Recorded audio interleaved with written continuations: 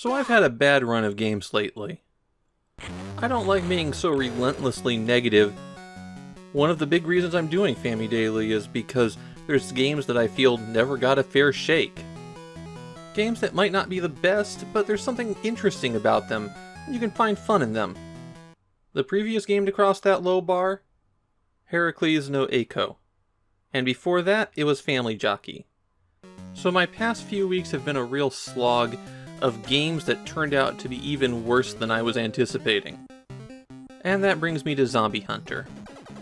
What I remembered of Zombie Hunter was a disappointing game, a bit confusing, and not much fun. But it was the last game standing between me, a long block of games where I think most of them are either good, or at least interesting.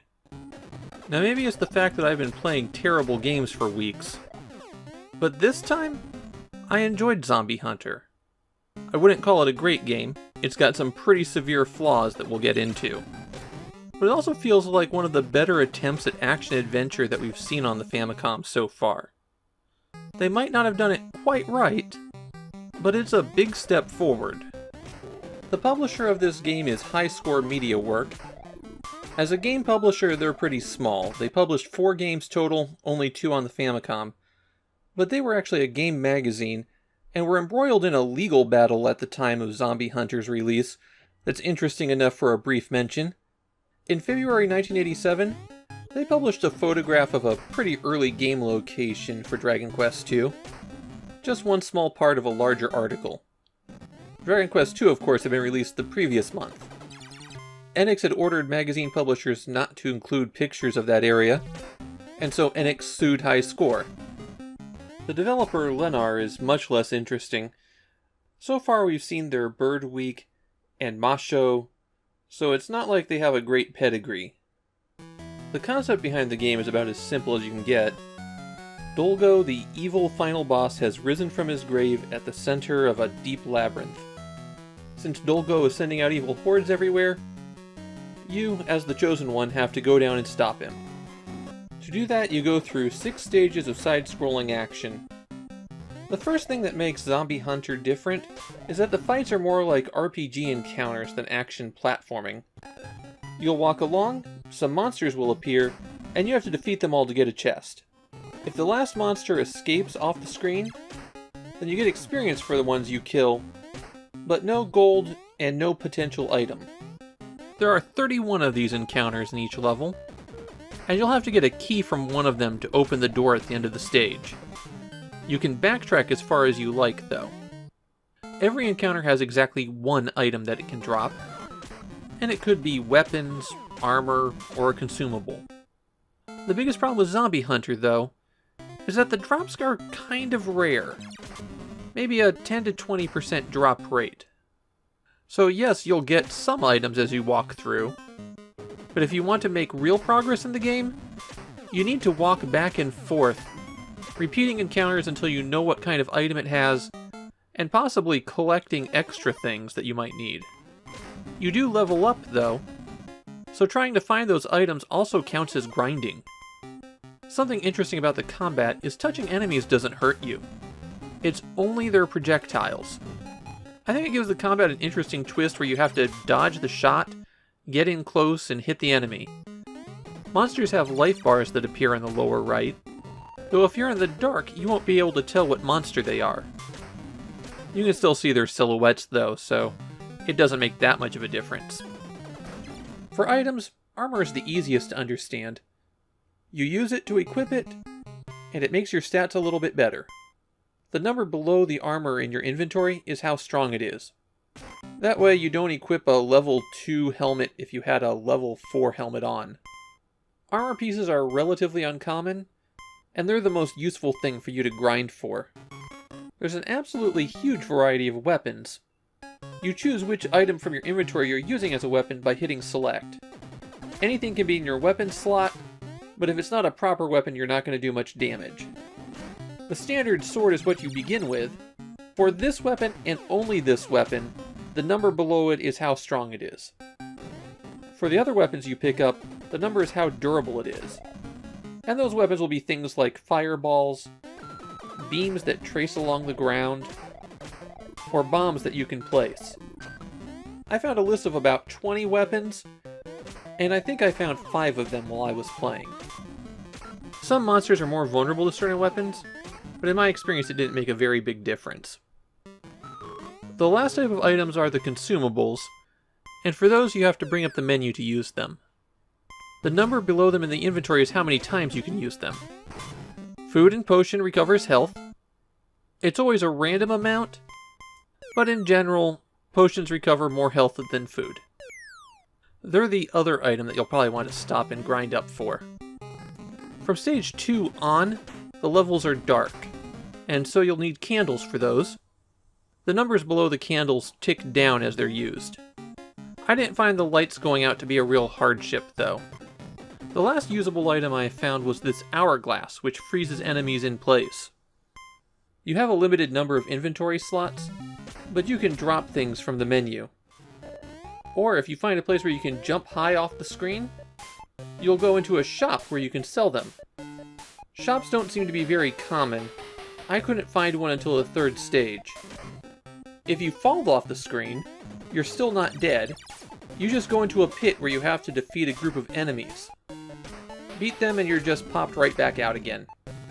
If you can get into the door at the end of the stage, the boss is always this dragon. If you've been grinding for equipment, you're probably over-leveled for him, but any downward-firing weapon will make short work of him. Don't forget that you can jump on enemies' heads, so you can take advantage of that to bounce over him. Defeat the dragon, and you get your choice of what level you want to go to. The levels have different obstacles and layouts. The left door for stage 2 has these spider webs, for example, while the right door has spikes. You only have 1 life in Zombie Hunter, and that leads to the other big problem with the game. There are no continues. On the other hand, the game is timing your run, so it seems like it's challenging you to complete the game with as little grinding as possible. That game clock is also one of the weirder secrets in Zombie Hunter. Power on the system while holding down A, B, start, and A direction on the control pad, and you'll bring up one of 4 timer tests. You can see it count button presses for 15 seconds, or run a stopwatch. I feel like with a couple of tweaks, Zombie Hunter could have been a good game. Fixed drops on the items, for example. Maybe each enemy group would have a certain number of times you had to beat it before you got the drop. And it's too long of a game not to have a continue option. But I still had a good time with it. It's definitely a game I'd like to revisit at some point. I don't think I'd tell anyone else that they need to play it, but I've certainly played a lot worse.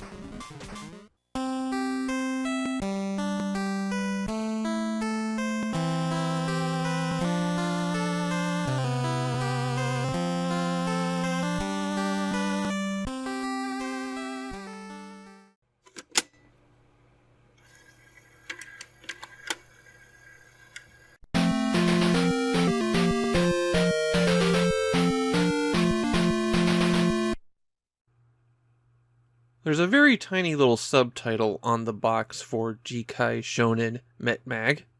It reads, Dog Kara Kimi e no Chosenjo, or A Challenge from Dog to You. Considering how shoddy most of Dog's output has been, that comes across more as a threat. But the background here is a little bit more complicated than a lot of these games. Dog, as you might recall, stood for Disc Original Group. And while Square was the official publisher, it was really a consortium of smaller computer game companies who pooled their resources for publishing on the Famicom disk system. And of those small computer game companies, maybe the most significant of them was Thinking Rabbit. Thinking Rabbit made a big splash with their game Sokoban, the definitive block-pushing game. We've actually already seen a port of Sokoban on the disk system, but that wasn't made by Thinking Rabbit themselves. Jikai Shounen Metmag feels like it's a creation of a company that would make Sokoban. It's a big puzzle game with 100 stages, and the guiding principle here is magnetics. On every stage you have to collect all the orbs, and that will open up the exit, and then make your way to that exit. Collecting a red or blue orb will change you to that magnetic polarity, while the yellow orb will flip your polarity. You'll see red and blue arrow boxes on the ground, and these are spots of magnetic force. If you pass close to one of them and you're the same color, then you're repelled, and if you're a different color, then you're attracted. Having the arrows doubled up will dramatically increase the force. So if you have an opposite color and you're on one arrow, you can still do a tiny hop, which you perform with either the A or B buttons. And if you're on a double arrow with the different colored outfit, you can't even jump at all. One quirk of this game is that you can change the title of the game and how it's played from the title screen. By default, the game is Jikai Shounen Metmag, but if you hit select, it becomes Jikai Shoujo Matmeg. Metmag is the boy, and he starts every stage with the blue polarity. Matmeg is the girl, and she starts every stage with the red polarity. She also has a different graphics set that's used while playing, but it functions exactly the same. Since one of the big challenges in this game is figuring a route to collect everything and not get stuck, which polarity you start a stage with can have a pretty dramatic effect. You can switch between them, they share save files, but to do so, you first have to lose a life, then choose to end the game, which will save your progress, and then you can start it again in the other mode and reload to the level you left off at. One thing to be cautious about here is if you run out of lives and get a game over, you don't get a chance to save. So saving your progress through the 100 stages is not as straightforward as it could be. You have a score on every stage that's constantly ticking down. You also lose score when you collide with an enemy, but it's not a huge amount. You can ride on most enemies' heads, though there are a few that will hurt you if you try this. Plenty of the stages have puzzles that require figuring out how to use the enemies effectively. Another stage feature to watch out for are the colored bricks that will sit around. These bricks will move according to your magnetic polarity. So if you're matching them, you'll push the brick away when you approach, and if you're the other polarity, well then 2 steps forward, 2 steps back. There are a few items you can collect on the stages. Wrenches and pencils are just worth a few points at the end of the stage. Toolboxes and cups are worth points immediately. And the health kits and Famicom controllers are extra lives. You also get an extra life when you end a stage if your score is above 0, which means collecting a wrench will always guarantee you 1 extra life if you can clear the stage. The big threat for you here is that you're very likely to get stuck. You might fall down into a pit with a magnet that's attracting you, or need to use a repel boost to get up to the exit, but you have the wrong polarity. In those events, press select and down at the same time, and that will kill you. So it's really just jumping immediately back to the start screen. Something that you're going to notice in Jikai Shounen Metmag is that most of the puzzle stages require very precise jumping.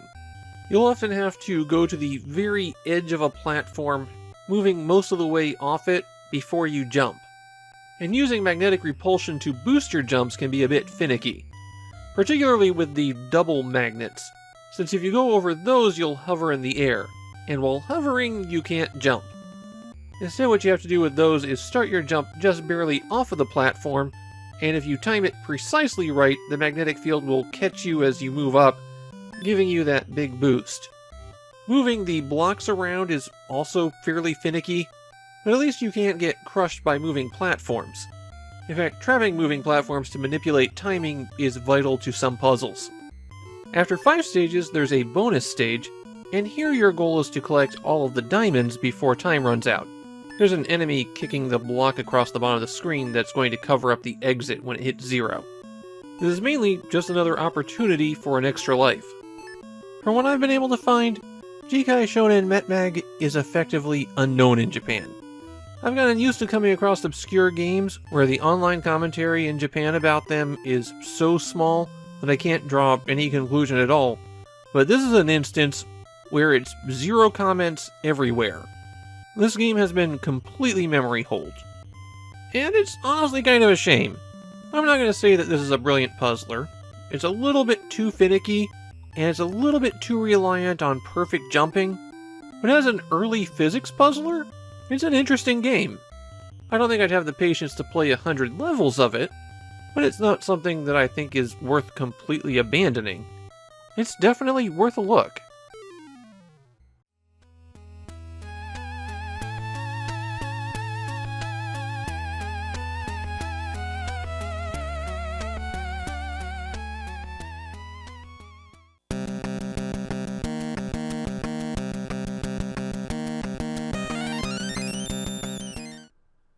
had a problem getting a good image of the cover for Getsu Fuuma Den.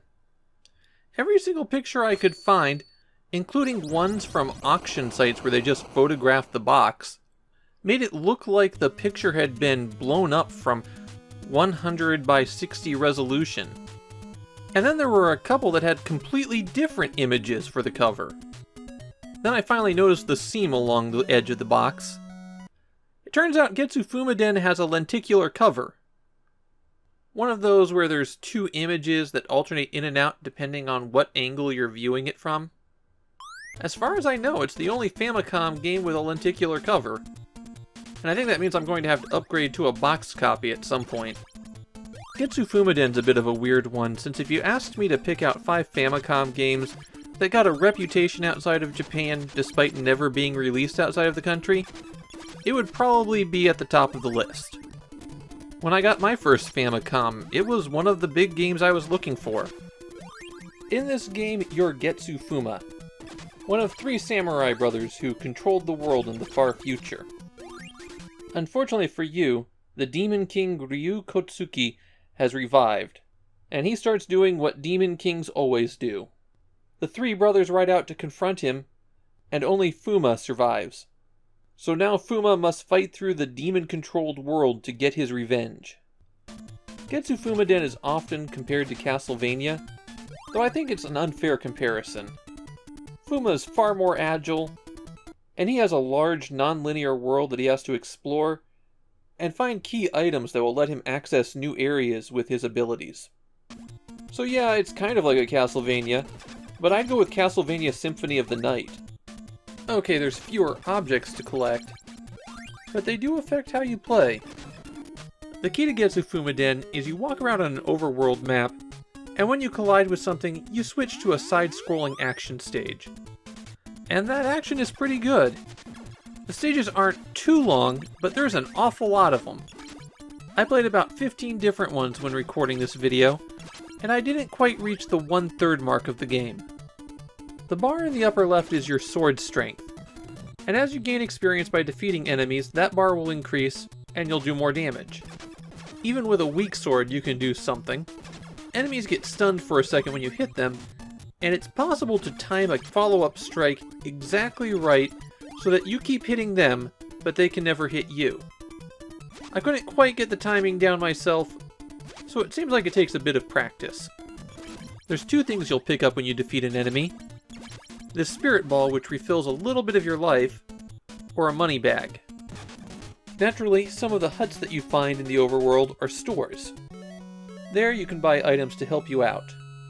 To use an item, you pause the game by pressing start, and then you press the B button to cycle through attack items, and the A button to cycle through defense items.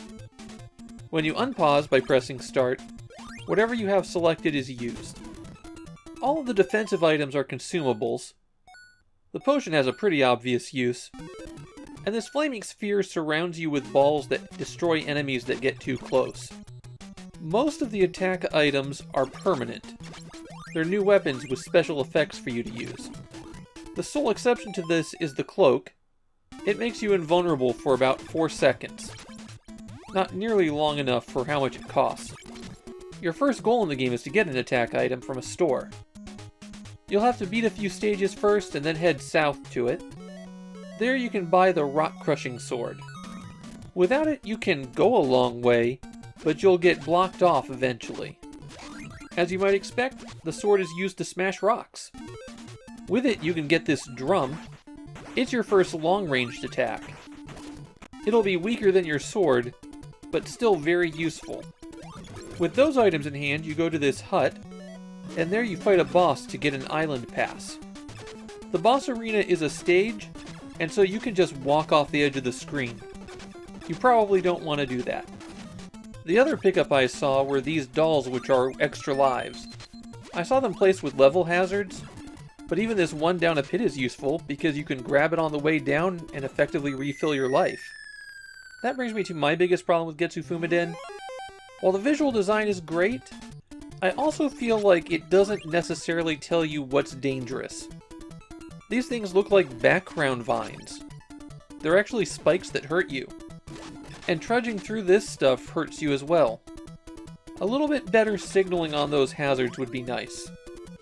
When you get a game over in Getsu Fuuma Den, you're given a password, but you can also just continue. Using the password or continuing costs half your gold. So a useful tip is if you want to quit for the night, make your big purchases first. Unfortunately, I didn't get to the first-person mazes, but I wanted to mention them because there's an item that's supposed to be used to destroy enemies in the first-person mazes, but if used outside of combat, it destroys the wall and lets you wander outside of the play area. It's kind of infamous for breaking people's games. So this is winding up being a short video, but that's because Getsu Fuuma Den is so straightforward. It's a good-looking game, it's fun to play, it's got great music. It really is one of the top Famicom games that we didn't get in the US.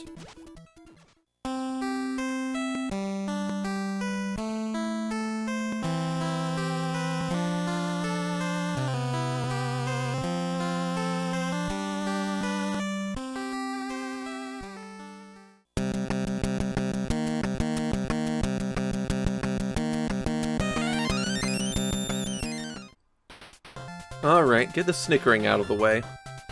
The title Booby Kids refers to booby traps, not waiting birds. The game was developed simultaneously with the arcade game Booby Boy. Again, traps, not birds. But Booby Kids got the Famicom treatment of reworking the game heavily, and fans of Booby Boy would have to wait a few years until it was, turned into a Doraemon game. The game was designed by Shigeki Fujiwara, and he designed it as a response to Hudson's Bomberman. Hudson must have liked it because a few years later they hired him and had him make a sequel to Bomberman, and that's the game that defines what the Bomberman series would be. It's also worth pointing out that the character design for this game was by Dragon Ball creator Akira Toriyama. In Japan, the game is mostly forgotten, though I did find a few people defending it against being called a bad game. Booby Kids stays pretty close to its arcade roots. Your goal on every stage is to collect all of the items that are scattered around, and then get to the exit door. Monsters will spawn in off these panels, and you can stop them by digging holes when you press the B button. If they fall in a hole, you can fill it back in by pressing B again, and with some monsters that might net you a power-up. It's really easy to draw parallels here between Booby Kids and Heiankyo Alien, though Fujiwara claims that he was completely unfamiliar with the game when he created Booby Boy. Generally speaking, digging holes to trap monsters is actually a losing strategy.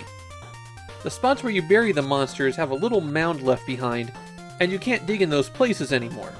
On some stages where you have very limited working area, you could easily run out of room to trap monsters in. But there's another trick. If you leave the monsters alone for a few seconds, eventually they'll escape on their own. And they leave the dirt normal afterwards. So you could set up areas where the monsters are trapped, falling in the holes over and over again as they come after you. There are 4 power-ups to watch out for when you defeat an enemy. This tablet turns all of the monsters into tablets for about 30 seconds. And those tablets can be kicked around the stage. They'll smash when they hit the wall, and they'll smash through other tablets. The helmet makes you invincible, and that's about as straightforward as they come. The shoes make you run faster. Your default walking speed in Booby Kids is pretty slow, so this is a good pickup even if it's not the most useful one. Finally, the egg freezes all the enemies in place. One thing about the egg and the tablet is after you destroy an enemy, they'll still respawn immediately even though they won't be able to move. So plan accordingly. On some stages you'll need to use these springs. They launch you 4 squares away, and you have a short period where you can choose what direction you want to go when you're on top of them. Sometimes the springs are one-way trips though, so make sure you've collected all the pickups you can before you use it. On some stages you need to flip an underground switch by digging it. They're right where the bridge will appear, so keep that in mind. The other big booby trap in the game are bombs. You always start with 0 bombs, and you have to find a spot on the stage where the bomb indicator starts blinking. Every time it ticks, you get 1 bomb. And you can carry up to 9 at once. After that, you can drop a bomb by pressing A, and it'll go up in a Bomberman-style explosion. Not all of the places you can bomb through are clearly marked, so keep that in mind while you're searching. Also, the items that you're collecting can be hidden beneath bombable objects. You'll also encounter passages through solid-looking objects. You can enter these, but enemies cannot. Every 4 stages, you go to a bonus stage where you can dig up panels. And this bonus stage is the biggest single problem with Booby Kids. The stage doesn't end until you dig up one of 2 monsters. Warp or no warp. If you get warp, you get to continue the game. If you get no warp, you get to redo the previous stage. And that's the other big issue with Booby Kids. The stages are huge, you're fragile, and any contact with anything that could harm you means you have to start over again. You don't have to progress very far in the game to find stages that will take you about 5 minutes to play through. And if you bump into an enemy, fall into your own hole, accidentally take 1 step too far, then you have to redo the whole thing from the beginning. The 3rd time that you die 4 minutes into a stage, you're going to be pretty sick of it.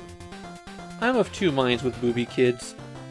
Those flaws are pretty big flaws. I wouldn't blame anybody for rejecting the game due to how long it can take to beat a level, and how it can just make you repeat a level forever if it doesn't like you. On the other hand, I really like how it plays. It took its basic arcade concept and it opened it up. And I was having fun with it, when I wasn't repeating a stage over and over again. So I guess it comes down to, would I play it again? And yeah, I would play Booby Kids again. No guarantee that I wouldn't become frustrated and quit before level 10 though.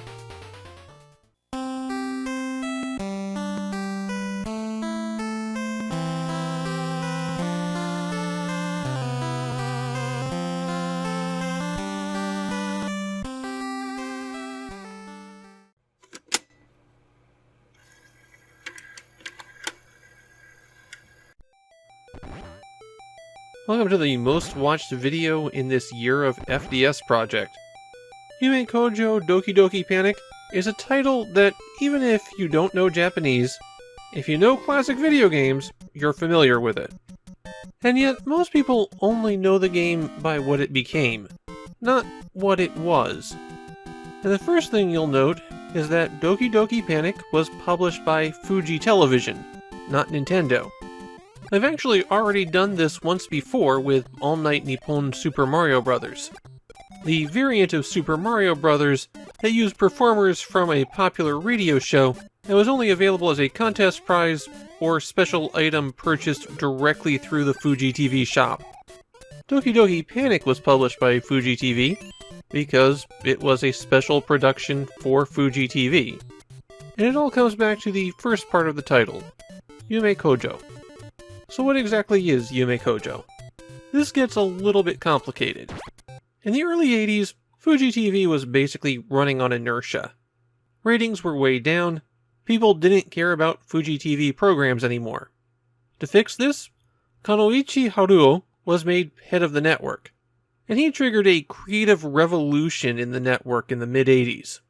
With things going so well, he wanted to celebrate the turnaround and present his vision for the future. And the concept was an entertainment showcase that people could visit, acting as almost a mini World's Fair, and it was called Yume Koujou. This festival that ran for 6 weeks in the summer was such an enormous success that Fuji has regularly gone back to the concept. It hasn't been a continuous process. Just every 5 or 6 years, they decide to do summer festivals again for a few years. And then after 3 or 4 years, it goes away again. So what could you do at Yume Koujou? Well, there were pavilions from different Japanese companies demonstrating their wares. Sega's pavilion had remote-controlled cars with TV cameras on the front that you drove from an outrun cabinet. There was a short film that could only be seen at the festival that showcased cutting-edge special effects.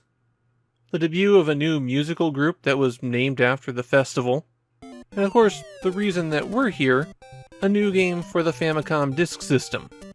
As part of Yume Koujou, Fuji TV came up with mascot characters. A family from a vaguely Arabian Nights-inspired setting, and they appeared on most of the things associated with the festival. These characters were the stars of Yume Koujou Doki Doki Panic, which is why Nintendo has never re-released this game in this form. Even in Japan, they just re-released the US version as Super Mario Bros. USA. There's actually quite a few differences between Yume Boken, Doki Doki Panic, and Super Mario Bros. USA. Obviously, all of the character graphics get changed, but there's a lot more happening than that. The plot of Doki Doki Panic is that the youngest children of the family, the twins Piki and Poki, get pulled into a picture book. The entire family jumps in after them to get them back. When you start playing, you have your choice of 4 family members. And if you've played Super Mario USA before, this will be both familiar and different. Familiar because you'll know the gist of what each character can do, but different because there's subtle changes to all of them. Some for the better, some for the worse. To complete Doki Doki Panic, all 4 characters have to defeat the final boss. And at the character selection screen, which appears between worlds, you can choose to take any character to any chapter that they've cleared, or a chapter following one that they've cleared. So if you were to warp ahead, you could go back to a cleared chapter, but not the chapters you skipped over. Your progress in this book can be saved, but only when you get a game over. And if you're good at the game, then you usually wind up with 20 or 30 lives. So quitting and saving can actually be kind of a difficult process. The first of the 4 characters is Imagine, the eldest son of the family. He's the average character, and when you pick up objects by pressing the B button while you're standing on them, he gets slowed down a lot. He's the main character for Yume Koujou, but kinda bland. Lena is his girlfriend. She can't jump very high, she's the slowest when it comes to picking things up, and carrying objects slows her down even more than anyone else. But she can float in the air when she jumps, and since she's a bit faster than the other characters when she isn't carrying anything, it means that her jump is also the longest. Mama is, well, Mama, and she has a very high but kind of slow jump. Since much of the game's level design revolves around making players take long routes to find vertical paths, she can bypass a lot of the game just through her jump height. Papa is the worst jumper of the family, but he's the quickest at picking things up, and he has a special ability that the others do not. When he's carrying an item, he moves faster. In Doki Doki Panic, there's no run button. That was added for Super Mario USA. So Papa's run speed actually comes in pretty handy. While Doki Doki Panic is a platformer, it winds up playing very differently from Super Mario Bros. Mainly, that comes down to how you can stand on and pick up just about anything. Basically, if it's not spiky and it's not a boss, then you can stand on its head and hit the B button to lift it up. You can throw things that you're carrying to knock out enemies, and there's plenty of objects that you can carry around that have some additional ability. Things like the POW bricks taken straight from Mario Bros. That smash any enemy on the ground when they're thrown. There's also this face which, ooh, let's not do that. Yeah, it's a good thing they replaced that one with the turtle shell. One of the big things to watch out for is the magic lamp. When it strikes the ground, it creates a door, and that door essentially takes you backstage, flipping the screen, making it a silhouette, and possibly letting you find a heart.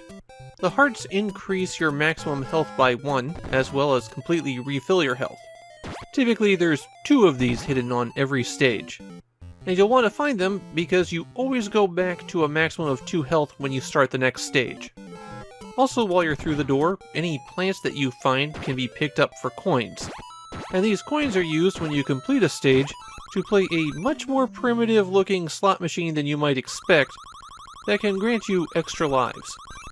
At the end of most stages is Catherine, a bird monster that will spit eggs at you, and she acts as a mini-boss for most of the game. You end the stages by collecting the orb that comes out of Catherine. That causes the big face to open and you can climb inside. Defeating 5 or more enemies will get you a small heart floating up from the bottom of the screen, and that restores 1 health. Along those same lines, collecting 5 or more cherries causes a star to slowly float up from the bottom of the screen, and that will make you invincible for a few seconds. There's also a stopwatch that you can find by pulling up 5 big vegetables, extra lives that look like every character's face, and then there are the keys. If you're carrying one of those, then a tiny little face will chase you around, but it's not as threatening as the one that you'd find in Super Mario Bros. USA. The keys will unlock a nearby door for you.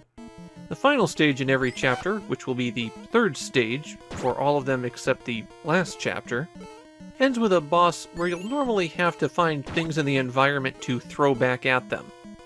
One more feature that you'll find as you wander around are pots. For most of these, you can press down on them to enter them and find things, but for some you can't enter them, and for most of these, if you find a lamp and bring it there, you can enter the pot while in the backwards world for a warp zone. There are 20 stages in all, and if you want to complete the whole game with the family, well, you're going to be playing 80 stages. If you want to do that, you're going to be at it for a while. In Japan, Yume Koujou Doki Doki Panic is mainly remembered for being Super Mario USA. Seriously. Most people I found talking about it could only mention its connection to Super Mario USA. This original version garners a lot of, "Oh, this is what they used to make Super Mario USA." It feels like the unpopularity of the disc system combined with the inaccessibility of the license to make Doki Doki Panic a bit obscure in Japan. My feeling here is, well, I love Super Mario USA, so this is a different way to play that game, but I think Super Mario USA is generally more refined. It also plays faster thanks to having that run button, though being able to run breaks the effectiveness of some of the characters. Why use the princess when Luigi jumps exactly the same distance and moves faster and lifts faster? And it makes Mario even less distinctive than Imagine is here. Doki Doki Panic feels like the beta test version of Super Mario USA. A late build where they were still working out some final ideas, and it's still quite good, it just doesn't have that last round of polish on it. It is absolutely worth checking out just for the comparison. It's just that I'd anticipate going back to the Super Mario version a lot more than this one.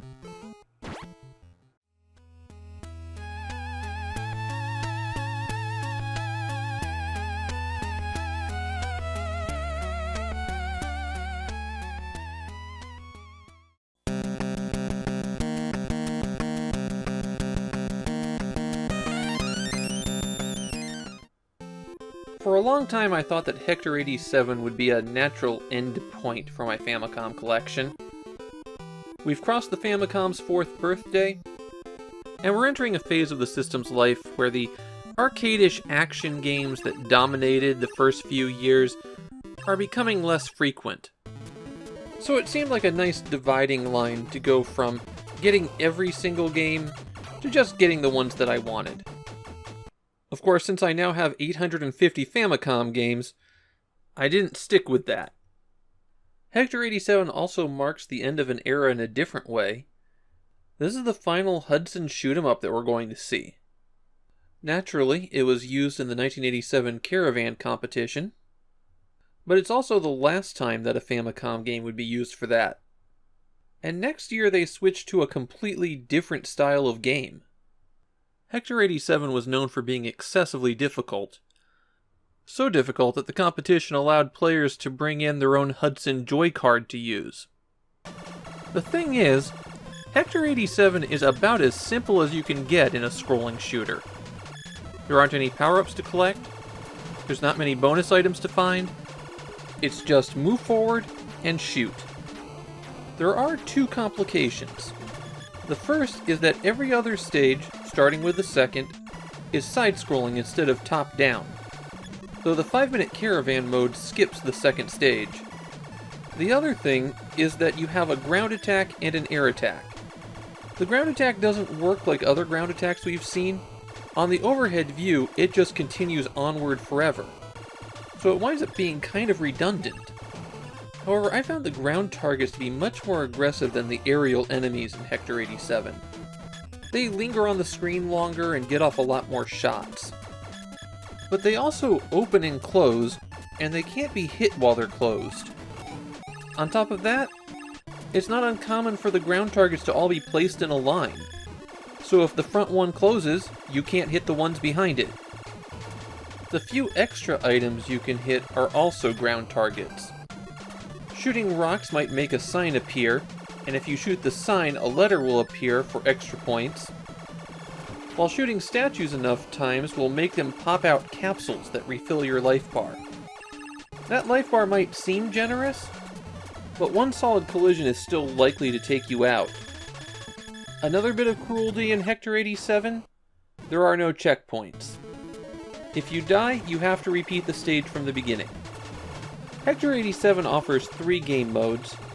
The first one is just regular play, straight through all 6 stages with no continues. The timed modes are for score attack. They're what was used in the caravan competition. 2-minute mode gives you 1 life, and you have to complete the first stage in that 2 minutes. The 5-minute mode requires that you complete stages 1 and 3. I'm struggling here to think of many more things to say about Hector 87. Visually, it's a nice game. I genuinely like the music in it. But it is a brutally difficult game. I didn't quite make it to the level 3 boss. I feel like if I kept playing for another hour, I probably could have made it to level 5, but it would have been pretty tough. There's no cheat codes or continues to help you. Hector 87 is just a straightforward challenge. The other big problem with it is that it is an extremely bare-bones game. There are a huge variety of enemies and patterns, but your pokey ship with its default shots are all that you have to carry you through the whole thing. The game doesn't even have a proper story, just that there's a spaceship Noah and it encounters aliens.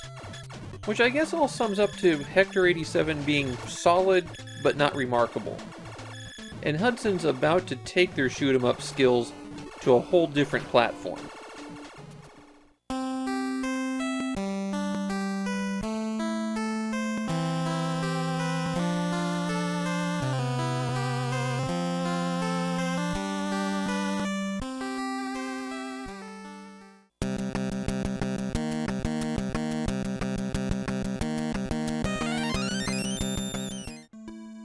This is a momentous occasion.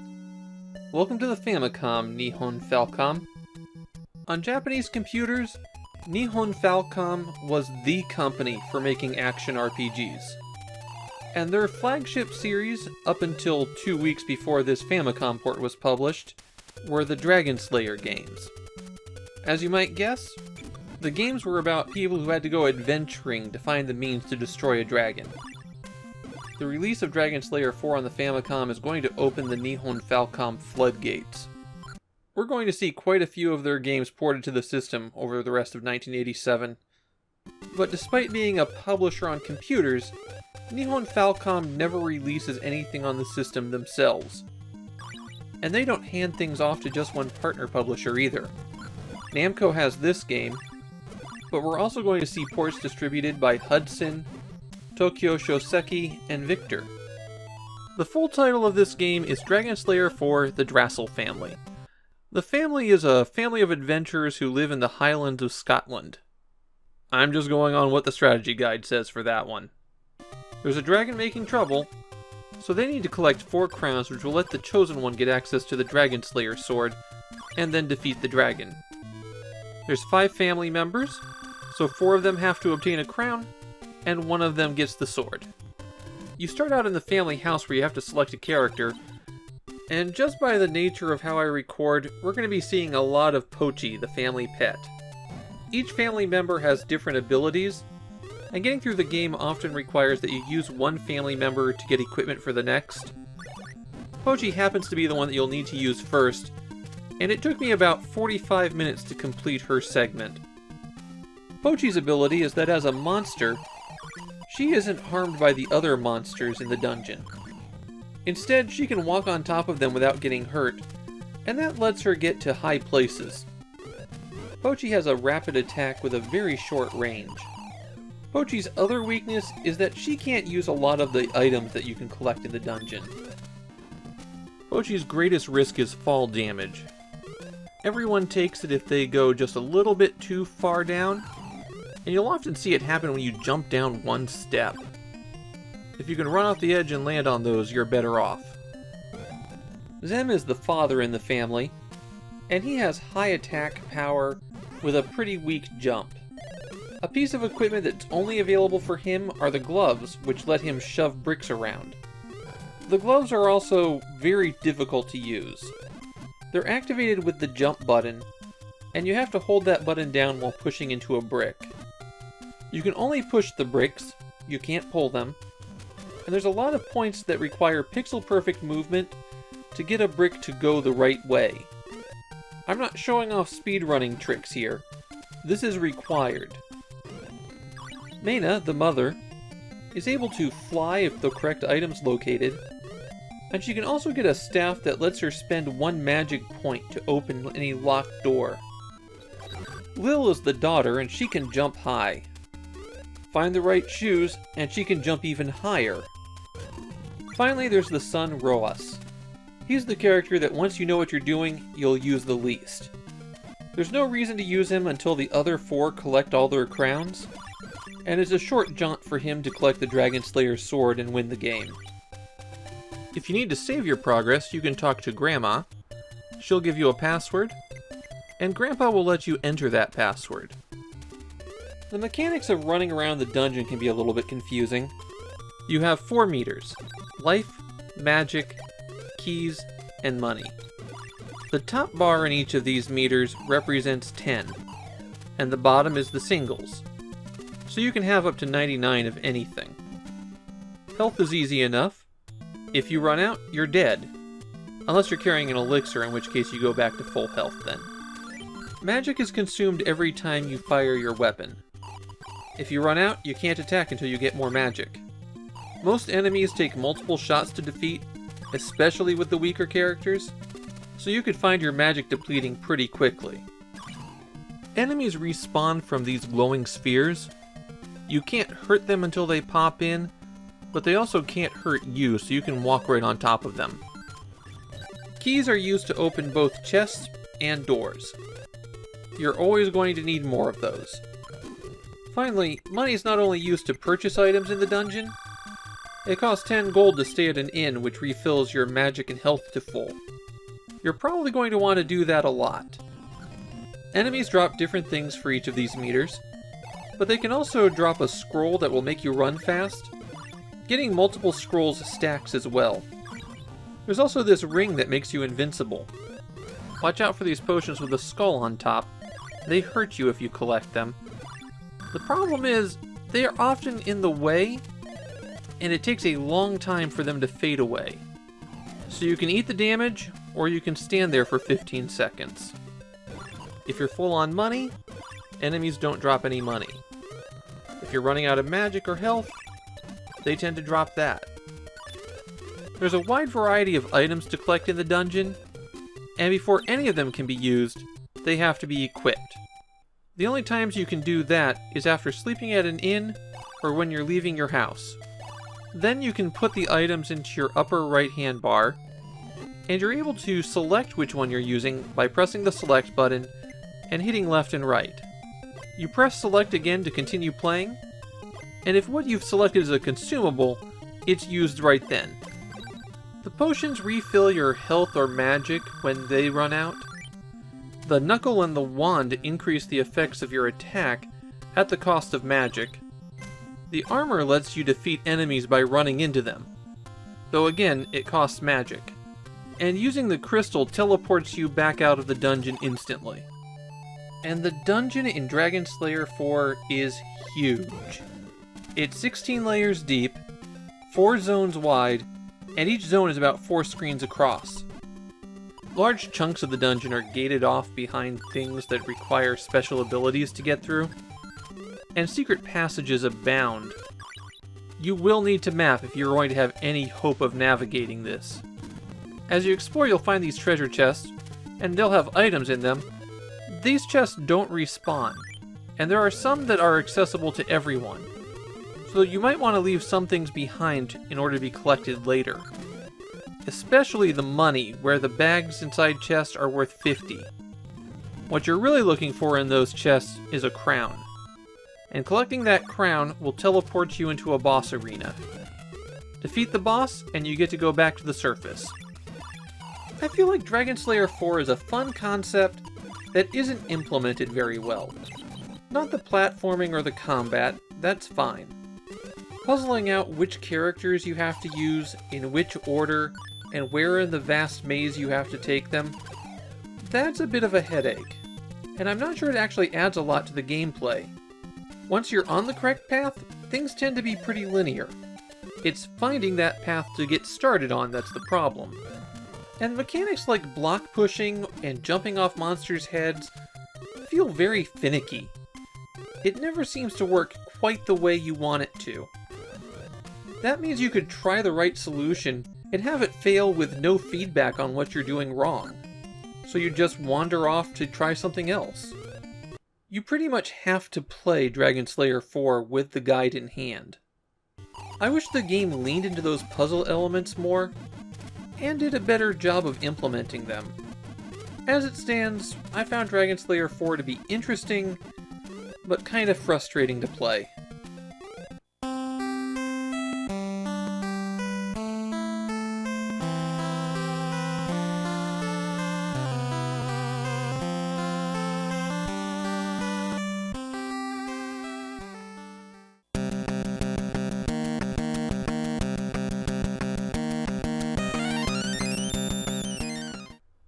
I'm going to show you the most infamous thing about Jongbou first.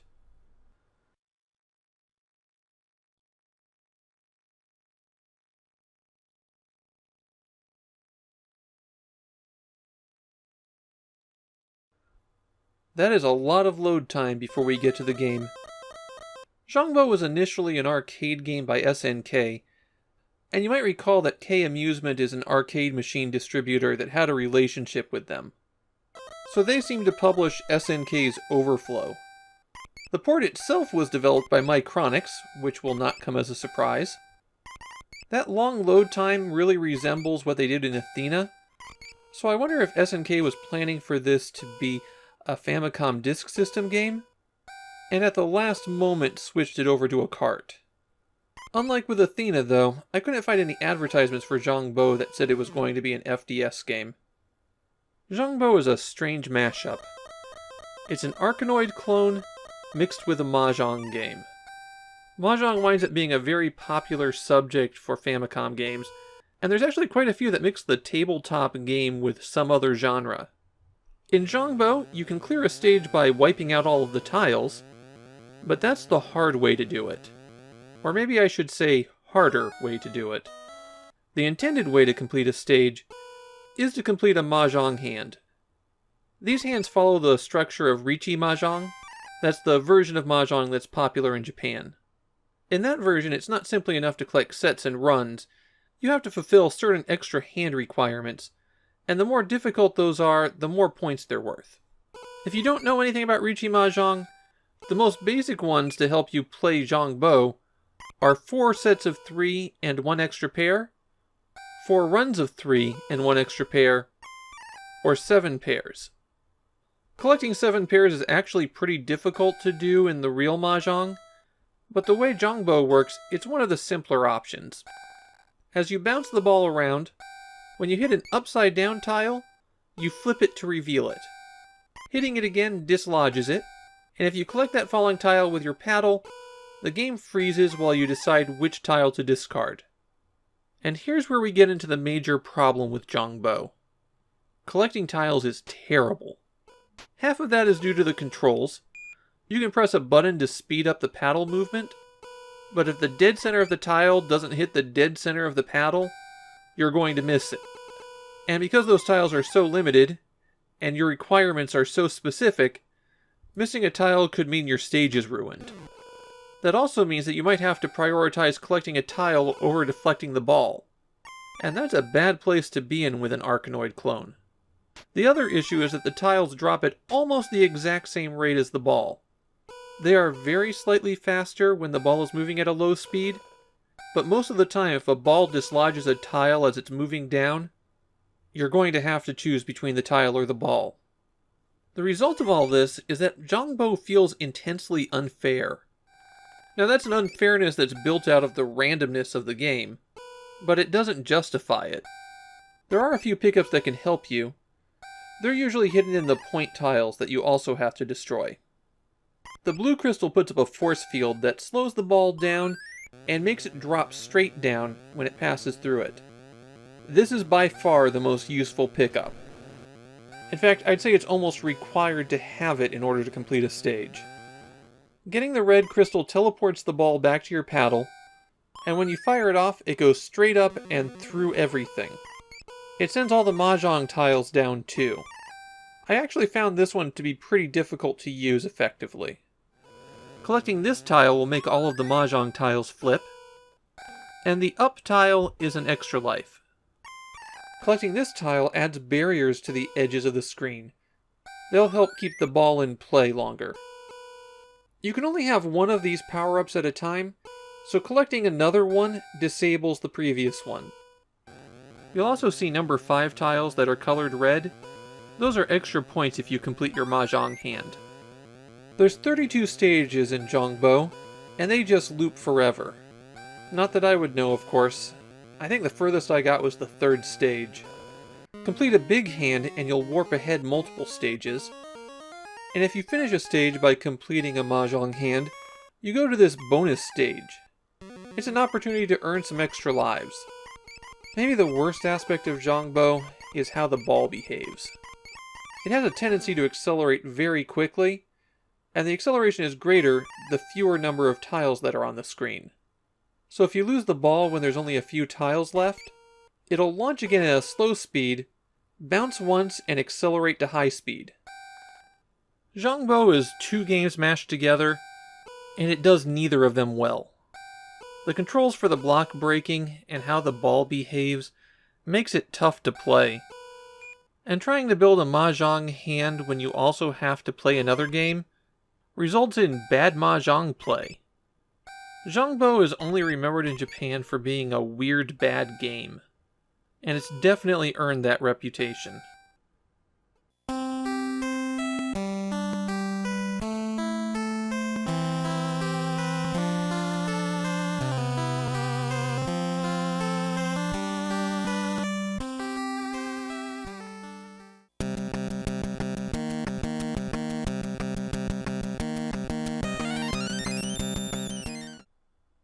And here's where things take a turn for the weird.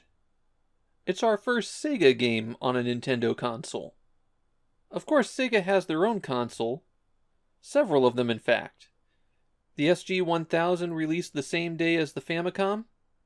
At this point, the Mark III had been out for almost 2 years. And they're only about a year out from their 16-bit console, the Mega Drive. The reason for this is back in the 1980s, these companies seemed to keep their hardware manufacturing divisions and their software divisions at arm's reach. Ports of Nintendo games were being released on Coleco and Atari machines after the Famicom was released, for example. Of course, by 1987, Nintendo had locked that down, but Sega was still handing off their games to other companies to make ports. And that's why Sunsoft, Tengen, and Asmik would create ports of Sega games to be released on Nintendo consoles. And speaking of Tengen, this is not the port of Fantasy Zone that was released in the US. For some of these games, Tengen would use Sunsoft's and Asmik's ports, but for Fantasy Zone, they redid the port entirely. Fantasy Zone started out as an arcade game, and it was a pretty big hit for Sega. The story of the game is that in the future, all the universe's currency is standardized. But suddenly an economic depression hits, and economists determine that it's due to aliens stealing all the money. The aliens are hiding out in their fortress in the Fantasy Zone, so Galactic Agent Opa Opa is sent in to stop them. That is really the story, and it's a reference to current events in Japan in the mid-80s. Of course, when the bubble economy popped, Japan didn't have Opa Opa to send in. In terms of gameplay, Fantasy Zone is a free-roaming side-scrolling shoot-'em-up. That means you can move back and forth through the stage as much as you like. Your goal on every level is to take out all of the enemy generators. Large structures that spit out bad guys every once in a while. Those enemy generators can take a lot of hits. Once you take out all of them, The screen fades and you get to fight a boss. And the bosses in Fantasy Zone are great. I feel pretty good saying that they are the best bosses that we've seen in a Famicom game so far. They've got a cute style, they're big, and they have distinctive patterns. They're fun to fight. Oppa Oppa starts out with 2 weapons. Some twin bullets that fire straight ahead, and a bomb that can be dropped. The bomb is actually not that useful. There aren't a lot of ground targets in Fantasy Zone. Usually you just get lucky and it intercepts somebody who's flying below you. A lot of the enemies drop coins, so you collect those to build up your cash, and around the beginning of a stage you'll see this balloon. Running into it gets you into the shop. Now I actually think that most of the power-ups in Fantasy Zone aren't worth it.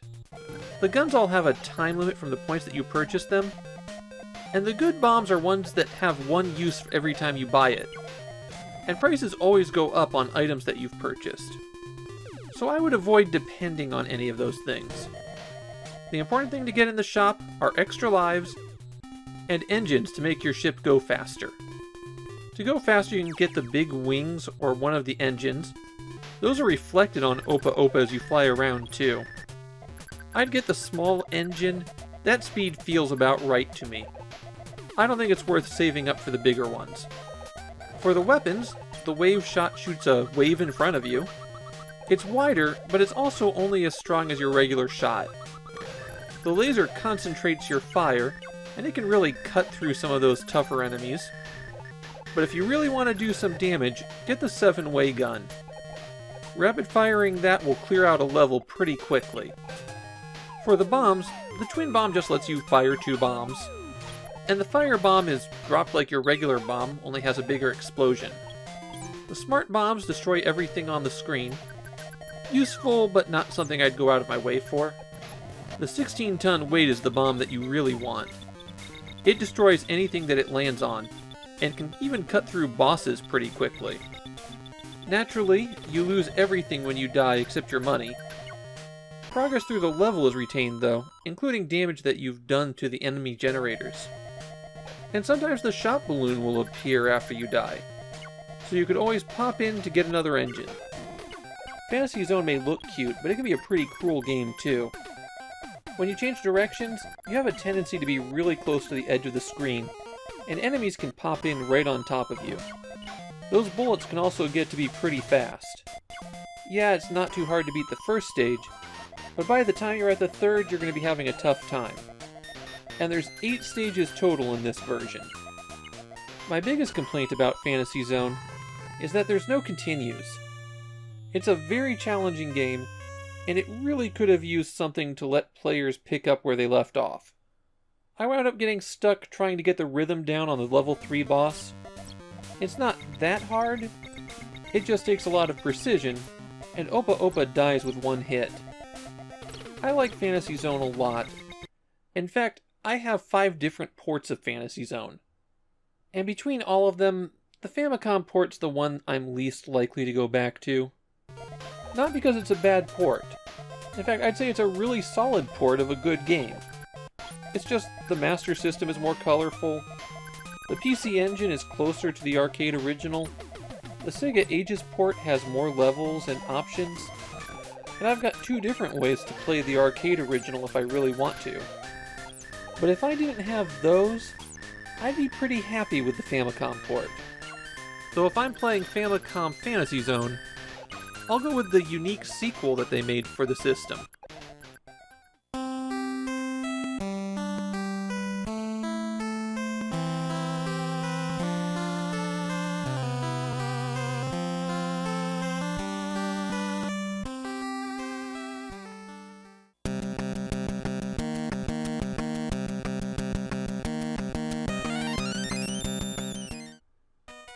I guess at this point the question isn't how did they turn a baseball comic into a completely unrelated action game on the Famicom?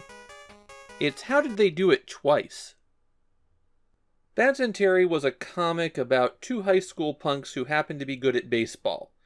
Bats is the pitcher and Terry is the slugger. There was also a short theatrical film that was released as a double bill with Dirty Pair. The comic was just wrapping up its publication when this game was released. The game has nothing to do with baseball and nothing to do with punks. The full title is Batsuteri no Tetsujin Race, or Iron Man Race. And that's the theme. Batsuteri have been challenged to a race through a complicated obstacle course. And what that means for gameplay, you have to run through some of the worst platforming on the Famicom as the time limit's ticking down. The controls are amazingly floaty. Everything you do sends Batsuteri skittling around. And you have a surprising amount of control over your movement in the air. Okay, not really control, more like flailing wildly. The worst part is Batsuteri requires a lot of precision platforming. You'll be jumping into cracks just barely tall enough for them, or you'll have to lean out on platforms, changing directions at the height of your jump, and landing on a precise one-block space. The platforming is terrible, and it doesn't reveal itself like that until you're a few stages in. This mountain stage is especially bad. It's the first vertical climbing stage, and going off the bottom of the screen at any point is fatal, even if you just went up, even if you take a ladder down. It's incredibly difficult to jump onto ladders due to how floaty the controls are. You have a bad tendency to just slide right off of them.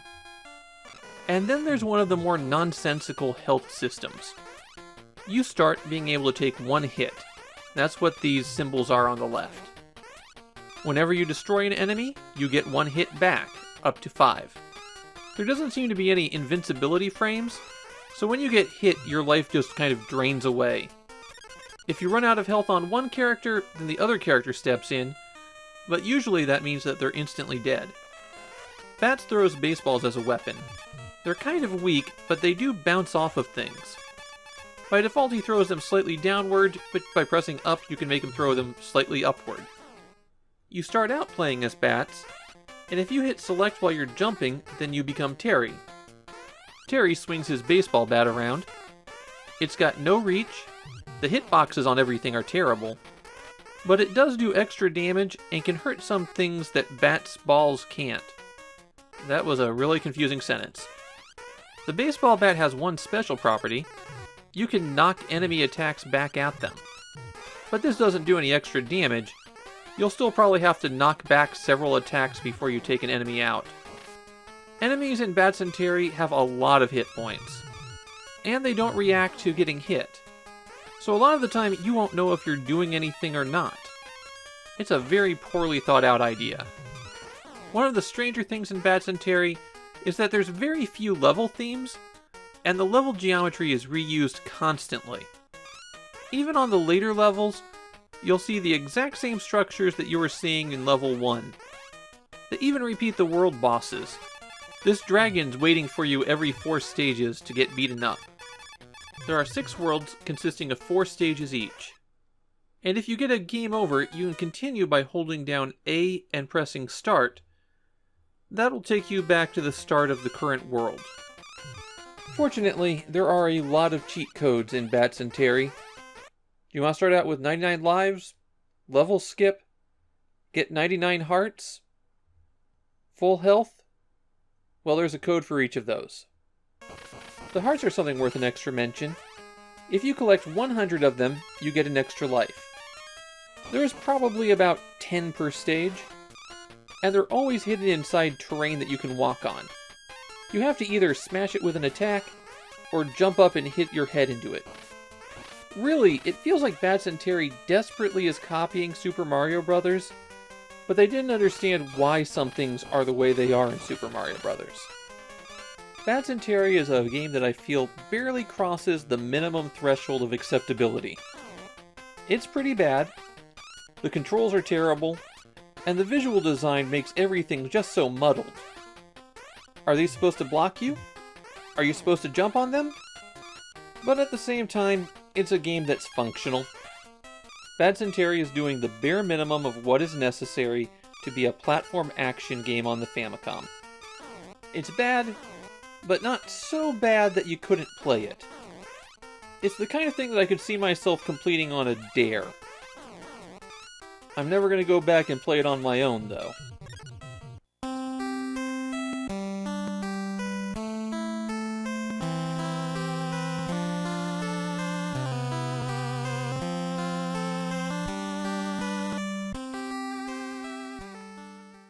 A quick heads up before I get into this episode. Cleopatra no Mahou has a lot of screen flashing. It's impossible for me to edit around it here. So if you're sensitive to that kind of thing, give this one a pass.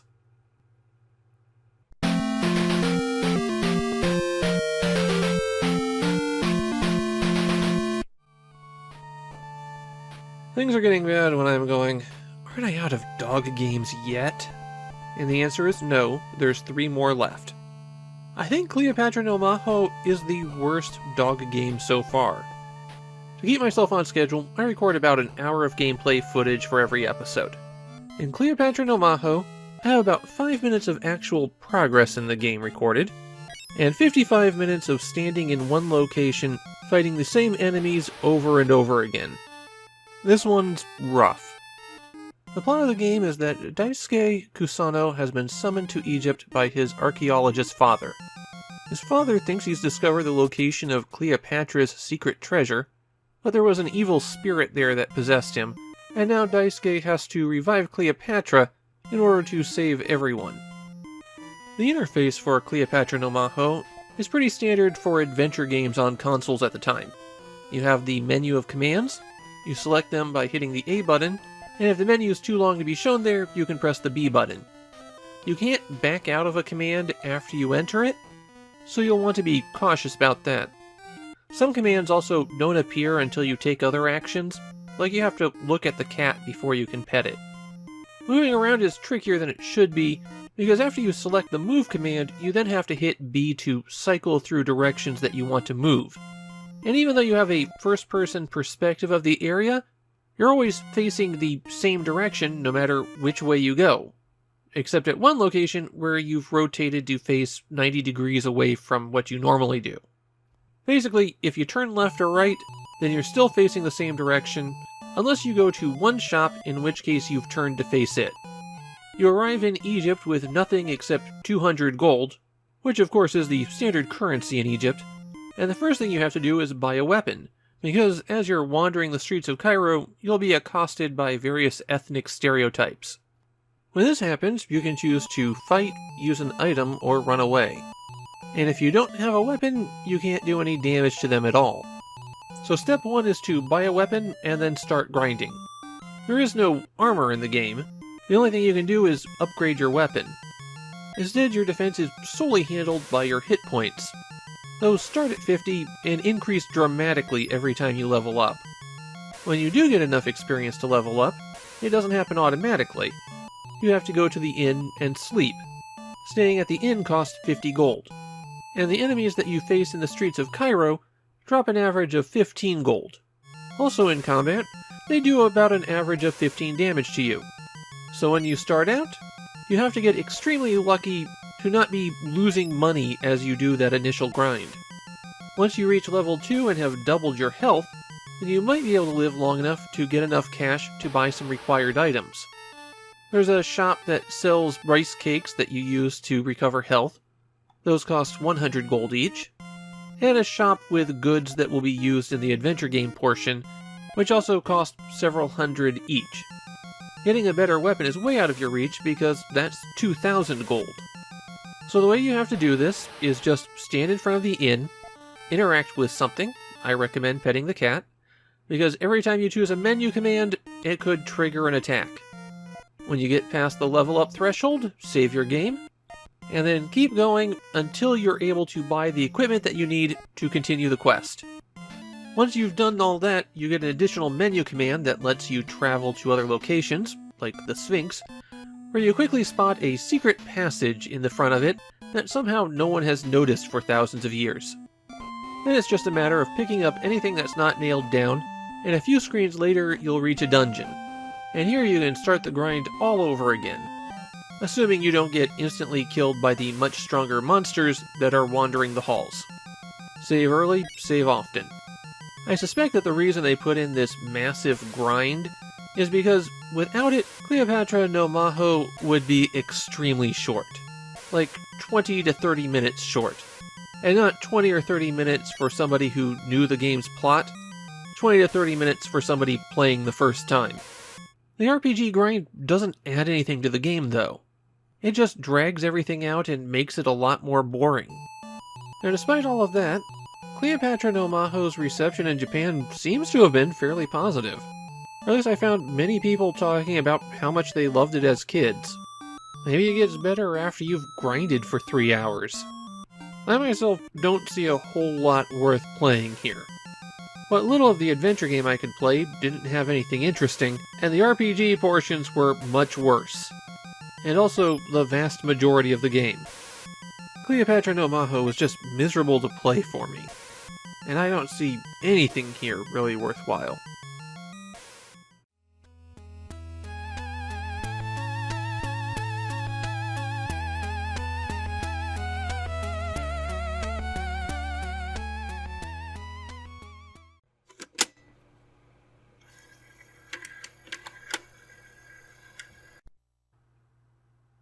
Exciting Basket is the second game in the series of exciting sports games that Konami released for the Famicom Disk System, and it's the first of them to get released outside of Japan. In fact, it would be released in the US only 2 months later, which makes it a perfect example of how the limitations of the Famicom Disk System were already holding back the platform in mid-1987. You're going to notice that it lacks a lot of the features that you'll find in Double Dribble, the US version. There are no speech samples. You only have your choice of 3 teams instead of 4. And most important of all, there's no close-up when you do a dramatic slam dunk. Those cutscenes in Double Dribble were one of the big selling points of the game, and they're not here in Exciting Basket. Originally, this was an arcade game titled Double Dribble. Yes, even in Japan it was called that. Presumably, Konami changed the title on the FDS version for consistent branding. In Exciting Basket, there's no season, there's no league, there's no tournament. You've got the choice of playing one game against the computer, or one game against a human opponent.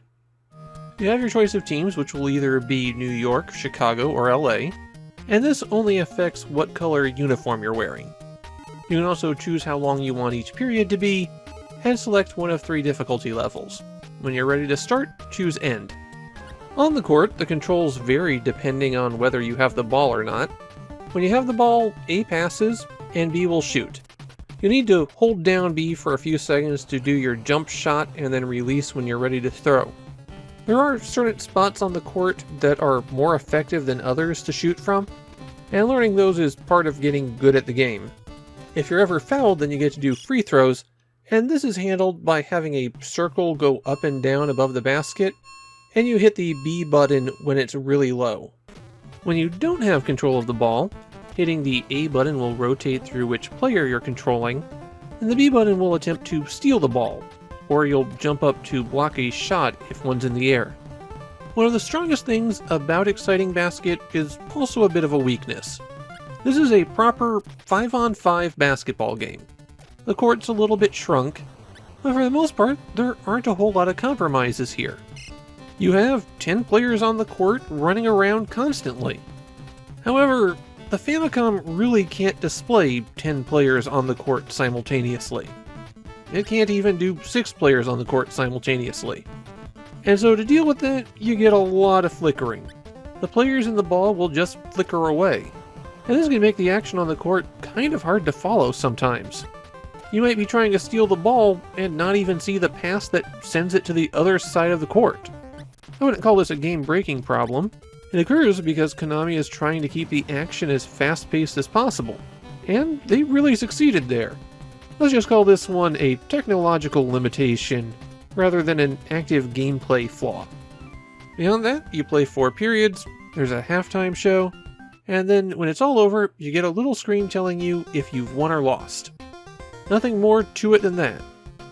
Exciting Basket wasn't wildly popular in Japan, but then it really was made for the US market.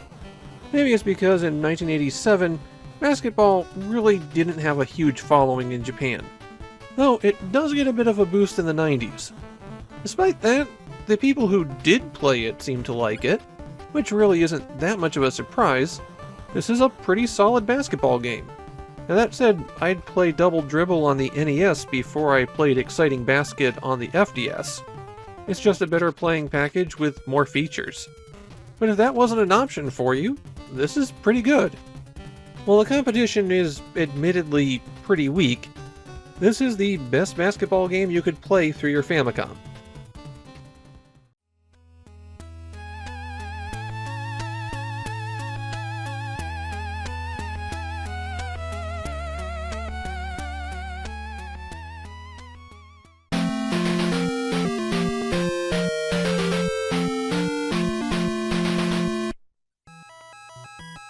Titanic Mystery is one weird adventure game.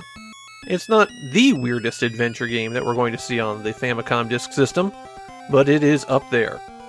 How weird is it? Well, in this game about exploring the sunken wreck of the Titanic, the bad ending is you kill everyone on Earth. So this is a game that goes places. The title screen credits the game to Activision, which points to the game's origin, but it's a little bit confusing because Activision never published any version of this game. Titanic Mystery on the Famicom Disk System is based on a Commodore 64 adventure game called Titanic the Recovery Mission. But when I say based, I mean it has many of the same gameplay systems, but the plotline and adventure game elements are completely different in Titanic Mystery. The only plot element that the two games have in common is raising the Titanic up from the bottom of the ocean. I have to point out, that plot element was actually taken from the book and movie Raise the Titanic, a film that is best known for being the biggest flop in Hollywood history to that point, though it only held the title of biggest flop ever for about 6 months. The plot of the game is that in the distant future of 2023, an expedition is launched to bring the Titanic back from the ocean, and of course, to collect the many precious treasures that it contains. At the start of the game, you'll enter your name, though you're not a character in the game, and then choose one of 3 women that you'll control. All 3 of them have the exact same sprite in-game, but, at least according to the manual, they have different abilities.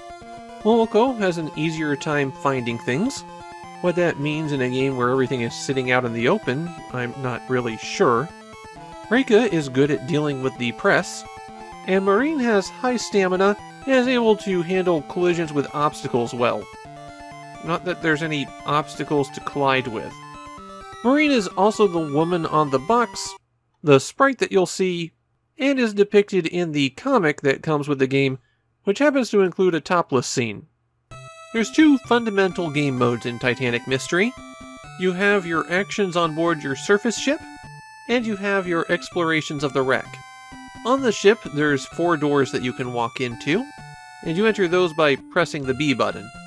The first door will take you to the dive, so we'll get back to that in a minute.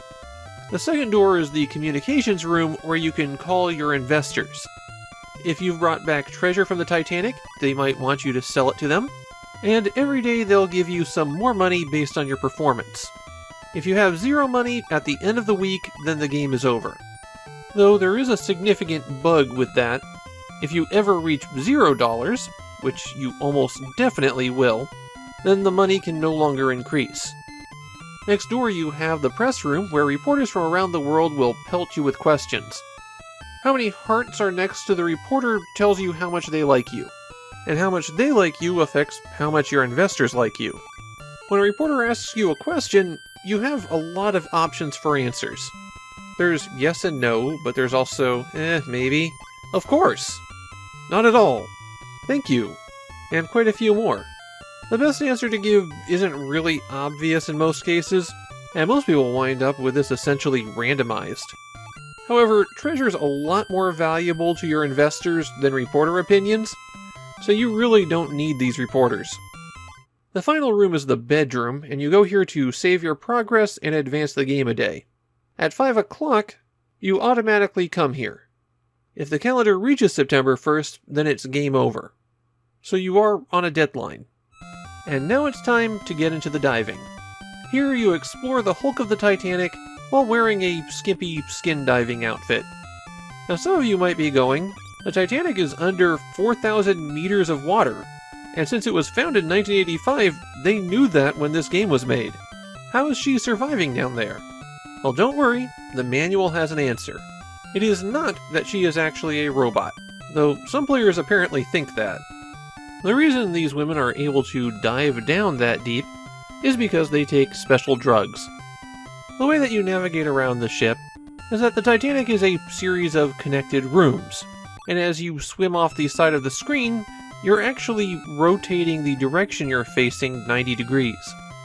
Pretty much everyone who dives in without a manual thinks that you're swimming down a really long hallway at first, but really you're just spinning in place.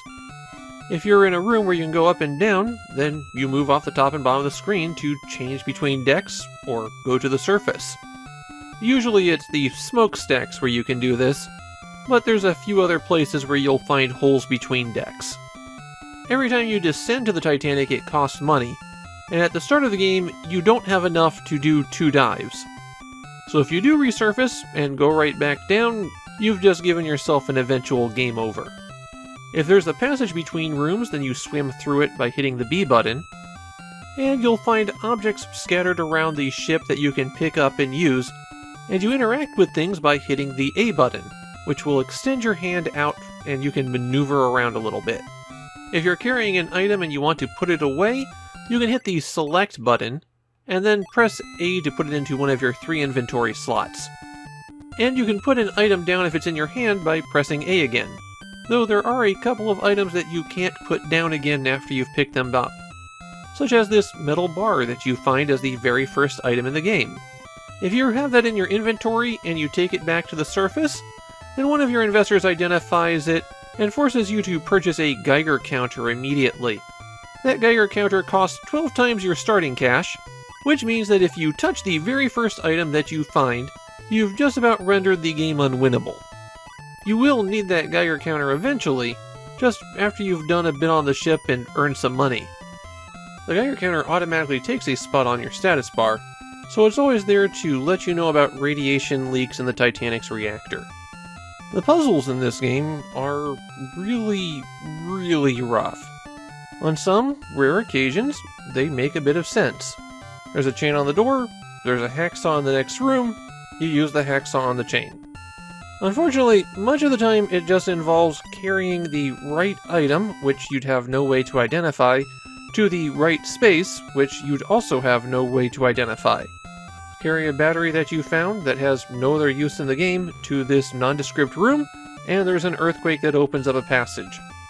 There are a lot of items on the Titanic, many of them obscured as yellow lumps until you interact with them, and you won't know which ones are useful, which ones to take back and sell, and which ones you should just leave behind without trying everything. Titanic Mystery was notoriously difficult for kids, not just because of the bugs that prevented you from making money, but because there were so many combinations of so many things, and very little of it made sense. Like when you have to start fighting ghosts on the Titanic, or when the xenomorphs from Aliens appear. I didn't get that far in the game while I was playing, unfortunately. There's a lot of stuff here that's just going to make you go, what am I even supposed to be doing? One thing that's easy to understand as you explore the ship is your oxygen meter. If that runs out, then you get a game over. You don't get to pick a different woman to continue your mission. So every trip down to the Titanic has a time limit, and you're going to have to find enough money to cover your costs before you get back. Though, don't overlook the option of just going to bed and getting money from your investors the next day. Assuming you've held a press conference on the previous day, of course. There's more problems with Titanic Mystery than what I've mentioned. If you're moving vertically when you reach the horizontal screen borders, then you just wrap infinitely. And one of the more strange things that people note is that little robot ball that's on the cover and is a direct copy of the mascot character from the Gundam franchise. It's not in the game at all. It's just in the art and in the manual. Another strange thing about the game is how it was promoted. Gakuen, the publisher, also published textbooks and educational material. So Titanic Mystery was heavily promoted in their educational magazines that were distributed to schools. Parents thought they were buying their kids an educational game, and they got this. In Japan, Titanic Mystery is a notorious game. One of the weirdest, hardest, most broken games on the Famicom disk system. A game that scarred children enough that they were still talking about it decades later. My feeling here is it's worth it to play with a guide just because it is so weird. You're not going to want to solve it on your own. It's not going to be a fun experience if you do that. But walking through just to see how this game goes places, that is something worth doing. You really have to play this one to believe it.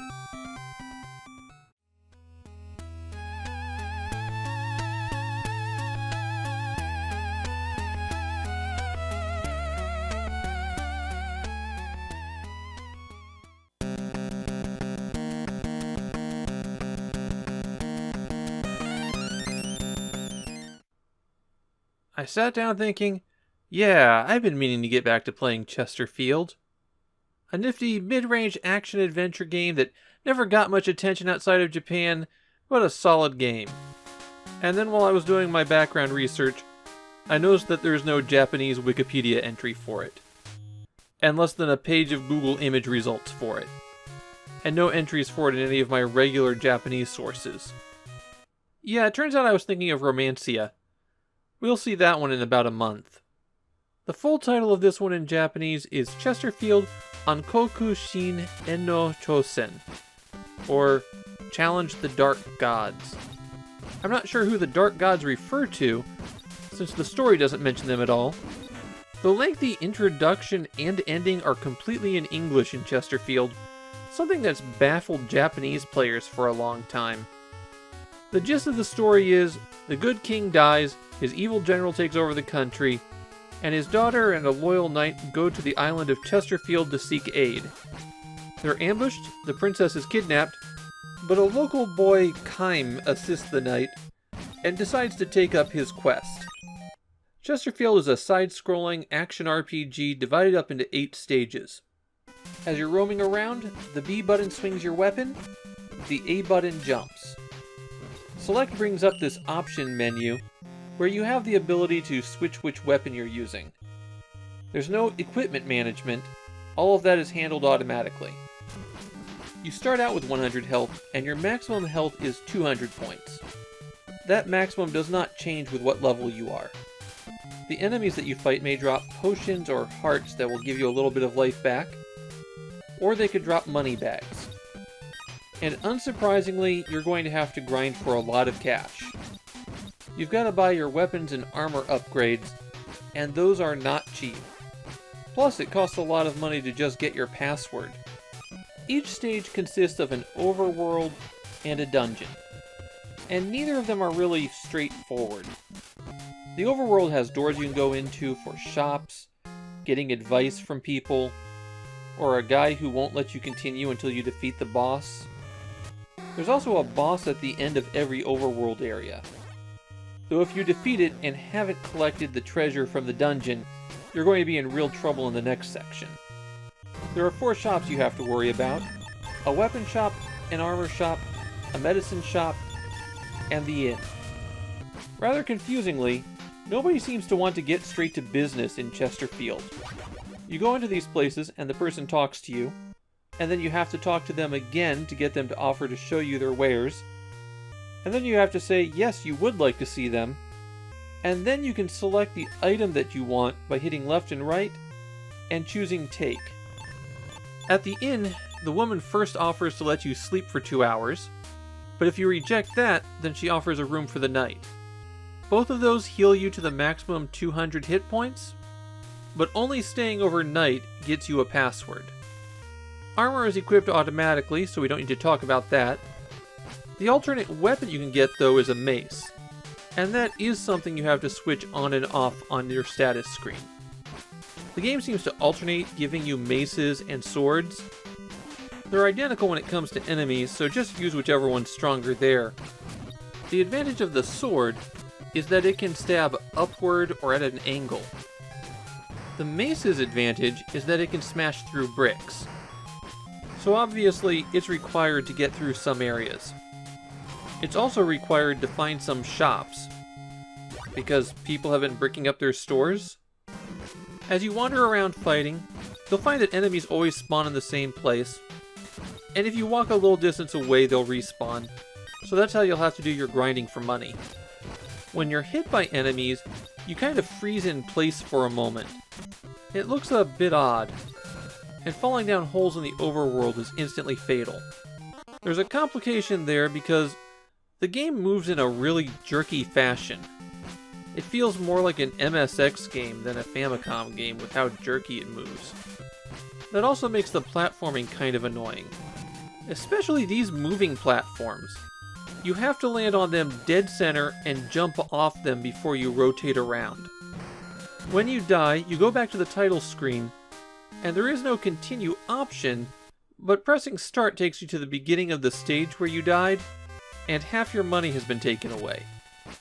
If you've just made a big purchase, it's not a bad idea to just throw yourself off the cliff. You'll get your life back, hardly lose any money, and get a chance to grind up for more. The dungeons are the worst part of Chesterfield. There are these effectively identical sets of rooms. The enemies change, the exits on the sides change, and you might get a ladder. But even with that, all the rooms look pretty identical. The labyrinth has a bad tendency to scroll infinitely, or have one-way doors, or jump around as you pass through certain rooms. And since everything looks identical, it makes mapping a real nightmare. What you want to do in the dungeon is find this boss. They're not too tough, so after you beat them up, a treasure chest will appear, and you take that to get the treasure of the stage. On stage 1, it's a key. That opens up a door early in stage 2. On stage 2, the treasure's a lamp, because all of the dungeons in stage 3 onward are dark. Metroid, this ain't. With the boss defeated and the treasure collected, you still have to make your way out of the dungeon. And thanks to the non-Euclidean geometry, that can be a feat in and of itself. Once you're out, you just progress to the end of the overworld, defeat the boss that's there, even if you've already defeated it once, and tell the old man just past it that you're ready to go on to the next stage. I definitely advise getting everything that you want before you go on, though. Prices go up when you move between stages. For example, this sword costs 100 right here, but it's 200 on the next stage. So grind where you are and get the item you need. So I think it's pretty obvious that Chesterfield isn't a good game. The action is just way too clunky. Fighting fast-moving enemies winds up being frustrating. You'll stun them for a moment, but then you can't swing before they're unstunned. And the dungeons aren't fun to figure out, so you might as well just follow a guide. Chesterfield also is not the best programmed game. In a dungeon, crouch and hit select. When you exit the menu, you'll have dropped down a bit, and you can use this to phase right through floors. There's also a code that you can enter on the status screen that makes you indestructible. When you run out of life, you just pop back up to 100 hit points like you had a potion, and if you fall into a pit, you appear at the top of the screen. That cheat code might be the most amusing thing about Chesterfield. It just comes across as the bargain basement knockoff of Link's Adventure. And that's a game nobody was asking for.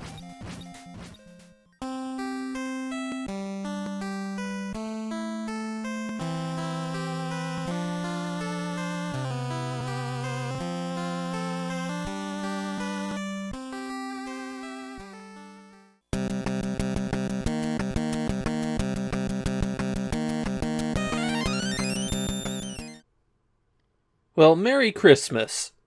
When I first plotted out my episode list for Famidaily, I excluded things that weren't games.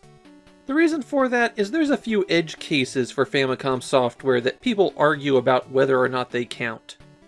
And I figured drawing a line around games was good. Well, it turns out I screwed up. There were a few carts on my list that should have been excluded on that basis, but were not. I didn't want to just dump my list, so I decided to go back and fill in that software that I passed over. And starting here, one that probably should have been included that I skipped. Karaoke Studio is definitely a game, and it plugs directly into the Famicom, so it should have been on my Famidaily list. There are a few complications with it though. The game has a built-in microphone, and the microphone is actually a controller, with an A and B button. There's 15 songs on the cartridge and 4 game modes. The B button on the microphone selects things, the A button rotates through options. From the main menu, the first option is to just sing whatever, while the second and third put you in singing competitions. Whichever of those you choose, you go into a menu of all 15 songs on the cartridge.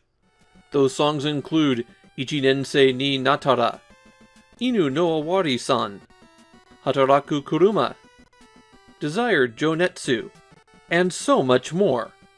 Once you've chosen your song, you can set the tempo and the pitch. Then sing your heart out as a little video plays alongside your music. For this kind of thing, I was expecting a lot of public domain songs.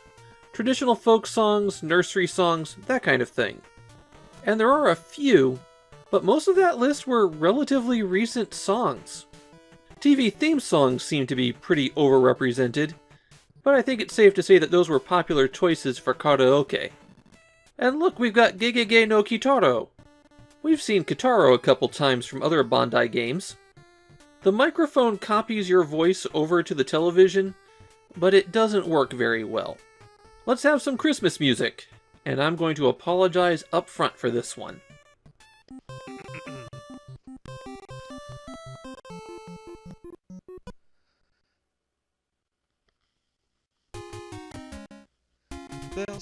Bells, jingle all the way. Oh, what fun it is to ride in one horse open sleigh. Jingle bells, jingle all the way. Oh, what fun it is to ride in one horse. Okay, now I'm a pretty bad singer, but that just made me sound even worse. The singing competition seemed to mainly check if there's noise occurring on certain beats. So when I just spoke in a monotonous droning voice for one song, I passed that audition. So as a karaoke machine and a singing game, Karaoke Studio does not work very well. There's a second mode where it's a quiz game.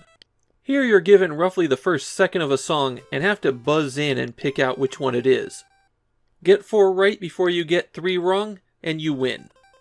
Karaoke Studio is a weird footnote in the Famicom's library, but it gets weirder. You can pop the back part of the shell off, and there's a cartridge slot. Bandai released 2 expansion cartridges for this, and they add 20 additional songs each. However, that second expansion cartridge is one of the rarest Famicom accessories. Prices on boxed copies are absurd, and it's not like cartridge only is much better. But those won't be getting Famidaily episodes. I'm drawing a hard line at cartridges that plug into other cartridges.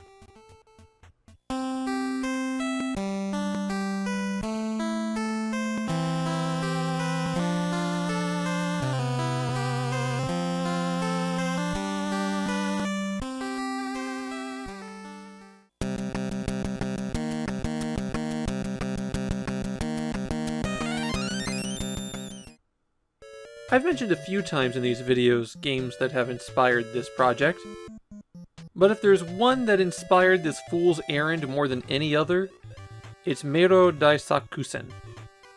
In the years that I was kicking around this idea of doing a long-form video project, I thought, what I really like are the weird and unknown games.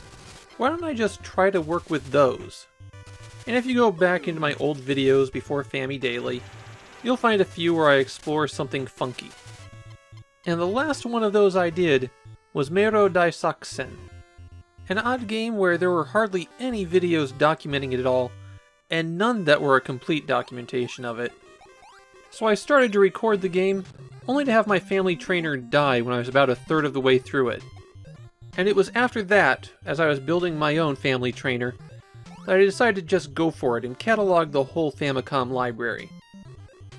I started gathering materials. I started recording episodes. Meiro Daisakusen is the 5th game in the Family Trainer series. The Family Trainer is the floor mat that you could run on to control games, and was called the Power Pad in the US. And Meiro Daisakusen is the first one that's actually a game. Previous Family Trainer games attempted to replicate a sporting event, typically running. Meiro Daisakusen, on the other hand, is a dungeon exploration game. We haven't seen a lot of first-person dungeon exploration games yet. In fact, Meiro Daisakusen is the first Famicom game that we have where that's the primary thing that you do in the game. These first-person step dungeon crawlers were a very popular genre in the mid-80s. They all basically stem from wizardry, a computer RPG that we'll be seeing the Famicom port of before too long. Meiro Daisakusen is a much simpler game than that. You can't fight. Your goal is solely to get out the maze exit. And there's a few twists that are put on each level. You could have health and have to avoid obstacles, or you could have a time limit and have to reach the end before that runs out.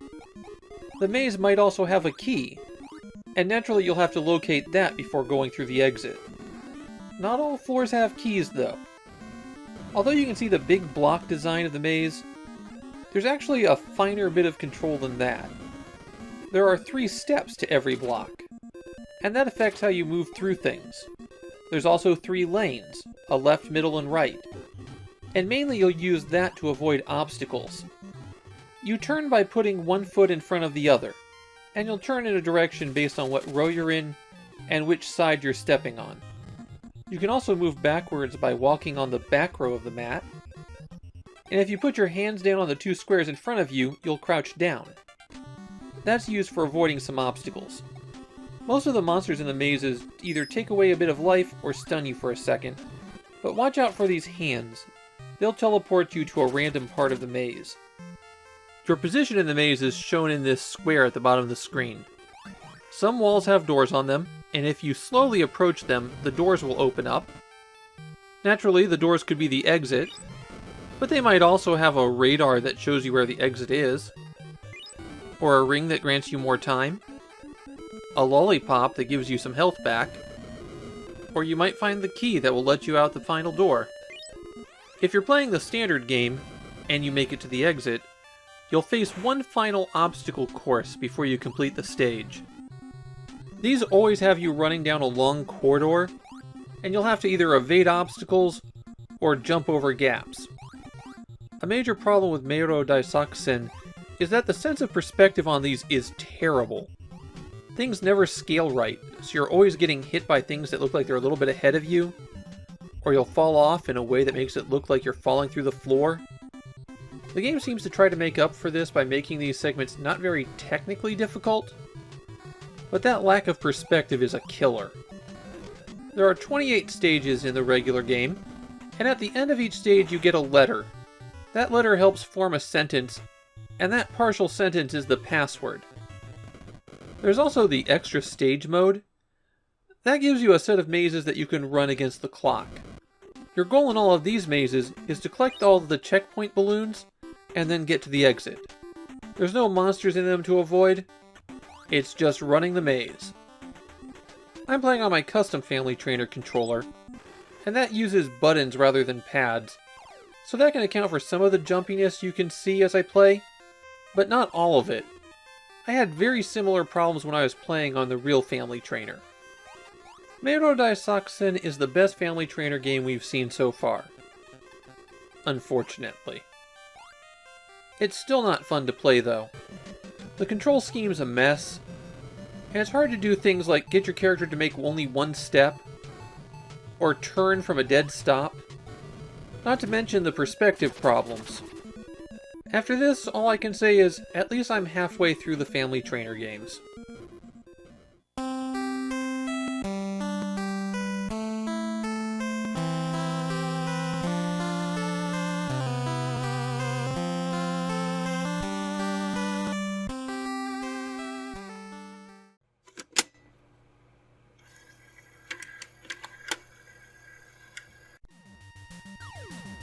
There must have been something in the water in Japan in 1987, because, once again, this is a game based on a European computer game that completely throws out the European computer game and builds something else entirely.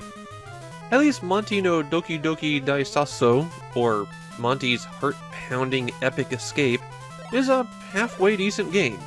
It's got some really serious flaws, only some of which come from the original design, but there are some things to it that work pretty well. The original Monty on the Run was released for Commodore 64, and it was the second game in the Monty Mole series. In this game, Monty's being hunted by the Thatcher government for his part in the miners' strike, and has to escape to Europe. And no, I did not make that up. In the Disk System game, Monty is a human man who's been imprisoned for a murder he did not commit, and he's broken out of prison to find evidence of the real killer. And the way he does this is by traveling to 4 exotic locations and finding 3 pieces of a torn-up photograph of the real killer at each of them. After completing his quest through the 4th location, he returns to court, where if he can correctly reassemble the pieces, then he'll walk away a free man. One danger for him is that there is a fake photograph out there to go with his real one, and if you're not careful, you could mix up the pieces. Before every stage, you get to pick a weapon and a special item for Monty to use. And while I'm going to get into what many of them do, I'm going to spoil things up front here for you. There is only one objectively best choice. Most of the other options are traps that will make things harder for you, if not outright impossible. But there is one weapon that is always better than everything else, and one item that is used extensively on every stage, so you always want to pick those 2.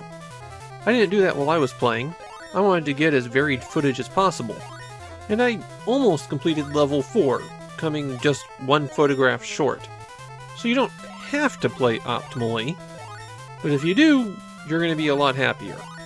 Something important to note about all of the weapons is that you can't attack while jumping. A jumps, B attacks, and if you're not standing on solid ground, then it makes the little noise indicating that you've attacked, but nothing happens. That makes attacking enemies way harder than it should be. At least you can duck an attack, and you'll have to hit most creatures that you encounter. For the weapons, the gun is a powerful ranged weapon that comes with no bullets. You have to collect ammunition before you can shoot it. Ammunition is only found on the first stage, and of course, after you complete a stage, your ammunition goes to 0. But don't worry, there's the bow and arrow. It works exactly the same as the gun, right down to requiring ammunition, and its ammunition is only found on stage 2. The sword and mace are effectively identical, melee attacks that do less damage than the ranged weapons. I guess if you really wanted to use one, the mace has longer reach, but don't use one. The bombs travel in an arc and explode, and much of the time they don't do any damage to the enemies they hit. Enemies are just completely unaffected by it. Sometimes I found that if you could get the bomb to hit one of them from above, that it would hurt them then, but it was really inconsistent. At least the bomb was always effective on the boss. I don't know why the boss always got hurt by them, but none of the regular enemies did. Still, it's an option for you. And that leaves the objectively correct answer of the boomerang. It's a ranged weapon with infinite ammo, and it even gets a little bit of height when it comes back so you can hit enemies above you. As for the items available to you, some of them have a use at one specific location in the game. Like the gas mask will protect you from poisonous gas, which exists in one room on level 3. A room that's a dead end with nothing in it except that gas on level 3. I never found a use for the jetpack car or bomb card, and neither did anyone else that I could find. But it's a safe assumption that they're in the same boat, getting used only at very specific points. The armor reduces the amount of damage you take, and that's not bad. On each level you start with 3 hearts. You recover health by collecting red apples, and increase the maximum health by collecting green apples. So you'd think that the armor could help you keep that life bar up a bit. Except, you can take a lot of hits before you lose 1 heart of health. Monty is surprisingly durable on his own. You really don't need that armor. What you'll wind up taking damage from the most on stages is water, because anytime Monty touches that, his health just drains away. And the way that you avoid taking damage from water is by bringing the scuba gear along. Every stage has some lengthy water sections that you have to navigate, and while it's technically possible to just power your way through the water, if you take too much damage or get sent backwards in a stage, you could easily find yourself without enough health to survive those water sections. So always take the scuba gear. There are also a few things that you can collect on the stages themselves. Besides the health items, there's these boots that will let you walk at normal speed through the water. So another thing you'll need to collect. The stages are relatively large and free-roaming. You can easily wander back and forth as you please, assuming you haven't done something that destroyed a one-way path. which is relatively easy to do. Finding the photograph pieces isn't as hard as it could be, but it's also not straightforward. Basically, the pieces of the photo are always hidden inside some block, and the way that you reveal them is by standing in the appropriate spot or attacking that block. And if a block requires that you stand someplace, it could be on top of the block, or it could be half a room away. Basically, you want to keep an eye out for anything that looks suspicious, and then try to fiddle around with it. When I was playing, I'd first attempt a stage on my own, and then I would follow a guide through it. Just another way where I was trying to get some varied footage. Turns out on stage 3, I managed to find all the pieces of the photograph on my own with no guide. So they're hidden, but they're not hidden especially well.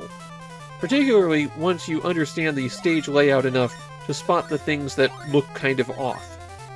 There's a boss at the end of every stage, and these bosses just kind of wander back and forth, throwing projectiles in an arc until you defeat them. When they're destroyed, you see which pieces of the photograph you've collected, and any fake portions appear separately. Use the pieces of the photograph as a platform to escape the stage. There's one stage feature you should be aware of, and that's these colored beams of light. They rotate through 3 different colors, and which colors change on every stage. Depending on what color you have, it could let you pass, it could teleport you to a different location, or it could block your path. And the effects of every color change on every stage. So on stage 1, red will let you pass. You'll just have to try things out, or read a guide I guess, to know how to get by them. Monty no Doki Doki Daisassou is not a popular game in Japan, and I would say it's pretty much forgotten. Nobody seems to have nostalgia for this one. My feeling is, it's rough, but it's not that rough. Maybe the biggest challenge here is knowing how many of your options are useless. Once you're over that hump, it's not an outrageous game. It has a lot of nasty death tricks. It's really showing its European computer game roots there. But still, I was having a decent time with it. I wouldn't go so far to call it good.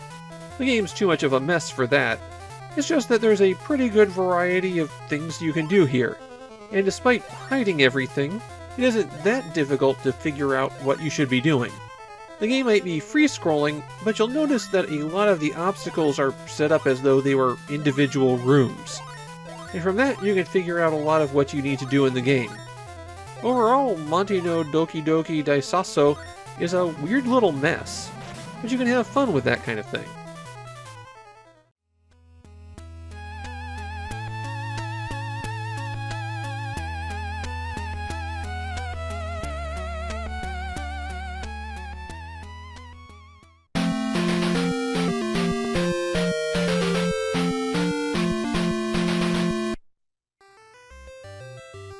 Mahjong Kazoku is a big moment for me, because this is the last Mahjong game I am likely to play for a very long time.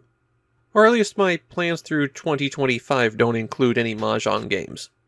I could be wrong, but I looked forward through all of the remaining Famicom Disk System games, and no Mahjong. My plans after that? No Mahjong on that radar. There's a little something I do for every Mahjong game. Mostly because I anticipate that a lot of my audience isn't familiar with Mahjong, and I anticipate that a lot of people might just stumble across these videos while searching for some obscure game. So for one final time, Mahjong is a set-building game similar to Rummy, played with tiles instead of cards. The version of Mahjong commonly played in Japan is Richi Mahjong, a variant that requires players build particular hands before they're allowed to go out. Mahjong Kazoku has one particularly notable thing about it.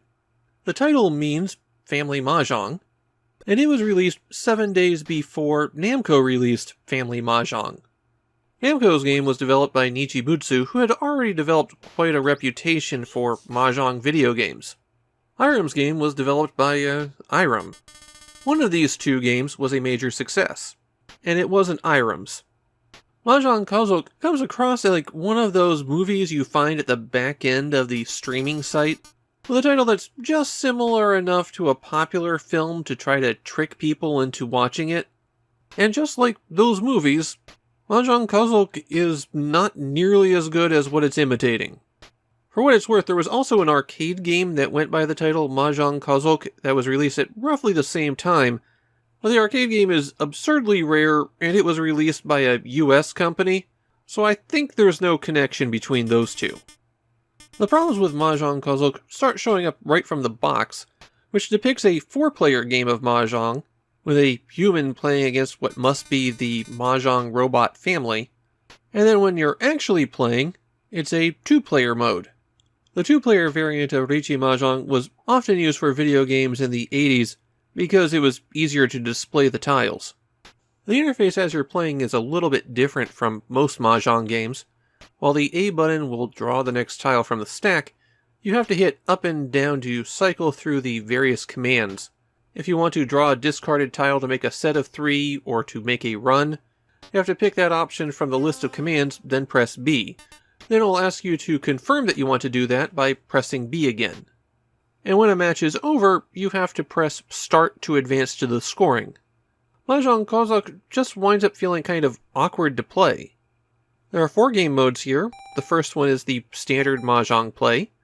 Second is an odd variant where the game intentionally deals really good hands to both you and the computer player, so it's a chance to get some really high scores. At least assuming that the computer player doesn't go out on turn 2 hitting you with 48,000 points. Next is a tutorial mode where you'll get advice from the computer on how you should play. The advice is not very good and often doesn't fit the situation that you're in. Finally, there's a variant where the game doesn't arrange your hand for you, which makes it a bit hard to read what you have. There aren't a whole lot of other options here. Often these games have a lot of rule variants, but you don't find that here.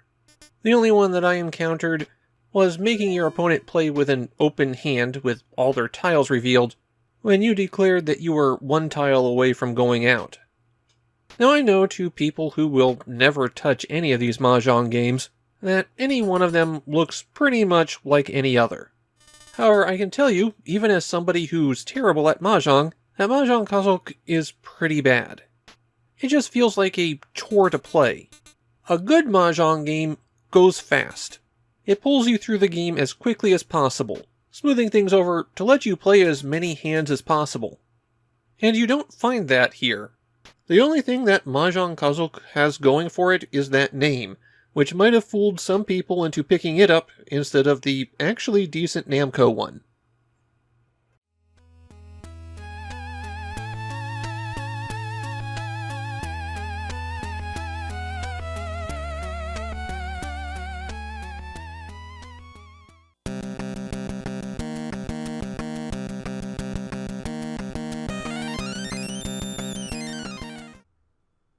The publication history of Bomber King is almost as confusing as Wonder Boy. The game was developed by Famicom, a subsidiary of Sammy, who was a pachinko game manufacturer that was getting into video games at the time. And although Sammy would publish their own video games eventually, this one was handed off to Hudson, who named the game Bomber King and positioned it as a sequel to Bomberman. In the rest of the world, the game was published by Jalico under the title Robo Warrior. Famicom would eventually create a sequel for the Game Boy, which in Japan was titled Bomber King Scenario 2, and that one was published by Sunsoft. Sunsoft would publish that in the rest of the world, where they retitled it as Blaster Master Boy or Blaster Master Jr., depending on where in the world you were. So Bomber King has the weird distinction of being positioned as a sequel to 2 different franchises, and it had nothing to do with either of them. The story of Bomber King is that in the near future, the world is being frozen by evil aliens. And it's up to an android by the name of Knight to defeat the aliens and stop the freeze. Your goal in the game is to locate the key on each stage and make your way to the exit. But to find items and make your way through terrain, you have to bomb them out. You have a limited number of bombs, and you're given 20 at the start, though you don't have to take them if you don't want to. You drop a bomb by pressing the B button, and that makes you jump back away from it. The bomb detonates pretty quickly, and it damages terrain in one square in the ordinal directions, and just damages it on the diagonals. That blast radius does not improve, and there's a lot of terrain to destroy. Naturally, your own bombs hurt you, and if you try to run across them after you place one, you'll get caught in the explosion. There just isn't enough time for it. When you start out, getting hit by one of your own bombs is instantly fatal too. To deal with the enemies around you, you do have a laser pistol. It has a pretty short range to start with, and that can be upgraded by getting these Ps. You press A to fire the laser pistol, and any enemy you defeat drops a blue bomb instead of the yellow ones that you drop. Picking those up gives you one bomb back. Flying enemies constantly spawn in at the right-hand side of the screen, so you're never in any danger of running out of bombs. If there's one thing I have to say about Bomber King, it's that it's hard. Much harder than I remembered. And it turns out there was a reason for that. The US version made this game much easier. The main thing it did was scale the damage way back. So in Robo Warrior, you can actually survive a bomb blast, or getting shot by a missile. The batteries in the upper right-hand corner are your life bar. It's constantly draining, though it's also not too difficult to find additional batteries. Picking up this icon will restore 1 bar of health, but this E-shield is also a usable item, and it instantly refills you to maximum health. Your maximum health also increases. Roughly every 80,000 points, you get 1 extra battery capacity. There's a lot of items to find in Bomber King, and a lot of them go into your inventory. Bombs, batteries, and points just get applied instantly, of course, as does this invincibility shield. For the rest, you have to press select to bring up your inventory, and then choose what you want to use. Hit select again to return to the game, and pressing A will use the item. Candles and lamps are used to illuminate dark areas, of course. You'll find staircases to bonus areas as you explore, and these are always dark. They also take a long time to go through, and your candles and lamps don't last very long. So I wouldn't go down any of them unless you have 4 or 5 light sources. If you run out, you have to locate the stairway up in the dark, and that is not easy. Be careful about using up all of your light sources too. There's also a few regular stages that are dark. The stopwatch freezes all enemies in place for a few seconds, and the shoes increase your running speed. I actually found the most useful place for those to be that bonus area, since pausing the enemies and moving fast down there is a real advantage. The missile flies in a straight line, destroying all terrain it connects with. Use it when you'd have to use a lot of bombs to get through a section. The lightning bolt is a flash bomb that destroys all the enemies on the screen, while this icon is a 4-way shot that makes your gun go in all directions. This ring is a life preserver. You have to have it to cross water. Some of the rock walls that initially appear to be indestructible can be destroyed. It just takes multiple bombs in the exact right spot to do so. In fact, this is necessary on some stages. You might find a passageway out the top of a level. That'll take you into a bonus room where you can bomb these statues for extra icons. Some of the levels are infinite. In other words, they continue scrolling forever until you locate the right item. This treasure is what you have to locate, and it's always found in the same place. Once you have that, you'll break out of the loop. You'll still have to find the key at the end of the level, though. When you complete a world, you have an opportunity to buy additional power-ups. As a rule of thumb, these aren't worth it, but I might buy some light sources just to make sure you have them. You only have 1 life in Bomber King, and since a lot of attacks destroy you in 1 hit, the game can be pretty brutal.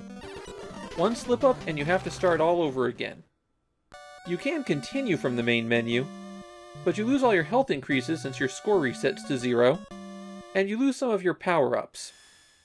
If you manage to beat the first stage, a new option is added to the menu, Title Song. All that does is play the game's music while showing the lyrics to the song. If you want to know what the lyrics are, I'll play the whole karaoke mode at the end of the video. There was actually a karaoke contest for Bomber King. You could record yourself singing, and if it was good enough, you'd go on Takahashi Meijin's television show. Sadly, I couldn't find any video of the contest winners. I find Bomber King to be a frustrating game. It's well made, and I like a lot of the action to it, but it is so hard, and it's another game that relies on hiding everything to extend the gameplay. It took me nearly half an hour to beat the first stage, and there's 28 of them total before you reach the end. Continuing puts you back at the start of the current period, which is what they call worlds, and those are highly variable in length. The first one consists of only one real stage, the second 2, and by the time you're at the end of the game, it's 5 stages. This is a game that's far more difficult than it needs to be, and the things that make it hard aren't things that are interesting.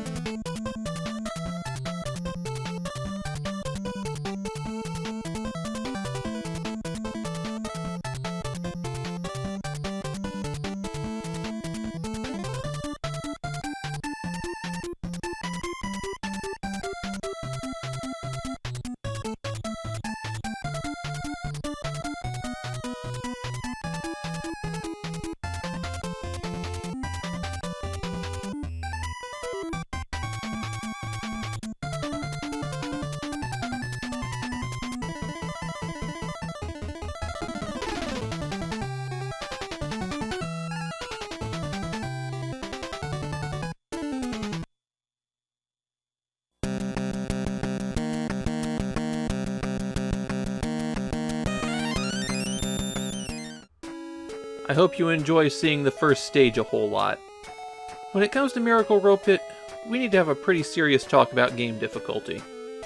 I've been commenting a lot lately on how difficult these games are, but not all difficulty is created equally.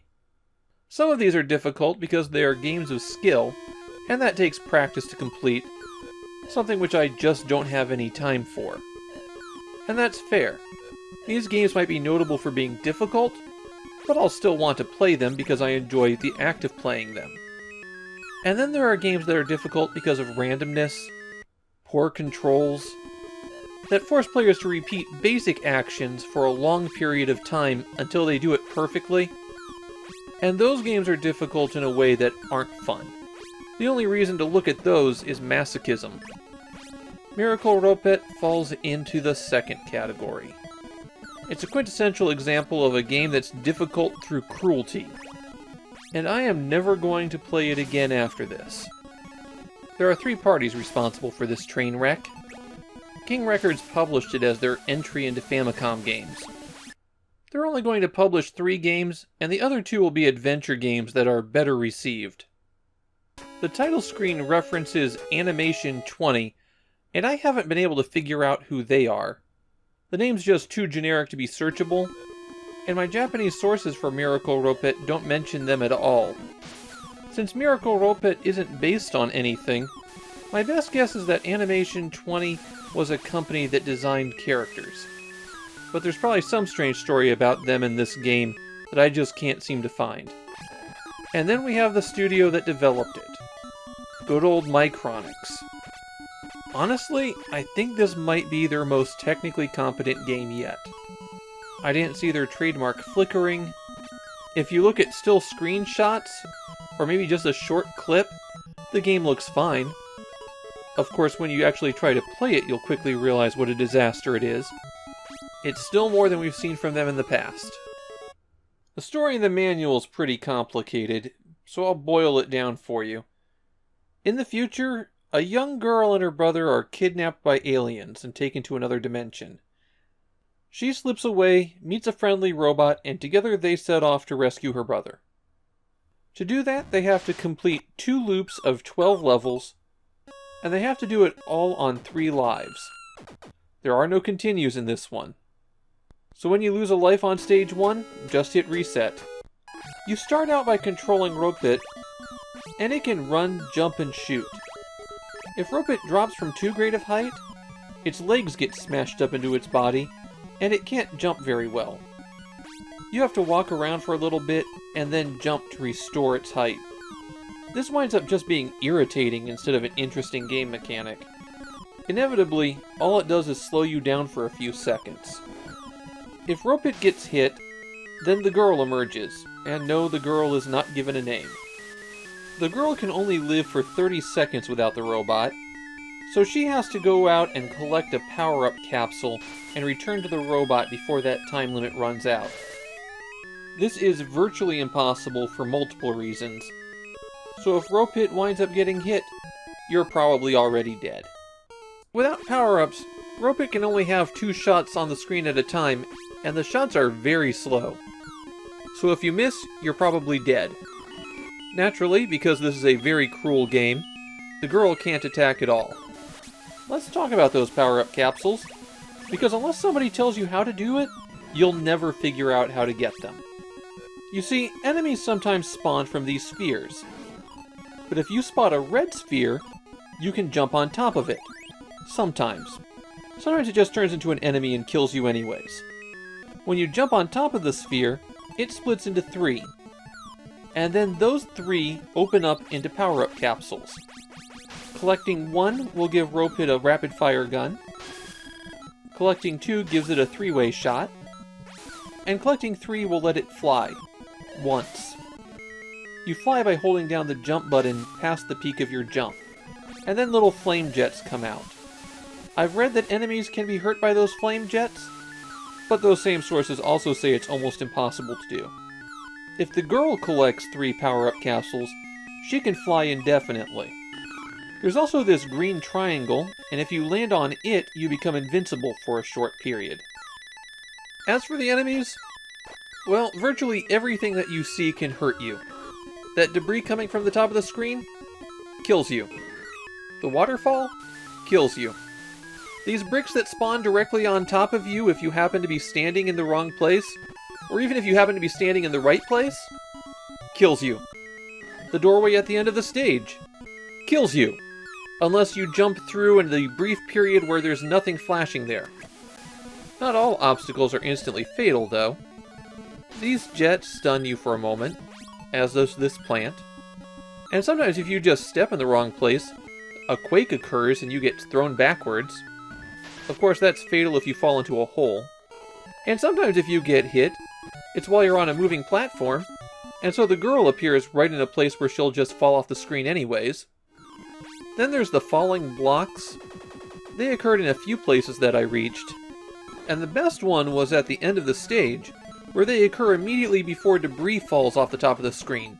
So there's one block that you have to stop on where the brick won't fall, and you won't have something land on your head.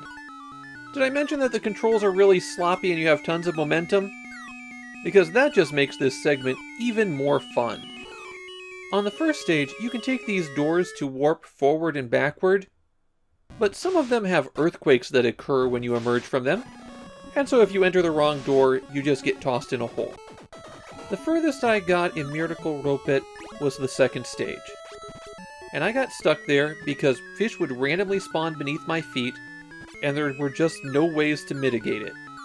Of course, it took me almost 30 minutes to beat the first stage. It's only about a minute and a half long before you're done, not including the time it takes to get the door open at the end.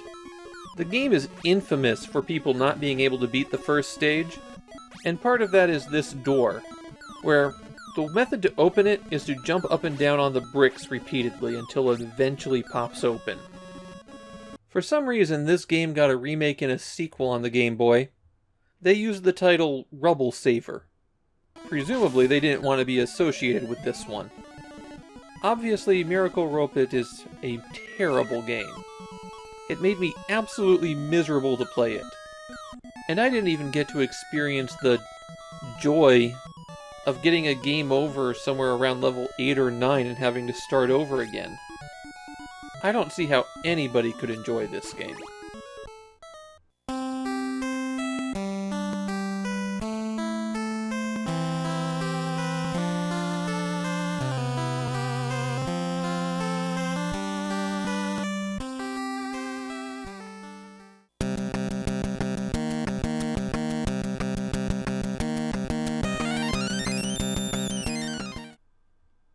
There's a story that the reason Square chose the title Final Fantasy for their RPG was that because the company was in such dire financial straits, it had to be a hit or it would be their final game. This is not true.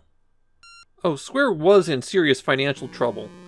A long series of flops, and their attempt to run a low-cost publishing outfit for the Famicom disk system was just a disaster.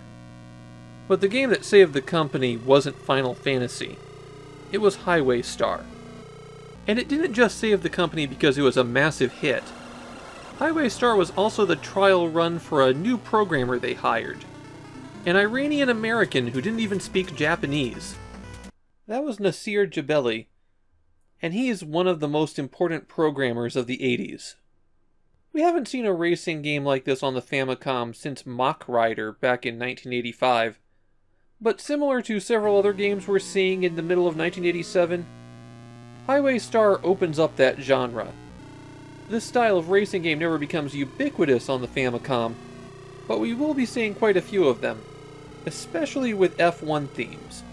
You do get the option at the start of the game of picking between a Ferrari 328 and an F1 racer, but there's no difference between their performance.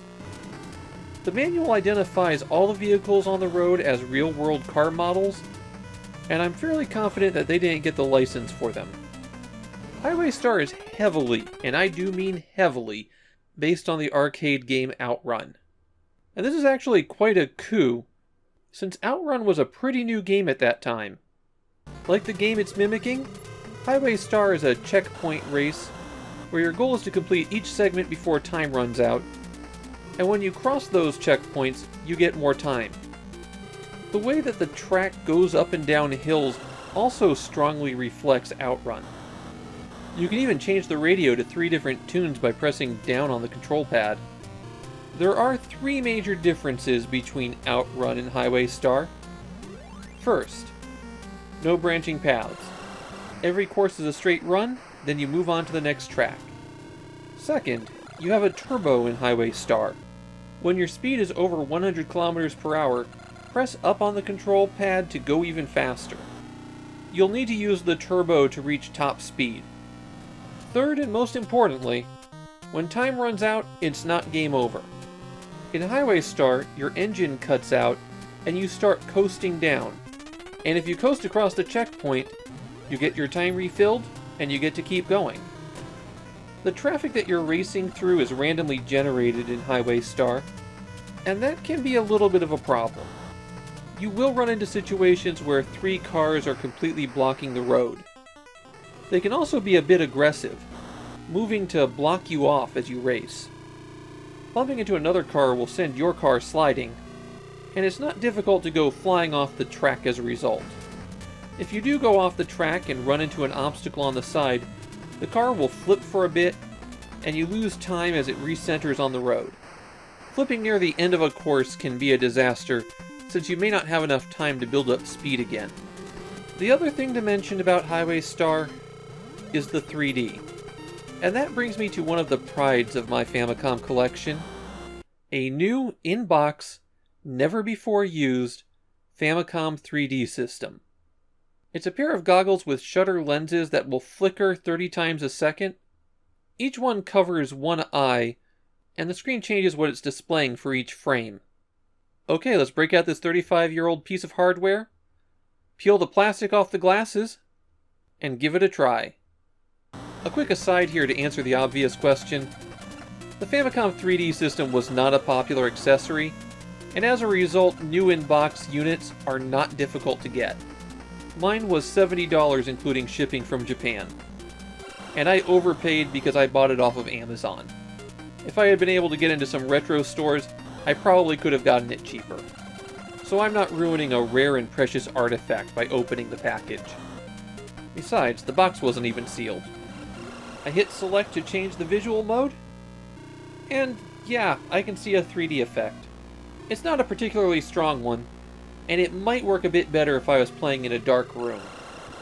We'll have a chance to try it out on a few more games before we're done. Highway Star was a pretty big hit in Japan, and that's why Nintendo took it on themselves to publish it in the US as Rad Racer, changing the title away from something that would be trademark infringement. It was an enormous hit for Nintendo too, and they wound up making their own sequel that was never released in Japan, and including Rad Racer as part of the Nintendo World Championship. I have one complaint about Highway Star, and that's how the visuals of the course don't reflect how sharp the turns actually are. It feels like there's really only two positions for a curve, and so something might look like a gentle turn as you approach it, and then you go flying off the track when you hit the curve. There's not much you can do about that except memorize the course. Overall, Highway Star is the best Famicom racing game so far, and it's still a lot of fun to play. There's 8 courses in all, and you'll have to be pretty good to reach the end of those. But even if you're not, you can still have a lot of fun with the game.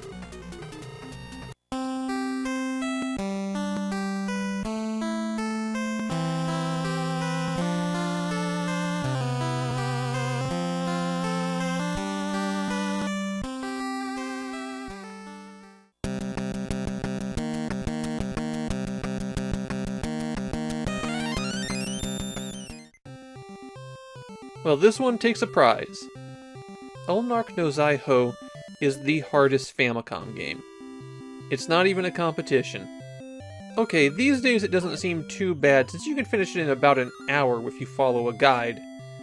But that guide wasn't around in 1987. Or rather, it wasn't around in a useful form. You see, it took 13 years for this game to be beaten. When a player discovered how to do it, he was actually invited to go on television to show the ending. I'm going to give you a spoiler here. I don't manage to beat Elnark no Zaihou. In fact, the only reason I might ever play this game again is to try to enter an exclusive club of the few people who have completed it. You see, along with being virtually impossible, Elnark no Zaihou is a terrible game. This is our second game by Towa-Chiki. Their first game was Sherlock Holmes, another contender for worst Famicom game, so you can see that they're dedicated to high quality. The title means Elnark's treasure, and that's the goal of the game. You're going through a South American country looking for your friend who is hunting for this lost treasure. The game itself is a top-down action game with a bit of puzzle solving and exploration. As you walk around, the A button fires your weapon. The B button flashes up the magic stone that's used to interact with a handful of objects. You can also press select and then A and B to choose your weapon, but there's never any reason to not use the last weapon you picked up. Now, most people can't beat the first stage. I at least got past this, so I'll be able to walk you through that. You start out by exploring this riverbank, and you just have to keep walking up and walking up. Eventually it loops back to the beginning. The manual tells you to not worry about that. It may seem like it's looping infinitely, but you're making progress. The manual is a liar. What you actually have to do is go to this dead end and smash your face into this cliff wall for a few seconds. Then you'll pass through and just stay on the right-hand side of the river until the boss appears. Shoot them a few times, and then you can get into the second stage, which is a dungeon. Along your long path, you'll find a couple different pickups. The vials are health potions. Be careful about collecting these because they do not respawn. There's a finite amount of health in Elnark no Zaihou, and it is very possible to break your game by collecting all of it. You'll also see these icons as you walk around. They affect your personality meter. Your personality can range between light and dark. The only thing this affects is if a few doors open for you. Some of those require dark, some of them require light. You can also get some light and dark by picking up certain characters you see on the way. The fairies are light. In the dungeon is where you'll first encounter items that you can examine. You'll get some not especially helpful hints if you look at those. You'll also find a weapon upgrade to a gun. There's one weapon upgrade per stage. The dungeon is absolutely huge. It's also mostly empty. Around 97% of it is just nothing. There's also lots of long dead ends that go nowhere. The dungeon is where the combat starts ramping up. Enemies will appear at the very edge of the screen, and the only thing that's affected by walls is your movement. So enemies just move in a random walk that takes them through walls, and your shots also go through walls. The thing about enemies appearing at the edges of the screen, though, is that a lot of the enemies in the dungeon throw fireballs pretty quickly, so they'll appear and just start throwing them, and since you can't take out the enemy in one hit, you'll often have to eat several hits before they're defeated. This is especially true if you're in a narrow space. When you get a game over, you can continue, but only by using the password that you're given when you get a game over. So you have to type in the whole password every time, and if you make an error, the game erases the whole thing and makes you type it again. I have one useful tip for Elnark. When you change stages, kill yourself. Continuing refills your life bar, and since potions are limited, having a password right when you get to the stage is useful while you figure out what you're doing. I didn't get past the second boss, so I can't show you why it took 13 years to beat Elnark no Zaihou, but I can tell you. You see, to open the door to the final dungeon requires that your personality meter be completely dark. To open the door to the final boss requires that your personality meter be completely light. There aren't enough pickups in the final dungeon to take your meter from being completely dark to completely light. So for over a decade, it was thought that the game was impossible to complete. The technique that was found to allow people to beat the game seems to use a bug to underflow the personality meter. That flips it from completely dark to completely light. Even without that bug, Elnark no Zaihou would rank among the worst Famicom games. The action feels more like a tech demo than a finished game, and you effectively have to use a guide for the puzzles and mazes. That bug, however, elevates Elnark no Zaihou to be one of the most infamous games in the Famicom library.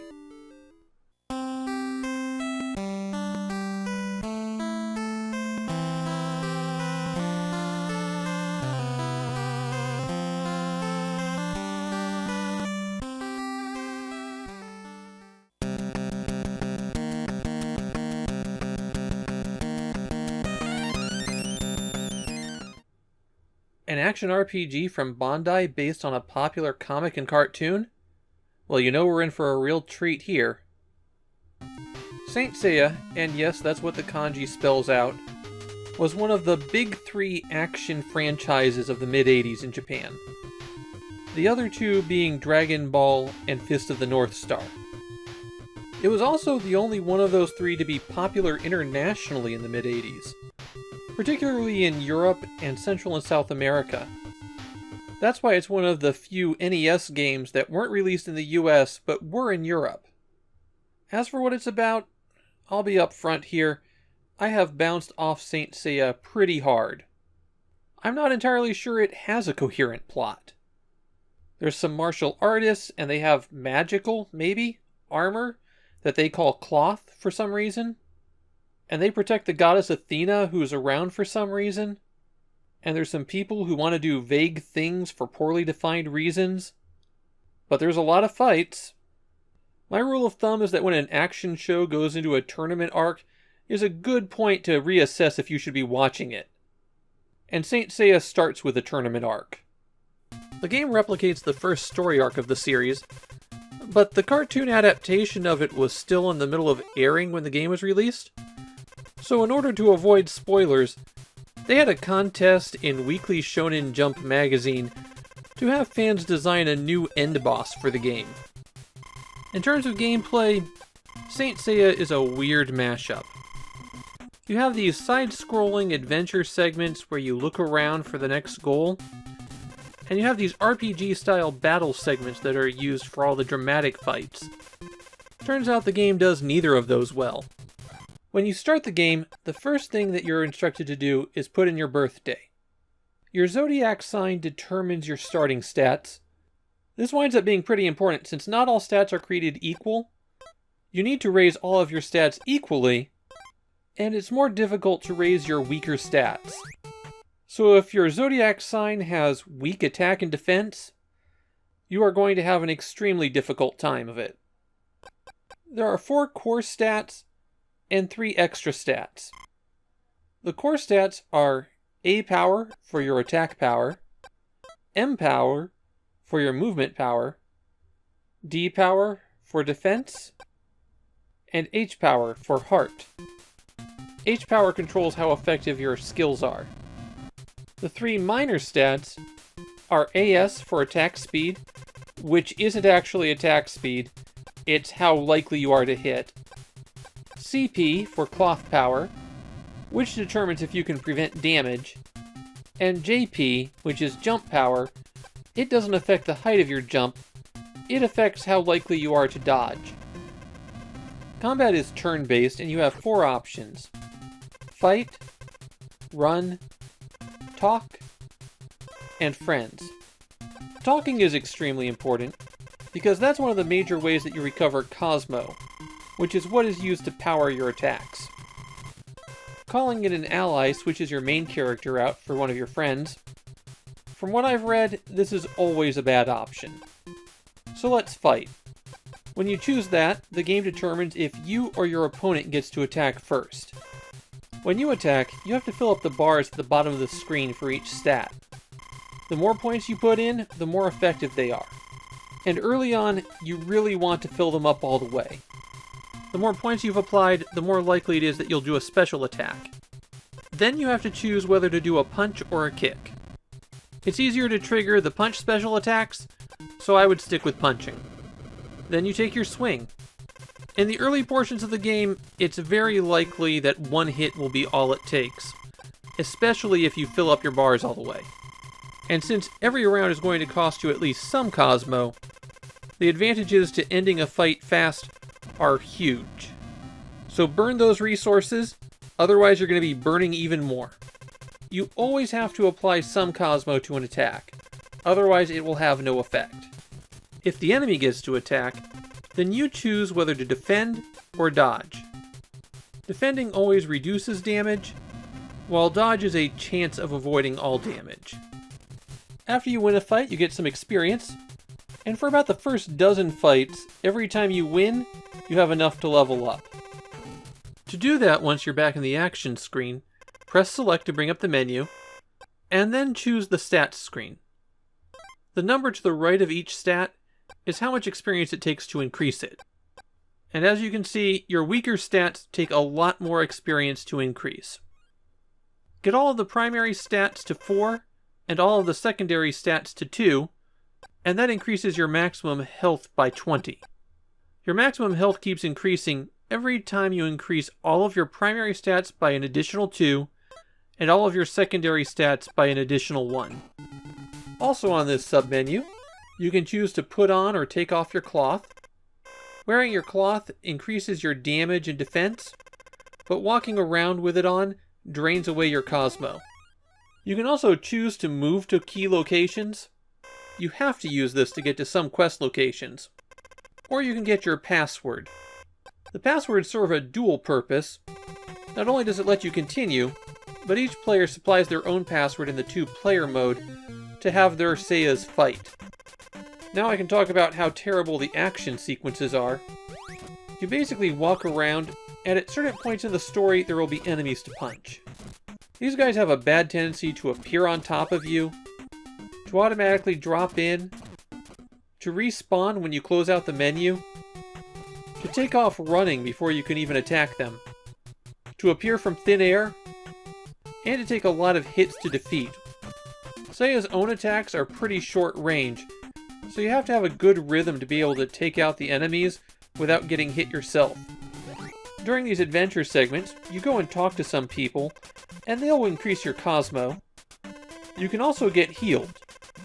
The hospital is the only source of healing in the game, and they'll only heal you after certain fights, and they'll only do it once in those situations.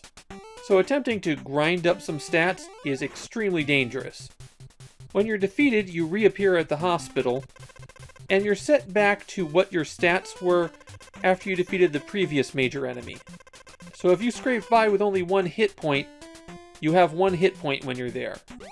Both Cosmo and health are in short supply in Saint Seiya, which is another reason why taking out enemies in a single attack is vital. It's entirely possible to get stuck with not enough health or Cosmo to continue. In the action segments, watch out for this skull. There's an invisible pit below it, and if you go down the pit you'll have to jump back up, but it's also draining your health continuously while you're down there. So Saint Seiya is a pretty bad game. Both the action and RPG segments are poorly designed. It's another Bandai game that solely exists for the name. But it was a very popular name, and for that reason the game did get a sequel on the Famicom. Even more strange, both games got remade in a single package on the WonderSwan. All I can say about that one is that I hope they made some improvements.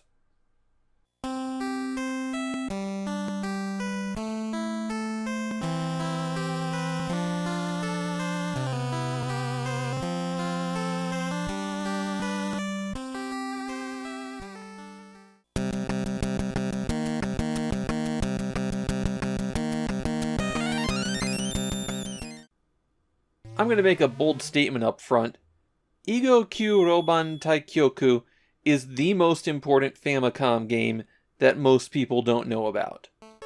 Not for the game itself, though it is historically interesting, but for the dominoes it set in motion. It's the first Famicom game from a company not owned by a Japanese person. Henk Rogers, who is Dutch, founded the company in the early 80s to develop computer games for the Japanese market, including the first RPG released in the country. To convince Nintendo that he should be allowed to release a port of his popular computer Go game, he took it straight to the top. And that's why Kyuu Roban Taikyoku is the only Famicom game that Nintendo president Hiroshi Yamauchi ever played. Yamauchi and Rogers bonded over playing Go, and that relationship will lead to one of the defining events for video games in the 1980s. Putting the title in English is a little bit funny.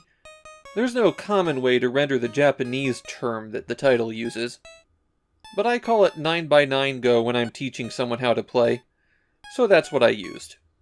This is our first Go game for the Famicom, and I guess it's going to require a little bit of explanation.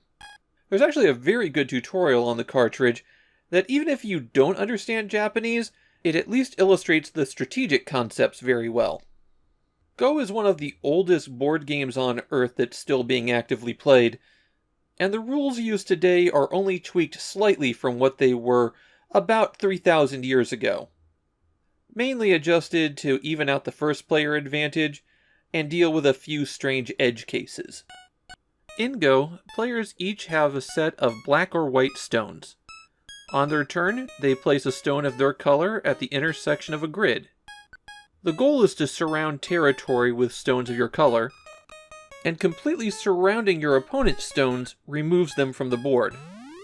The game ends when both players pass, typically because playing another stone would only take points away from you. And then your score is the amount of territory you control, minus the number of your stones that were captured. It's a simple rule set that leads to a lot of depth. Typically, Go is played on a 19 by 19 grid, but smaller grids are often used to help people learn the game. And that's actually kind of important here. Until very recently, Go was a game that AI could not play well. The 19 by 19 grid was just too much search space for traditional AI approaches. There's just too many potential moves to evaluate the quality of each one. It required some radically different AI for a computer to be able to reliably beat a good Go player. So Computer Go long had a reputation of just being terrible, not really able to handle the scale of the game. That's why Bulletproof Software scaled it down. A computer, and an 8-bit computer in particular, won't be able to do 19 by 19, but 9 by 9? You can make a functional Go AI for that. And then Bulletproof Software did the other smart thing. Go has a built-in handicapping system. The first player has a slight advantage, but also they can place stones on the board before the game begins. And the more stones they place, the greater the handicap. Kyuu Roban Taikyoku takes advantage of that by only having one AI and letting the player set the handicap. All the way from, you'd have to be a real idiot to lose to this, to you'll have to fight for every inch of territory. The AI is functional. One of the big differences in 9x9 Go is that due to the small space, every stone interacts with all the other stones pretty tightly. There's just not enough room to develop separate battles. So it's a very tactical game, and the AI is fine at that. I tested it a little bit by playing some intentionally bad moves. Yeah, those were intentional. And then seeing if I could outplay the computer based on those. And tactically it was strong enough to not let me eat their territory from the inside. But in terms of strategy, you can still see its weaknesses. I enjoy playing Go, but I'm not very good at it. And my out-of-practice level seems to be about 2 stone handicap in the computer's favor. In other words, I'm letting the computer go first and place 2 stones before I play. So I imagine if you're actually good at Go, this one wouldn't even challenge you. That said, if you don't know anything about Go, I actually think that this is a good version for getting a taste of it. It is the best Famicom Go game. And I guess the best Go game on the Famicom Disk System, since it was released on that platform first. There's a couple of games we'll see that aren't worth playing at all, and a series of Go cartridges that aren't really games. So if you want to play Go on your Famicom, this is the best option.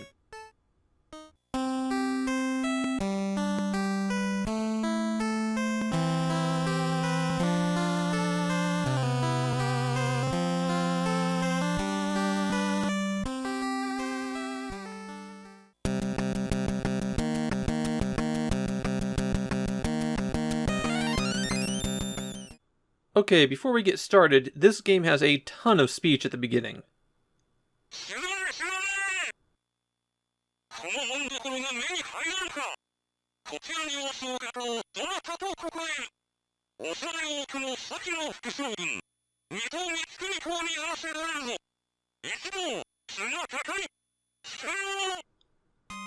Yeah, that was a really long sample. The reason it's there is Mitokoumon is based on a very long-running television series.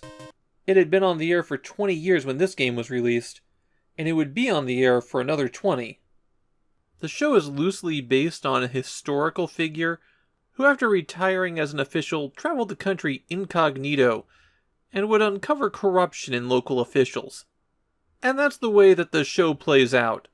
Mitokoumon is a retired vice shogun, and every week he and his entourage go to a new location where they encounter some injustice being done, and then at the end of the episode, he reveals his actual identity, which makes the villain repent. I've seen a few episodes, and I really don't get why it was so beloved. But here's the Famicom game, and it plays out pretty much exactly like the show. You travel to 7 cities around the country, and in each one you control one of Mitokoumon's subordinates. They'll get mugged on the street, so you'll have to punch out your attackers. Hit them a few times and their expression changes, and that's your opportunity to interrogate them. The B button attacks, and the A button talks to whoever you're around. If the person had useful information, you'll hear a little chime, and the investigation bar will fill up a little bit. Most of the thugs only ever have one piece of information you can get from them, so when you see more of that sprite show up, you can just punch them out and possibly get a power-up. Enemies can drop 2 different power-ups, and they vary based on what stage you're on. You activate the power-ups by pressing Start, and then hit left or right to select one. Press A to activate it. The left one always turns you into a ninja, and the right one always turns you into a peasant. The ninja has a ranged attack and can jump, and that's used to get to high open windows. From there you'll be able to eavesdrop on conversations. The peasant can't attack or talk to anybody on the street, but there are some houses where they're the only person who can interact with things. While you're transformed into the ninja or the peasant, your life bar constantly ticks down, and if it runs out, you go back to the spot where you initially transformed. You also go back to the health level you had when you changed. There are shops in the game, of course. They all sell items that are used automatically, and many of these items have time limits on their usage. About 40 seconds, and then they go away. There are some rice balls that refill your health when it runs out, a diary that gives you a continue, a hat that reduces damage you take by half.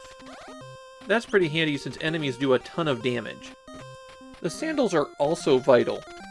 They double your movement speed, and the maps are so large you're going to need them. The lantern gives you an extra minute on the time limit. You have 7 minutes to complete each stage, and buying multiple lanterns can extend that out to 10 minutes.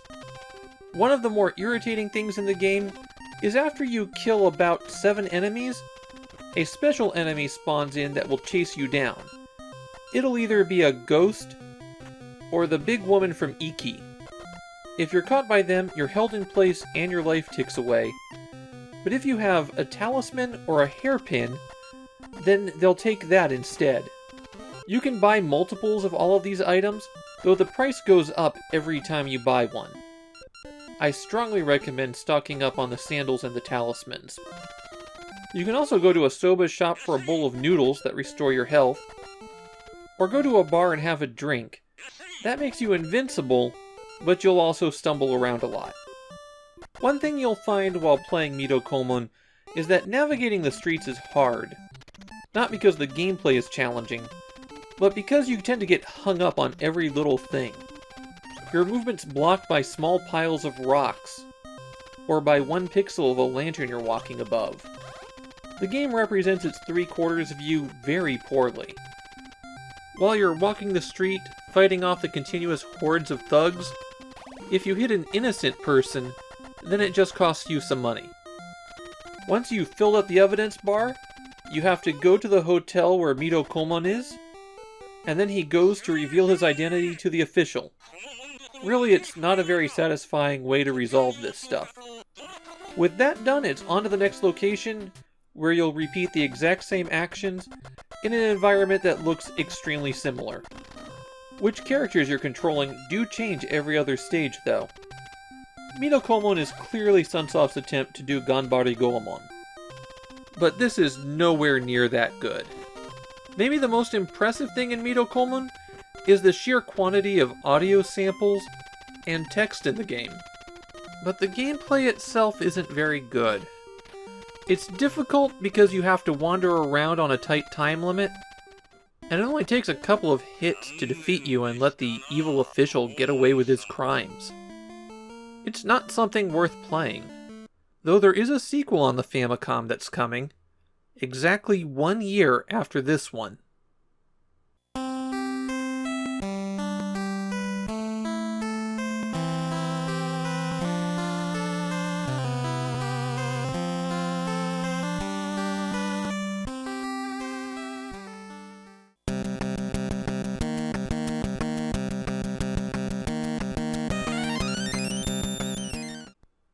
This is a good time to remember that the Famicom only is part of Konami's output. Now in 1987 it is one of their two major platforms, but they had a lot going on with the MSX as well. The MSX lacked hardware support for smooth scrolling like the Famicom did, so while the hardware was comparable, it tended to get more cerebral games. And to account for the difficulty of scrolling, games on the MSX often stuck to single-screen views. One of Konami's big hits for the MSX in 1986 was Mahjong Densetsu, which had an English title on the box of Nightmare, though the title really means something like Demonic Castle Adventure. And yes, that's the same Mahjong as in Akumajo Dracula. When they made a sequel, they decided to port it to the Famicom as well. But this is one of those cases where the port is a completely different game from the original. The MSX version has the English title The Maze of Gallius on it. The Famicom lacks that, but does have the Japanese title Daimashikyo Gallius, which, if I may be really loose with the translation, could be called High Warlock Gallius in English. That's the title that most Famicom fans use. I need to mention a couple special things about the packaging too. Daimashikyo Gallius was the first Konami game where they did not manufacture the cart. The games from Konami's own production line have a little hole in the upper left-hand side. Supposedly it's so that you could carry your games on a string. But this game and a handful of others were manufactured by Nintendo, and so they use a standard Nintendo shell. The other thing is that my copy has a special modification. A sticker's been applied to the top, giving the title of the game. The lack of top labeling on the Famicom cartridges is always a problem. And the magazine Famitsu regularly would have stickers in the magazine that you would apply to the top of your cartridge. They're even color-coded for different genres. I wouldn't call cartridges that have these stickers applied to them desirable. I just love finding these things that connect me to the person who got the game originally. The story of the game is that after Poporon rescued Aphrodite in the first game, they went off and had a kid together. That child is abducted by the High Warlock Gallius to sacrifice to the devil, and being good parents as well as superpowered warriors, they go after him. The game is a side-scrolling action-adventure very similar to Metroid. You'll wander around this hub map initially, find your way to a new location, get access to power-ups that will open up new paths, and backtrack around trying to find power-ups. It's a pretty big and involved game. In fact, that was a problem for me. I've never finished the game myself. Years ago I played it to the 3rd or 4th world, and for this outing I tried to get a walkthrough to follow. But all the useful resources I found were for the MSX game. So I was playing without a guide or map, and so I was going really slow. I didn't even make it to the first boss before I had to stop. This is a big game, and you're definitely going to want to map it. While you're walking around and fighting, you press start to bring up the menu. The top two options are for Poporon and Aphrodite, and picking one of those will switch between them. They each have their own health bar, but they share the rest of their equipment. Poporon will smash rocks easier, can open certain doors, and has a more controllable jump. Aphrodite's jump is higher, but it's always full strength. She also gets more extra shots with the ranged weapons, and takes less damage while swimming. There's also sections of the game where only one of them can go in. And speaking of going in, when you encounter these doors, you press down to enter them. Some will take you to a whole new region of the map. In the main map, there is a save room, and some of these passages just have hints. The remaining 4 menu options are for your equipment, items that you have to use, the map, which is an item you have to collect, and accessories, which grant you a permanent effect. While I was playing the game, I didn't find any sub-weapons, but if you manage to find one, they're activated by pressing up and hitting B, just like Castlevania weapons. The few items that I found in the game were a maximum life increase, a new sword that could smash blocks, and a ring that would teleport me to the save room or to the exit of the world I was in. You'll probably notice the experience bar, but it's not really an RPG in that sense. Filling it up refills your life. That's the only way to recover health, so it doesn't pay to try to protect a character that's getting weak. They have to kill more enemies to get their life back. Of course, you could always leave the world and go someplace with easier to defeat enemies. It does make recovering health a bit of a grind, though. I don't have a lot more to say about Daimashikyo Gallius. It's an enormous game, but the principles are pretty simple. Fight, search, get item, use item to access new location. It was one of the very first games that I got with my Famicom, and it's one that I like, but I've never really found the time to go back and really try to complete it. I do think it's the most interesting action-adventure game we've seen so far for the system. If it wasn't for the fact that it was so difficult to recover life, I wouldn't hesitate to give it a high recommendation. As it stands, though, it takes a little bit of patience to play this one. I think it's another great game from Konami, but people remember the MSX version, while this one tends to get overlooked.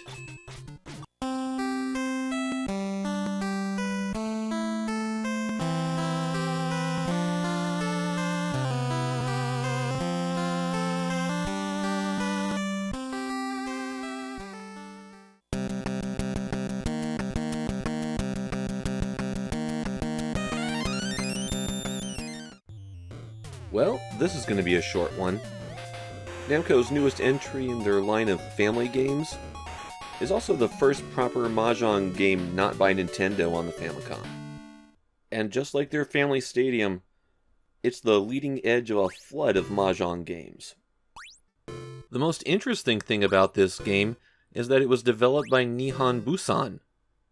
They're already publishing their own games on the Famicom, and they will publish some Mahjong games of their own. So I'm not sure how Namco got them to make their Mahjong game. Nihon Busan were making arcade Mahjong games at the time, so using that to develop a Famicom game makes sense. I just don't know how Namco got it. The Mahjong in question in Family Mahjong is a two-player variant of Riichi Mahjong. Riichi Mahjong is the popular version in Japan. Mahjong is a set-building game similar to Rummy, and Riichi Mahjong adds an additional layer on top of that by requiring certain styles of hands for a player to go out. It's an interesting game, though I am terrible at it. But maybe Family Mahjong can help with that? The big feature of the game is a very extensive tutorial on how to play Mahjong. They're well animated and cover at least the basics, but I don't think it really goes into depth. Lesson 3 is an option to play a practice game of Mahjong, but I didn't notice a difference between it and the full game mode. Selecting that last option in the main menu will give you your choice of opponents, and then you play out a game against them. The obvious thing to compare Family Mahjong to is Nintendo's original Mahjong. It's just a few weeks shy of 4 years since that game was released. And Family Mahjong does have a better presentation. The tiles are bigger and more readable. And that ends where I say nice things about Family Mahjong. Because playing it, I'd still play Nintendo's before this one. The first problem is the interface. During the game, there's no menu or visible controls. Instead, you press a direction on the control pad if you want to take a tile from what the other player has discarded. Left for a run of 3, right for a set of 3, up for a set of 4. And once you've pressed in a direction, you're locked in. There's no confirmation or way to reconsider when you see how it affects your hand. Did you lose track of which direction does which? Well, too bad, you're stuck with the consequences. As for the computer opponents, look, I know I'm terrible at Mahjong, but I'm positive it's cheating like crazy. It's either cheating, or it's incredibly lucky, as it's regularly dealt high-scoring hands that are just 1 or 2 tiles off. so I don't feel like the AI is outplaying me. I feel like the computer's just giving itself good tiles. Finally, as a game built around a Mahjong tutorial, Family Mahjong doesn't offer any play assistance. The tutorial is just a playback of the rules, and there's nothing while you play. It could offer you a good hand to build towards, or give you a couple of recommendations for tiles to discard. Something so that a novice player could get a little bit of help. As it stands, Nintendo's Mahjong is the better game still. Despite my complaints, Family Mahjong must have been a big hit. Namco released 2 sequels on the Famicom, and a lot of companies are going to make their own Mahjong games. I just hope they're better than this one.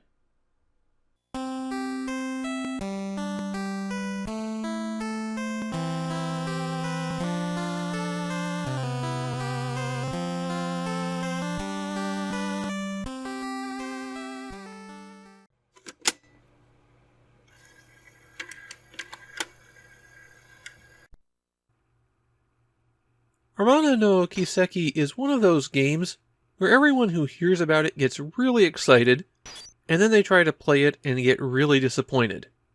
Here's the exciting part. Konami made an Indiana Jones game.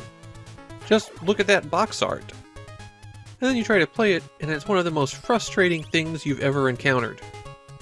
Armana no Kiseki is loosely inspired by Konami's earlier arcade game Rock'n Rope, but that was a score attack game from about 5 years previous. And it wasn't even one of Konami's big hits of the time. The main thing that Armana no Kiseki borrows from it is the rope mechanic. And that's kind of the central idea behind both games. One thing to be aware of with Armana no Kiseki is that nobody really agrees how it should be written in the Latin alphabet. Is it Armana or Almana? The manual doesn't help here. I went with Armana because I think it's a reference to an archaeological site, Amarna, or maybe a half-remembered and misspelled version of that. Now that makes a whole lot of difference, since in the game, Armana is the jewel stolen from a village. A story very similar to Indiana Jones and the Temple of Doom. The theft of the jewel resulted in the villagers being turned to stone, and as a dashing archaeologist hero, you're trying to get it back. To do that, you're going to have to clear 6 stages of action, and every stage is a free-roaming affair where your only real goal is to get to the door at the end. Within the door you'll find a boss, and when you defeat that boss, you get to move on. To get around those stages, you have to use your grappling hook.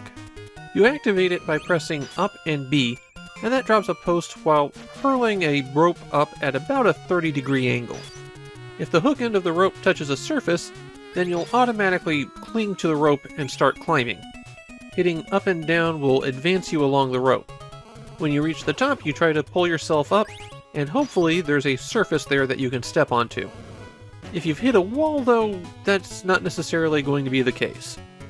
If you want to get off the rope before you've reached the top, then the best option is to throw another rope. Doing so makes your current rope vanish immediately. This is already a bit of a clunky method for getting around. And unfortunately, the level design really does not lend itself to maneuvering with this hook. Right from the first stage, you're going to find yourself having to stand on the very edge of platforms, as well as use some extremely precise timing when you're standing on a moving platform in order to get through the stage. It is way harder to maneuver than it should be. On top of that, you're going to encounter enemies emerging from the doors, and you're going to find yourself running into them or traps, where you just can't avoid them because you have no maneuverability when you're on the rope. At least you can still attack while clinging to it. Even worse, you'll quickly reach a point where you have to do more complex maneuvers with the grappling hook, like jump off a platform and throw it at just the right moment. The rope takes a long time to travel, which makes getting the timing on these maneuvers really tough. Early on, you just have to do these things to get bonuses, but by stage 3, it is absolutely a required maneuver. Hitting the B button attacks, and all of your weapons have limited ammunition. Should you run out of everything, then the game generously gives you 30 more knives. So you can never truly run out, but it is inconvenient. Hitting select will rotate through what weapon you're using. You start off with the knife, a basic thrown attack, and this is pretty good for the first stage. It'll take out enemies in one hit, and it covers the length of the stage. Later on, you'll encounter enemies that require more than one knife to take out, and you'll want to start looking at other weapons. Next are the bombs that work differently from any other weapon in the game. You press B once to lob them, and they go in a very short arc, and then B again to make them explode. Hopefully you catch whoever you wanted to hit in that explosion. I encountered plenty of times where the explosion didn't seem to do anything to the enemies, probably because the explosion clouds just missed them. At least you can't catch yourself in the explosion. The gun is the improved version of the knife. It behaves exactly the same, but does extra damage. That means it'll become your primary weapon later on, and probably what you want to use against bosses most of the time. The bolas look more like yo-yos on the status menu, and they get thrown diagonally upward. That usually makes them the best choice to use for enemies above you. The only other weapon that can hit enemies that are above you is the orb, and that destroys all enemies on the screen. That might be overkill to use it anytime you need a bit of verticality, but it is good when you need to make sure that a path is clear. The orb also only does as much damage as the dagger, so it won't be able to take out stronger enemies. Finally, there are the spike balls that travel in a similar arc as the bombs, but do damage without having to explode first. These balls do as much damage as the gun, so they're really the choice when you have an enemy that's below you. There are a couple more pickups that you'll find on stages. Beat will fully restore your health bar. You can take 5 hits before you die, and they tend to go very quickly here. Collecting a pendant will extend that maximum life bar by 1, and the absolute maximum life you can have is 8. There are also extra lives, and you can earn more lives with points. You get 3 lives to start with, and when you die, you come back pretty much right where you were. If you lose all your lives, you can continue, but you can only continue 3 times. After that, it's back to the start. And that makes Almana no Kiseki absurdly cruel. There are a lot of points in this game where you just have to get hit, whether it's because a trap spawns right next to you as you climb up, or because the doors will just continually spawn enemies. Getting through anything in this game without losing lives is hard. Reaction among Japanese fans is decidedly mixed. There's a lot of people who appreciate Konami's presentation. The music and visual style of Almana no Kiseki is pretty good, but there's also plenty of people who find it to be tough to play. And I have to come down on that side. Almana no Kiseki isn't a bad game, it's just an awkward one. Running around a stage with a grappling hook should feel freeing, and instead you wind up feeling very constrained. On top of that, the game's use of the grappling hook mechanic requires precision that the game really isn't helping you toward. It becomes way more fiddly than fun. That theme and style is awfully attractive though. There's a reason that Almana no Kiseki keeps drawing people in, and then disappointing them.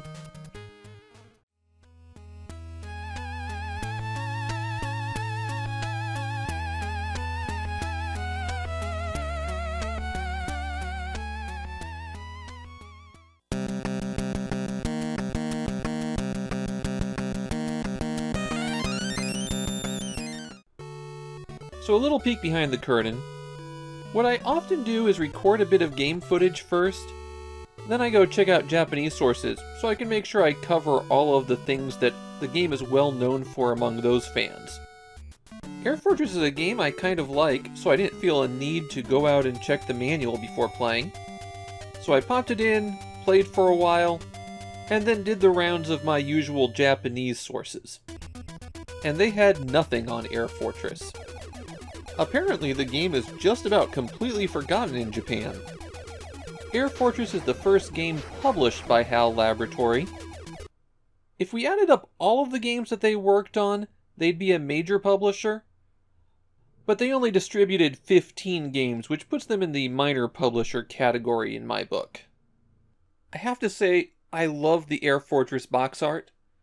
There's only a few Famicom games that use models for the cover art, and they always look great. They even use the models in the ads for Air Fortress. If you're familiar with the NES version of Air Fortress, this is actually going to be a little bit different. The US version made the game a bit easier, made a few graphical tweaks, and completely changed the introduction text, which is very poorly written in the original Japanese. The gist of the story is that as mankind goes into space, giant alien ships come to attack them. It's up to heroic astronaut Hal Bailman to go and blow up the fortresses. The gameplay in Air Fortress is divided into two distinct sections. First, you have to invade the fortress in a shooter stage. These are pretty straightforward shooters. You can't upgrade your gun or get a speed boost, but there are a lot of enemy ships that are pretty aggressive. You'll want to keep an eye out for these floating bubbles. The E's give you additional energy for the second part. The B's give you missiles to use once you're inside the fortress. The plus sign destroys all enemies on the screen, and this symbol makes you invulnerable. You need to make collecting every single E that you can your priority. The B's are also incredibly useful, but they're less common and you don't need as many. The E's are often dropped in places that are a little bit dangerous to reach. Any contact with the terrain, or, well, anything, destroys you in one hit during the shooting segments, so it takes some quick, careful movements to collect some of these.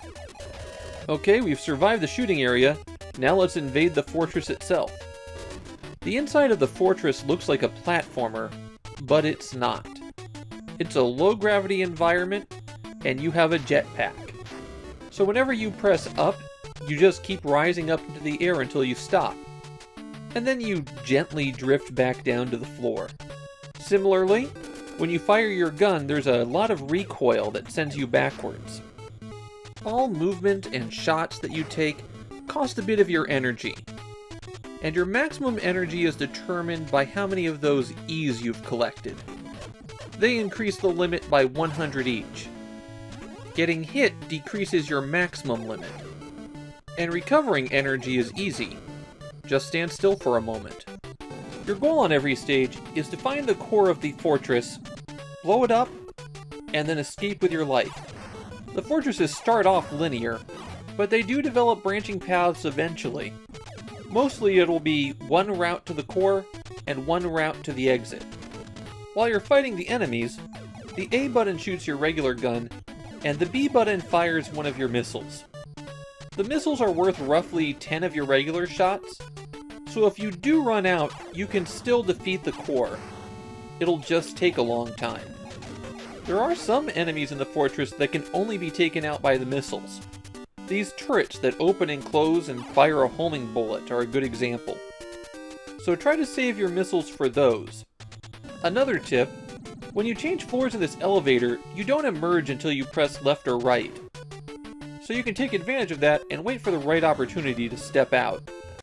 The level design in Air Fortress is actually pretty good. It starts out gentle, and then gradually introduces new obstacles, giving you easy ways to avoid them before you have to take them on in more difficult situations, and every fortress introduces some new type of challenge. I know that this is Game Design 101, but we've been seeing a lot of Famicom games that fail even that. And the pace of Air Fortress is just right so that you can think your way around obstacles. The difficulty does step up quite a bit as you go on, but I don't feel like it ever becomes unreasonable. When you blow up the core, it's time to escape the fortress, and you have roughly a minute to find your way to your escape craft. I'd watch out for forks in the road with these teleporter tubes. That's where you really need to be heading to. Any enemies you destroyed on your way through the fortress are also wiped out when the fortress is going up, so it helps to clear the path. A neat touch is that there's visible signs of the fortress's destruction occurring as you escape. And if you fail to make it out, it explodes while you're inside it, and it's an automatic game over, no matter how many lives you had left. Finally, you get a password to let you continue. If you manage to clear all 8 fortresses, then you're given a password to a second quest with a whole new set of 8 fortresses. So there's a lot of game here to enjoy. And yeah, I did enjoy Air Fortress. If I wasn't doing this project and had to go on to my next game, I'd probably go back and try to play through a few more stages. It's not top-of-the-line Famicom material, but it's one of the best, most ambitious games that we've seen for the Famicom so far. That's kind of a theme for Famicom in late 1987. It might not be an all-time classic, but you can see where we're going.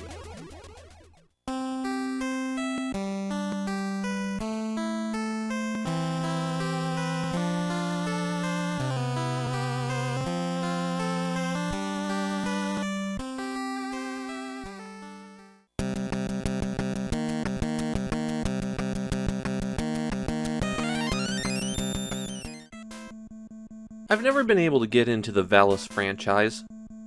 That's not a recent thing either. I played Valis games on the Genesis, Super Nintendo, and TurboGrafx CD back when those were the new hot systems.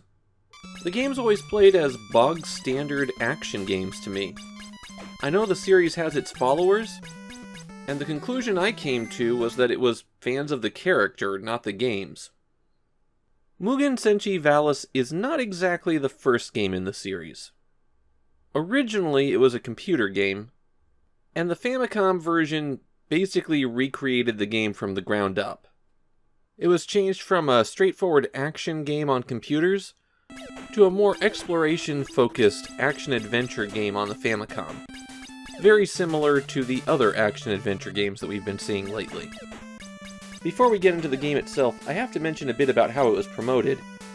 A very short cartoon was created and distributed with magazines to try to sell people on Valis. It's pretty bad, as you'd expect for something created to sell a video game, but it's interesting to note who made it. The director was one Hideaki Anno, who would later find greater success directing a Godzilla movie and some other stuff. In the game, you are Yuko, an average Japanese schoolgirl who one day finds a magic sword. She has been chosen to be the Warrior of Valis, a hero who has to defeat an evil king and restore peace to a fantasy kingdom. The game starts off with you as Yuko in Tokyo, and you have to defeat the monsters that are invading the city. You attack by pressing B, and that fires a little beam out the tip of the sword. That effect will improve as you progress through the game and get stronger swords. The final sword you get is the titular Valis. On this first stage, Yuko has to wander the streets and defeat 3 big monsters. The streets are a real maze in Valis, and what you'll really need to do is find a map. You can press up to go in between almost any gap between buildings, and sometimes an arrow will flash down, letting you know that there's a path there. You can also enter some buildings, though not many of them are marked as things that you can enter. You can try to draw your own map, but you're going to have a tough time of it because the streets in Valis curve. On top of that, the orientation isn't consistent. You're not always looking at things from the same side, so it's very easy to get lost as the roads curve back on themselves, or you wind up going in the direction that you just came from. That's why you need the map. Once you have that, you can press Start, select the map, and then press B, and you'll get a layout of the area. Before you go fight the bosses, you'll also want some power-ups. You can find grenades and boomerang shots. Using one of these from the menu changes your attack for about 3 seconds. Another thing to watch out for in the doors? Some places have drinks that restore 2 bars of life. One useful thing to be aware of is that you can re-enter doors as many times as you like, so you can stock up on power-ups and refill your life. The first 2 mini-bosses are located in a narrow street, and that's a good opportunity to point out one of Valis' biggest problems. Enemies spawn at the edge of the screen, and they can often spawn right on top of Yuko. And they hit pretty hard too, so you'll have to soak a lot of unavoidable hits and watch your life bar drain away from them. If you enter the alley from the wrong direction on this one, the boss appears directly on top of you. On the other hand, if you go the long way around, it'll appear on the opposite side of the screen from you. I'd recommend using grenades and just throwing them as fast as you can. The other boss is located at the end of this street. Again, I'd use grenades and just blast away. There is a bug here though. You're supposed to be able to continue to the right and move on with the game, But if that was the third boss that you killed, the exit doesn't open up. Instead, you have to leave the street that you're on and go back in. With that done, you can go to this fountain where you're transformed into your armor and taken away to a magical kingdom. And this kingdom is even more confusing. Valis becomes much more open-ended at this point. You can freely wander around and go back and forth to different sections of the game. Though for your own sanity, I'd recommend staying at this one until you've got it completed. The houses here have a lot more power-ups for you. There's a new sword that doubles your strength, a shield that makes you invincible for about 15 seconds, and items that will let you pass later sections of the game. If you wander into some areas, you just start taking damage. There's no visual indicator that they're different. You have to locate a cape elsewhere on the map before you can go on. You can also find this pot, which will carry healing water. Naturally, you can use that to recover life, but if you continue, you do have to refill it. This hammer will let you talk to the strange faces that are scattered around. They'll give you some exposition, and they'll also tell you how close you are to the boss of the area. And this is as far as I got. The boss is locked up in a house somewhere on the west side of town, but I couldn't identify which door to go into. Another thing to be aware of here are the herbs. They'll fully refill your life, but the person who hands them out doesn't show up in the buildings unless you have 3 bars of life or less. That does mean if you're weak and close to one of those spots, you'll probably want to take a couple intentional hits so that you can refill your life bar. The action in Valis is not great. Although technically you can jump on top of some things to platform around, it's pretty rare that you'll want to do it, and that just makes all of the areas flat, straight lines. The way that the paths are structured is also really annoying. I'll run up and crouch to hit an enemy and find myself going through a path. And there are instances where the game just suddenly floods you with enemies. If you're standing in the wrong spot when that happens, it's going to take a lot of life. It also kind of bothers me how all the enemies take multiple hits to defeat. I could understand an escalation that occurs where there are some enemies that are tougher than others, and as you get a sword, you could take them out easier. But on the first stage, you have to swing a lot to defeat even the weakest of enemies. So fighting monsters isn't fun, and exploring the confusing maps isn't fun, and that's really all there is in Valis, so it's not a very fun game to play. I've tried giving it a fair shake in the past, and always quit as it became more and more frustrating. It does look nice, and the music's pretty good. If I got the game in 1987, and I didn't have a whole bunch of other games to play, I'd probably enjoy it just fine. But I don't see myself revisiting this game. It's just too annoying. Maybe someday I'll give the sequels another chance, but this is the only Valis game we're going to be seeing in this project.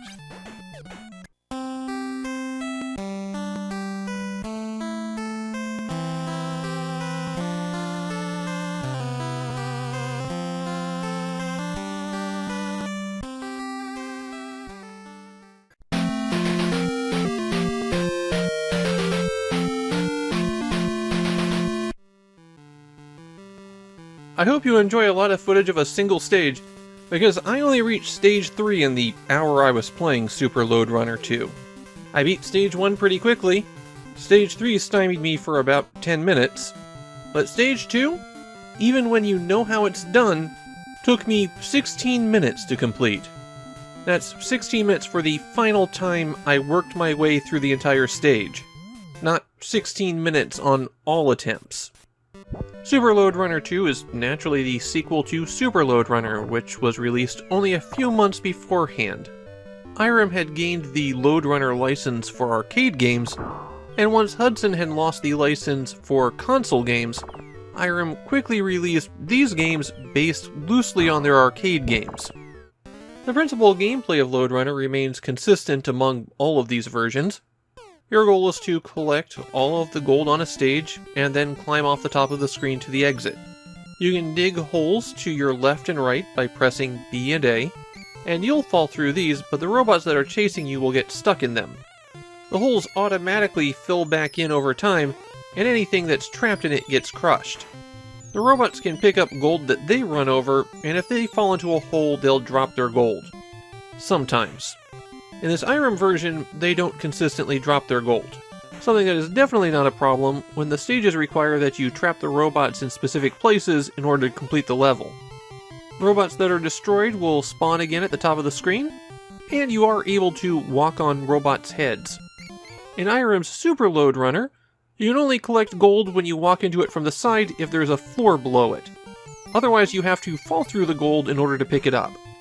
There are 30 single-player stages, and 30 two-player stages, all of which in Super Load Runner 2 were created by players of the original Super Load Runner. The two-player simultaneous mode is one of the neater features of the game, but it has a problem. Irem didn't really check those stages very well. Or they didn't implement them very well at least. 2 of the stages in the two-player mode are unbeatable, and that includes the final stage. Super Load Runner 2 is basically the nastier, meaner follow-up to Super Load Runner. Super Load Runner already had difficult stages. Super Load Runner 2 goes completely crazy with them. Almost every single stage relies on the manipulation of the robots that are chasing you. It's not merely avoiding them. On virtually every stage, you'll have to get the robots into exactly the right place so you can use them as stepping stones. Or potentially guide that robot into a piece of gold that you can't pick up. And this process is slow. Let's take a look at that second stage. You have a large mountain of gold arranged in a checkerboard pattern with bricks. The way that you get through that checkerboard pattern is by standing on a robot's head and then drilling out a brick next to them, slowly guiding the robot down through the mass. But not too slowly, otherwise the bricks will close up on you.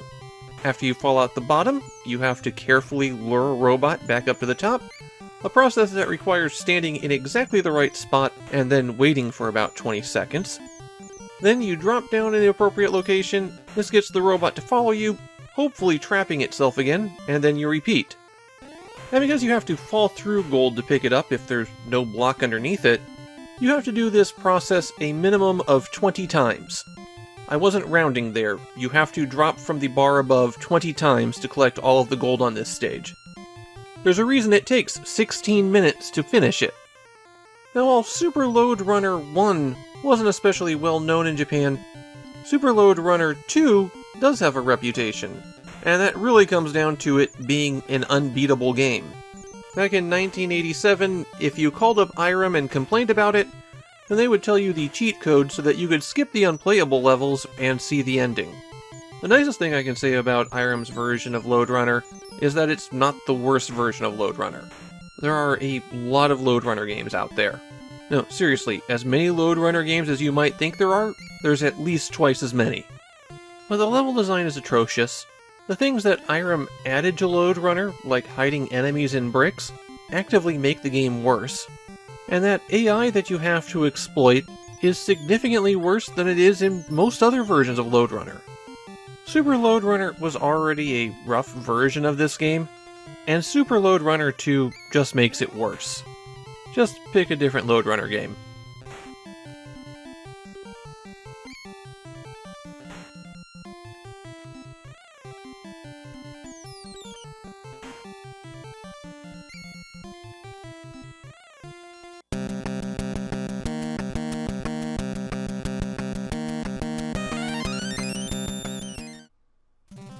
I like to play with a guide in front of me, especially for these adventure-style games. A guide means I'm not spending my unfortunately small amount of playtime wandering in circles. But Photon's pretty obscure. No reasonable person wants to play it enough to make a modern guide, and I couldn't find a copy of the strategy guide from that era. So I had to wander the 3D maze all on my own. And then, thanks to a misspent youth playing 3D dungeon crawlers, I managed to collect most of the vital items in the first 10 minutes. The full title for this game is Hikari no Senshi Photon, or Warrior of Light Photon. It also has the subtitle The Ultimate Game on Planet Earth, and that's because this is a toy tie-in.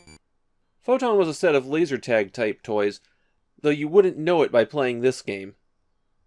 The story of the game is that there are these light and dark creatures, and you're the last survivor of the light being sent in to destroy the command center of the dark. And to do that, you explore a 3D maze, collect items, and shoot monsters. The maze exploration in Photon is pretty bad. You have a view similar to a first-person dungeon crawler, but you're also represented on the screen. So you can freely move around the square that you're in, viewing it from only one perspective, and you have to move off the edges to go to the next screen. You can't rotate in place, and your movement forward and back is extremely slow compared to side. In some tiles, when you're facing certain directions, you're attacked by monsters, and you can attack back by pressing the A button. That fires a stream straight up in front of you. You don't get to aim it, it is just straight up. Also, it sometimes eats your input so you don't fire, and the range of your shot is totally random. Your weapon is pretty close to useless. The enemies infinitely spawn. If you hit one, or it goes off the screen, then you have a couple seconds reprieve before the next one spawns in. If you need to go forward, that could wind up being a problem because the next time they spawn in, they could already be on top of you, and that could just knock you all the way back. What I had to do in those segments was walk forward just a little bit, then take out the enemy, and run it forward as fast as I could. If I did it right, I'd cross to the next square right before they respawn. Your health is the number in the upper right, and it increases with every enemy you defeat. For that reason, if you find a spot where an enemy gives you a lot of health, and they're easy to take out, stay there and rack up some life. As you set off on your adventure, the first item you're likely to come across is the loader. It can read the messages off discs that you find laying around. The starting area is pretty limited, and you'll have to drop down this pit. The maze in Photon is three-dimensional, and you'll have to go up and down floors a lot. At the bottom of the pit, your goal is to find a stone. The stones are essentially elevator keys, and what they do is when you get into a pit area, and you have the correct stone, you can press A to go up a floor, or B to go down a floor. And you'll just walk around in mid-air otherwise. That gets you back out of the pit, and now comes one of the meaner tricks in Photon. There's a lot of secret doors, and you have to use them to make progress. Fortunately, there's an item you can pick up to reveal secret doors. It's hidden behind a secret door. But right after you come out the pit, go to the end of a hallway, and it's on the right. This will help guide you into the next dungeon area, where again you're looking for stones, but you'll also find things like a compass, or a sensor that tells you your location in the maze, and you just keep on exploring. If you hit select, you'll bring up a sub-menu. The top option is your inventory, but you can't use anything from there. The second option is the message log. That's where you can obtain some hints. Then you have the sensor to tell you your location. The next two are teleport and mark, but you have to find special items to use those. Finally, you have the password, and the password is the only way that you can continue. So when you get a game over, you have to enter that whole thing. When you do continue, your health is set to your default level, regardless of how many health power-ups you've acquired. So after continuing, you'll have to work for a while to rebuild your health. I also found some annoying traps, like this trap door that just appeared below my feet. What you really need to do in Photon is map. Break out the graph paper and start plotting. It's really the only way that you can guarantee progress. I was just using the follow a wall rule, and that was sufficient early on, but this sci-fi area obviously had sections where that would not work. But that is a lot of effort for such a terrible game. The combat in Photon is just about unplayable, so even if moving around the maze wasn't clunky, this would still be a pretty bad game. No one is entirely certain who made Photon. Takara published it, but they didn't seem to have an in-house development crew. But after Transformers Mystery of Convoy and The Lost World of Jenny, this is Takara's last game for a few years. Probably for the best with a record like theirs.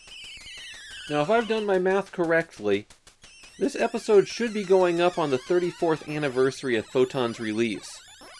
So happy birthday, Photon. Somebody remembered that you exist.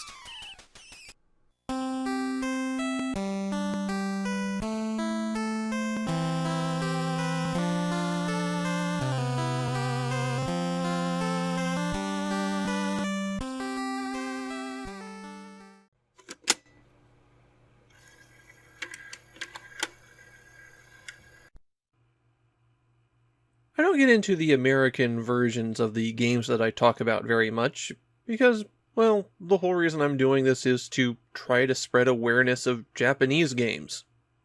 But for Dracula 2 Noroi no Fuin, I have to talk about Castlevania 2 for a moment. Because Castlevania 2 was the first game that I ever speedran. Oh, we didn't call it that back then. I didn't even get the connection initially between the multiple endings and how much in-game time had passed.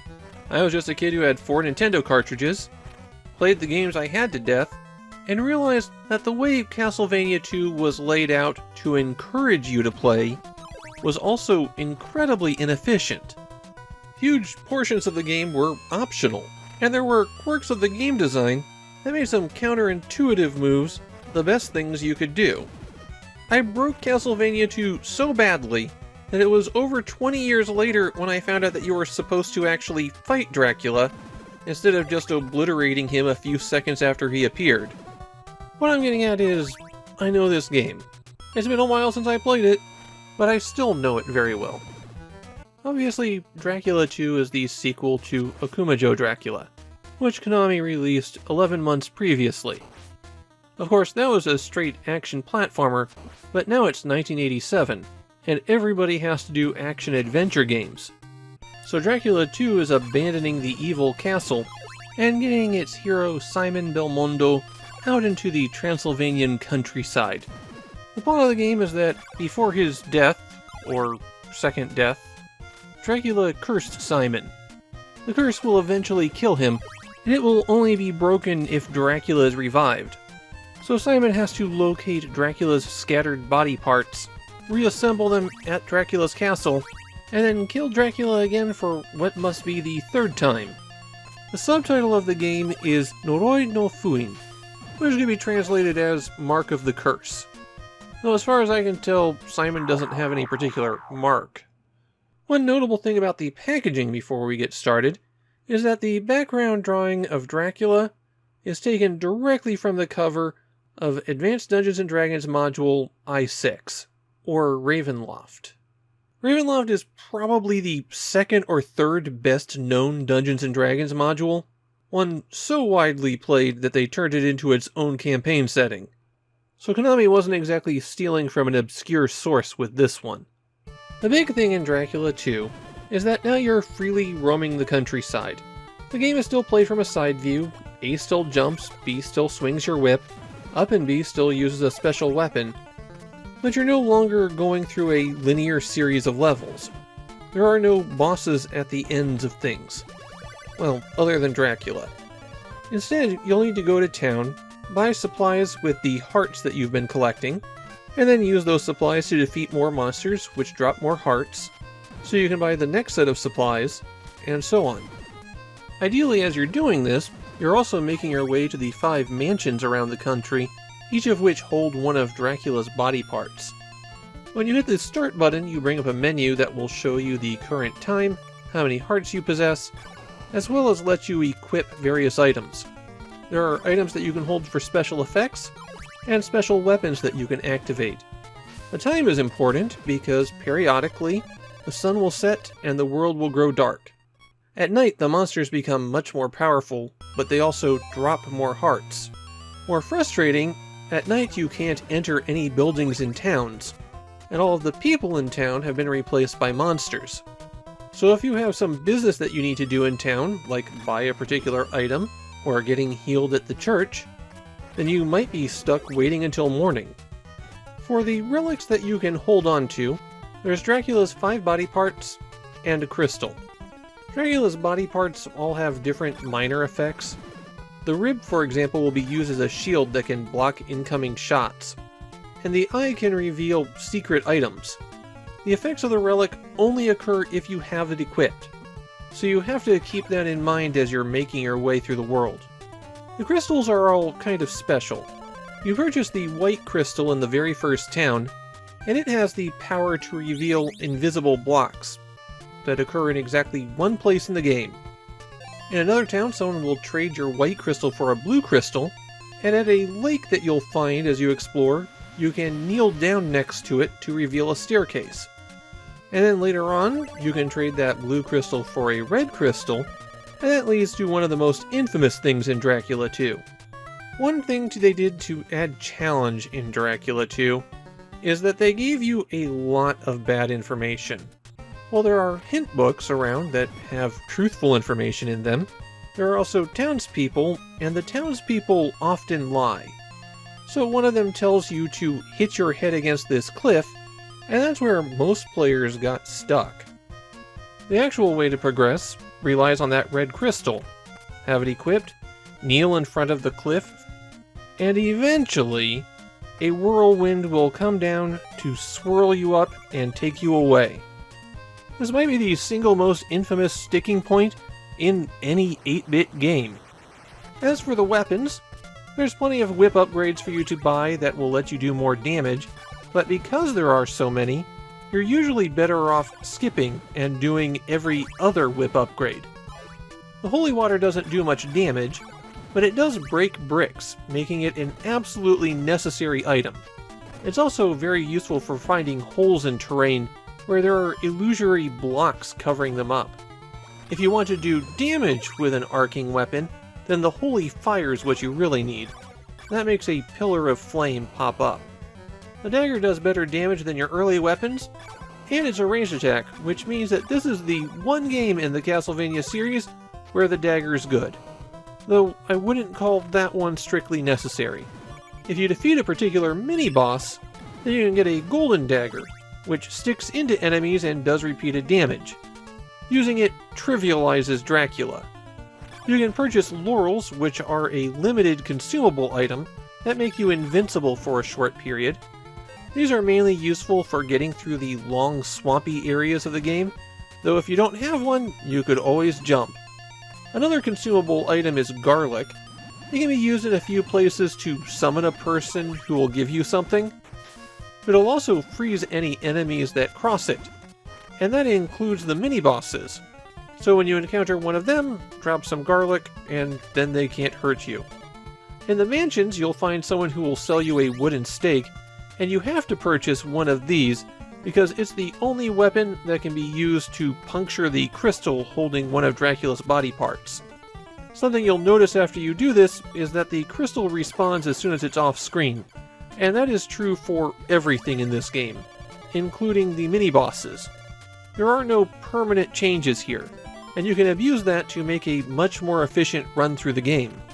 One more useful thing to be aware of about the mansions is that time doesn't pass while you're inside them, and that means they're the perfect place to grind up hearts. You're also getting experience points and can level up in this process, though you don't get experience if you're defeating weaker enemies. So this is something that will only work for a level or two.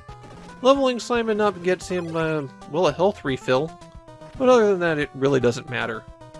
As I mentioned at the outset, there are multiple endings to Dracula 2. If you manage to break the curse and defeat Dracula within 7 in-game days, then you get the best ending. And if it takes you more than 15 in-game days, then you get the worst ending. If you want to see that good ending, the easiest way to do it is to just get a bad ending and then start over. Because in the disk system version of Dracula 2, you can start a new game in that same slot with everything that you already had. So you can just walk straight to Dracula then. The best thing that I can say about Dracula 2 is that this is a game that's dripping in atmosphere. There's a lot going on everywhere here. All the locations in the world have a fantastically creepy design. So Konami seems to have been pushing up against the memory limits of the disk system here, because the mansions wind up looking very much the same. I do have an issue with the stage design in Dracula 2. A lot of it relies on narrow hallways where you have to make a big jump with an overhang above your head, which means that a lot of the time you're going to bonk your head and fall down. Now this isn't the worst thing in the world to get used to, but it does make a lot of the platforming feel a bit unnatural. This is just a really odd choice when it comes to that level design. In Japan, Dracula 2 has a pretty mixed reception. You've got people pointing to it as a key moment in the development of action-adventure as a genre, and people who are still mad about the lying villagers and that cliff face. Dracula 2 is a game that can be kind of unfair if you don't approach it carefully and methodically. But as I said, I kinda like this game a lot. I do wish it was a little bit more accessible, but with a modern ability to just look up hints, I think it becomes very playable. 10 years later, Konami is going to revisit the idea of free-roaming action-adventure with this series, and that's going to be the one that is hugely influential.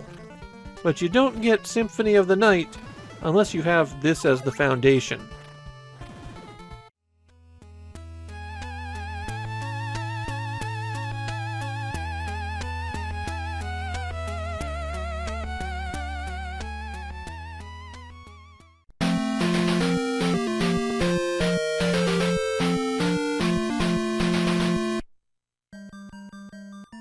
When it comes to rendering in English the titles of games never released outside of Japan, I try to at least find a connection for people. Maybe there was another game in this series that was released elsewhere, and I can use that as a reference. Well, in the case of Kiki Kai Kai Dotohen, other games in this series got released internationally as Pocky and Rocky. But this is several years before Rocky will exist. So that would just make this Pocky, and that's kind of confusing. Kiki Kai Kai started out as an arcade game, developed and published by Taito. Later on, they'd wind up licensing the series to Natsume, which is why the 16-bit era games were by them. Kiki Kai Kai Dotohen is not a port of the arcade game. It has the same story as the arcade game. The 7 lucky gods have been abducted by a bunch of traditional Japanese monsters, and it's up to Shrine Maiden Sayo to rescue them. The arcade game is a top-down shooter, where you march through linear levels, defeating monsters and ghosts with thrown talismans, until you eventually get to the final boss. As for the Famicom Disk System game, well, it's 1987. They bolted on a bunch of meaningless exploration, grinding for currency, and needlessly hidden secrets. This is a game that's broken in ways that are incredibly unfun, and pretty much all of those are entirely due to the changes they made from the arcade version. I do have one nice thing to say about Kiki Kai Kai Dotohen. The original packaging came with toys, little figurines of all of the gods. Okay, it might not be the most exciting add-in for a game, but at least they have something. As you're freely moving around the game world, A throws a talisman, while B swings your gohei. That's the wand that Shinto priests use for exorcism. You have a limited number of talismans that you can throw, and you replenish these by hitting enemies with that exorcism wand. Or at least some enemies, not all of them. And the quantity of talismans that you get for defeating enemies like that varies pretty widely. You only get 1 for knocking out a ghost, you get 5 for knocking out these red guys. The talismans are also used as currency. The shops are found in these huts that have a rokrokbi living in them. That's a monster that looks like a woman with a very long neck. When she's defeated, which you have to do by hitting her with talismans, not the wand, then you can enter the shop and buy things. You can get a shield that will take several hits for you, stronger talismans that will do extra damage, at least until you get hit, a crystal that will destroy all enemies on the screen if you hit A and B simultaneously, a rice bar that will restore some of your health, and a crystal that will let you save your progress if you get a game over. You start out with 4 points of health, and you get more by finding Jinzo statues around the world and hitting them with the wand. Something that's useful to know is that resources respawn if you move a few screens away and then come back. You'll need to do this if the Rokurokubi despawns while you're trying to get into the shop, or if you need to get a resource that you find in the world again. You have a maximum health of 6, and when it runs out, it's game over. But you can continue, which takes you back to the starting area, or save your game if you have a crystal, or just give up, which will restart everything. If you hit select while you're playing, you'll see the current day and time. When the game starts, it's January 8th, and you have until January 31st to save all 7 gods. And if you can't do that, well then your fingers must be broken or something, because this is not a big game. The map in Kiki Kaikai Dotohen is extremely small, though it is divided in half and you'll cross over when you see this arrow on the ground. The way that they deal with the game map being small is that they have it loop back on itself all over the place. And there's very few distinctive locations. Everything in this game really looks the same. So it's just a matter of trying every path until you find where you need to go. The game world is so small that the walk to the first intended boss is the furthest point in the game from the starting point. And this is really the first boss because it's the first boss from the arcade game. Really, you're fine doing the bosses in any order that you like. The bosses all reside in their own special room, and you have to pay 50 talismans to enter those. Once you go in, there's a short set of hallways, and then you'll fight the boss. Just don't press down the moment that they appear, because that will instantaneously exit you from the entire dungeon, forcing you to pay 50 talismans to get back in. Bosses take about 30 to 40 talisman hits to defeat, and you can cut that in half if you have the powered up talismans, and that is the only way that you can defeat them. Once you're in their arena, you have no way of getting additional talismans. So if you run out, you're getting a game over. One more thing here, Kiki Kaikai is kinda buggy. I only have footage of this boss fight, because the other boss that I got to while I was playing crashed the game before they appeared. There's one status effect that can be applied to you by certain enemies, and that's poison. Some enemies, when they hit you, will turn the screen red, and then your life will slowly drain away. The way that you fix this is by finding a stone lantern and swinging your wand at it. But stone lanterns are few and far between, and if you happen to not know where the closest one is, you're probably dead before you find one. As a shooting game, Kiki Kaikai Dotohen is a real mess. One of the key techniques of the arcade game was swatting aside enemy attacks with the wand. But you can't deflect bullets here. You just have to get out of the way. The quantity of enemies that can appear on screen at once is very small, and everything moves slow and barely attacks.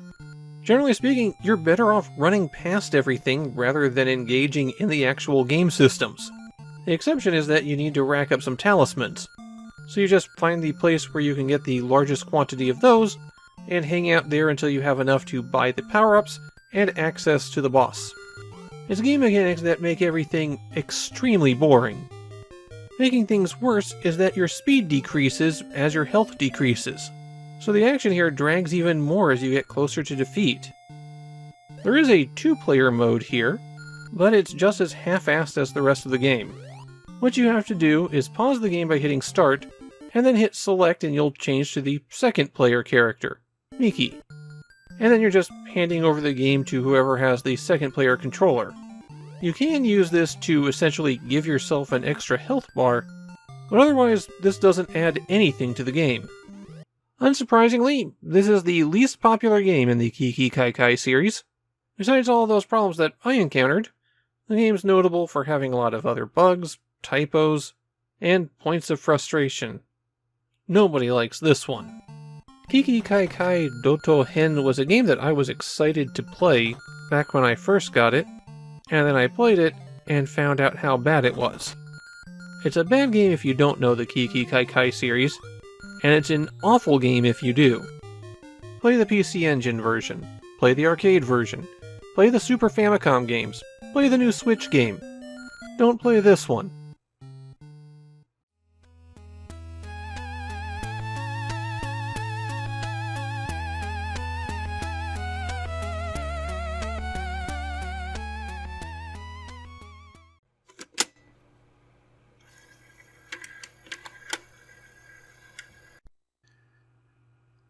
I'll give Transformers The Headmasters this. It's not as bad as Transformers Convoy no Nazo. Barely. But it is a very bad game. It's just not a game that you'd really single out as one of the worst games ever made. You're probably already familiar with the Transformers franchise, robots from space that turn into vehicles or other household objects. They're robots in disguise. Hasbro created the Transformers brand by bringing together a whole bunch of Japanese toy lines, and then Japan re-imported the media based on Hasbro's toy line. And that's why the infamously bad Famicom game Transformers Convoy no Nazo is called Transformers. The thing about 80s toy lines, though, is that you have to constantly refresh them. And for the 1987 toy line, the new gimmick introduced was Headmasters. Basically, the robot's head popped off and the head itself transformed into another robot. And because you've got to sell those toys to kids, the concept showed up as a short series within the cartoon. However, Transformers were kind of on their way out in the US at that point. So this basically marked the end of the franchise in the US. In Japan, however, it was still going strong. And so the cartoon series kept on going there, retitled as Transformers The Headmasters. That's right, there's an entire season of the original Transformers cartoon that didn't air outside of Japan. And of course they had to make a tie-in game for it, which is why we're here. The plot of the game is that 4 of the Transformers have been captured, and it's up to Chrome Dome to travel the galaxy and rescue them. When you start the game, you're allowed to select from 3 different worlds: Earth, Cybertron, or Jail. And after you rescue all of the other Transformers, then a 4th world will be available. The full cast list is Chrome Dome, Rodimus Convoy, Hardhead, Highbrow, and Brainstorm. Earth has no captive Transformers. It is totally worthless to go there. So you'll want to start out with either Jail or Cybertron. Stages are divided into 2 sections: a vehicle segment and a robot segment, and you always start with the vehicle section. In the vehicle segments, pressing right accelerates, pressing left is the brakes, and your vehicles have a huge amount of inertia. Chrome Dome's vehicle form is wheeled, so he's stuck on the ground, but some of the other Transformers that you rescue turn into flying vehicles and have more free movement. For any ground-based vehicle, pressing A shoots ahead, pressing B fires upward at an angle. For flying Transformers, they can only shoot straight ahead. As you shoot down enemies, they drop 3 kinds of power-ups: E's that restore your health, P's that increase your firepower in robot mode, and I's that increase how quickly your shots move. Your bullets destroy other bullets, which makes it weirdly difficult to destroy any enemies because they're always releasing a constant stream of shots. Most of your bullets just are never going to go anywhere.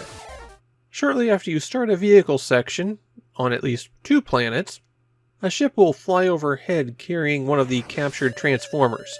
If you can shoot it down and then catch your friend, then they'll be added to your party. You can switch freely between them by pressing the start button and then hitting right and left.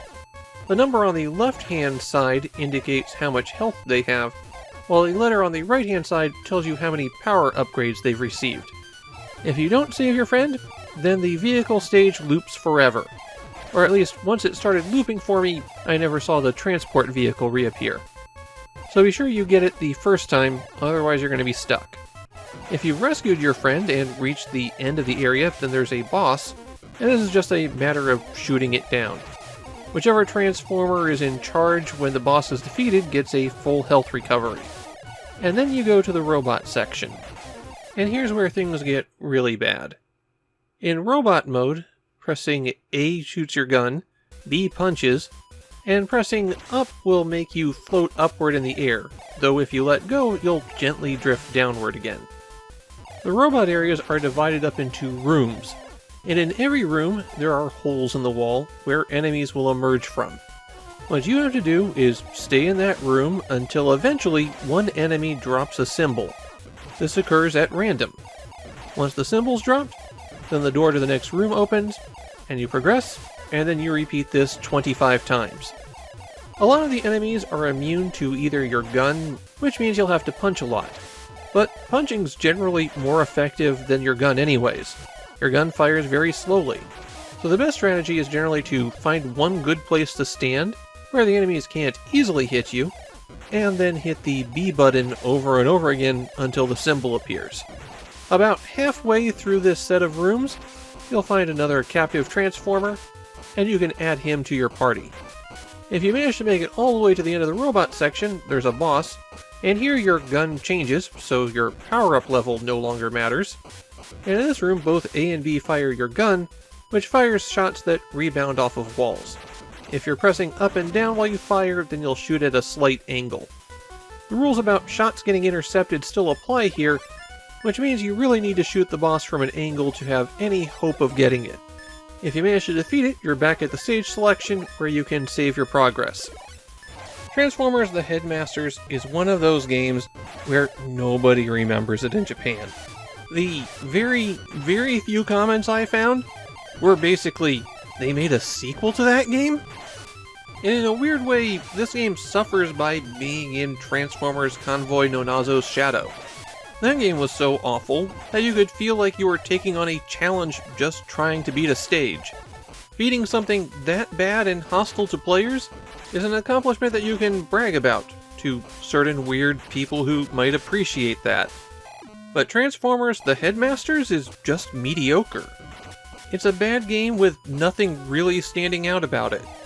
And why would you play a bad game when you could play the worst game?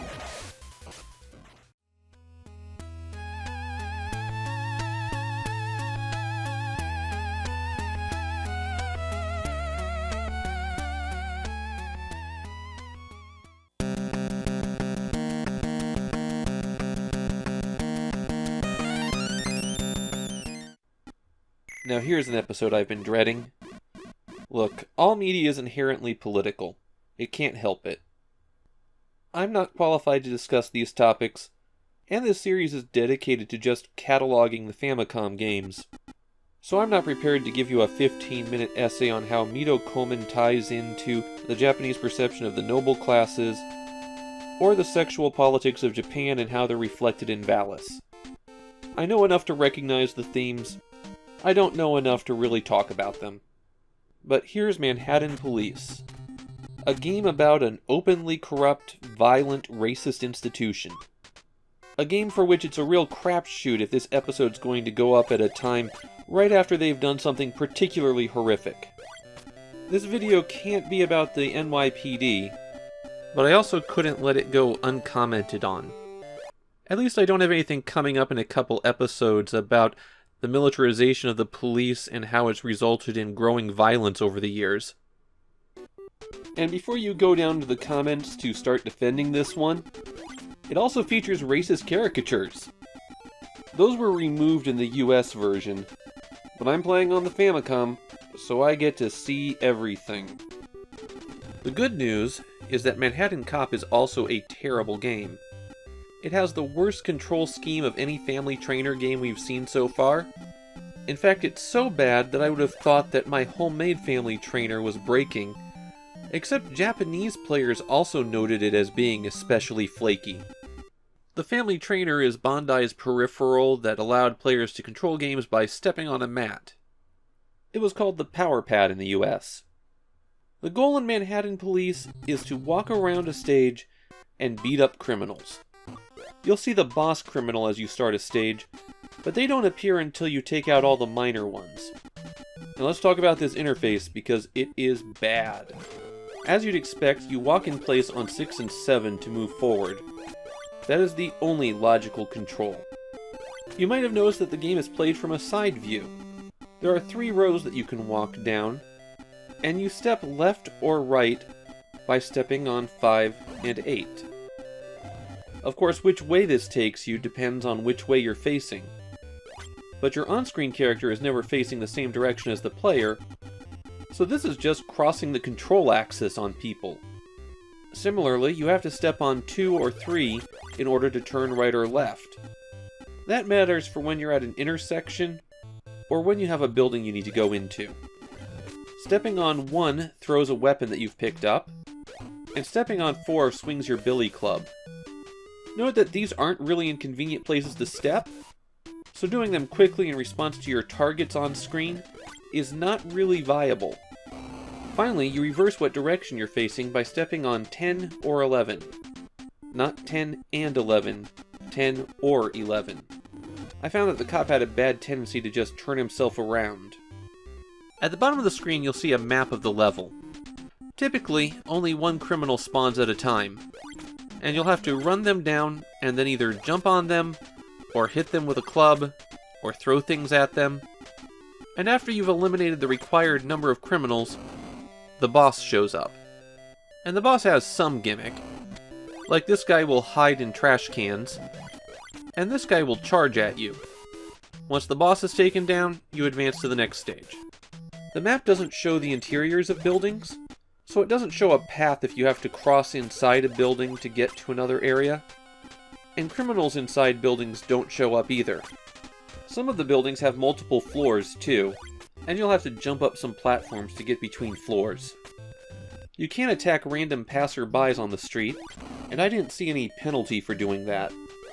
Also, while you're wandering around, things might drop on your head. They always seem to spawn at the same spot. And if you're standing on gravel, you can't jump.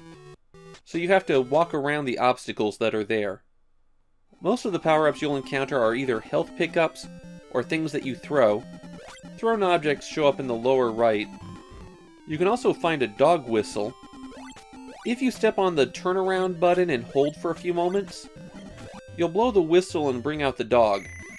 One problem with that, if you get hit while you're blowing the whistle, it just goes away and doesn't do anything. I've noticed two behaviors from enemies. Either they run away, or worse, they park on top of you. It's really hard to get away from an enemy given how bad the controls are, and you're stunned for a moment after you get hit. That can lead to enemies just hitting you as soon as you get up, and then the process repeating. Even if we ignore the theme, Manhattan Police is pretty bad. I think it's the least playable of all of the family trainer games we've seen so far. At least the generic sporting event ones were functional. This is a barely usable tech demo.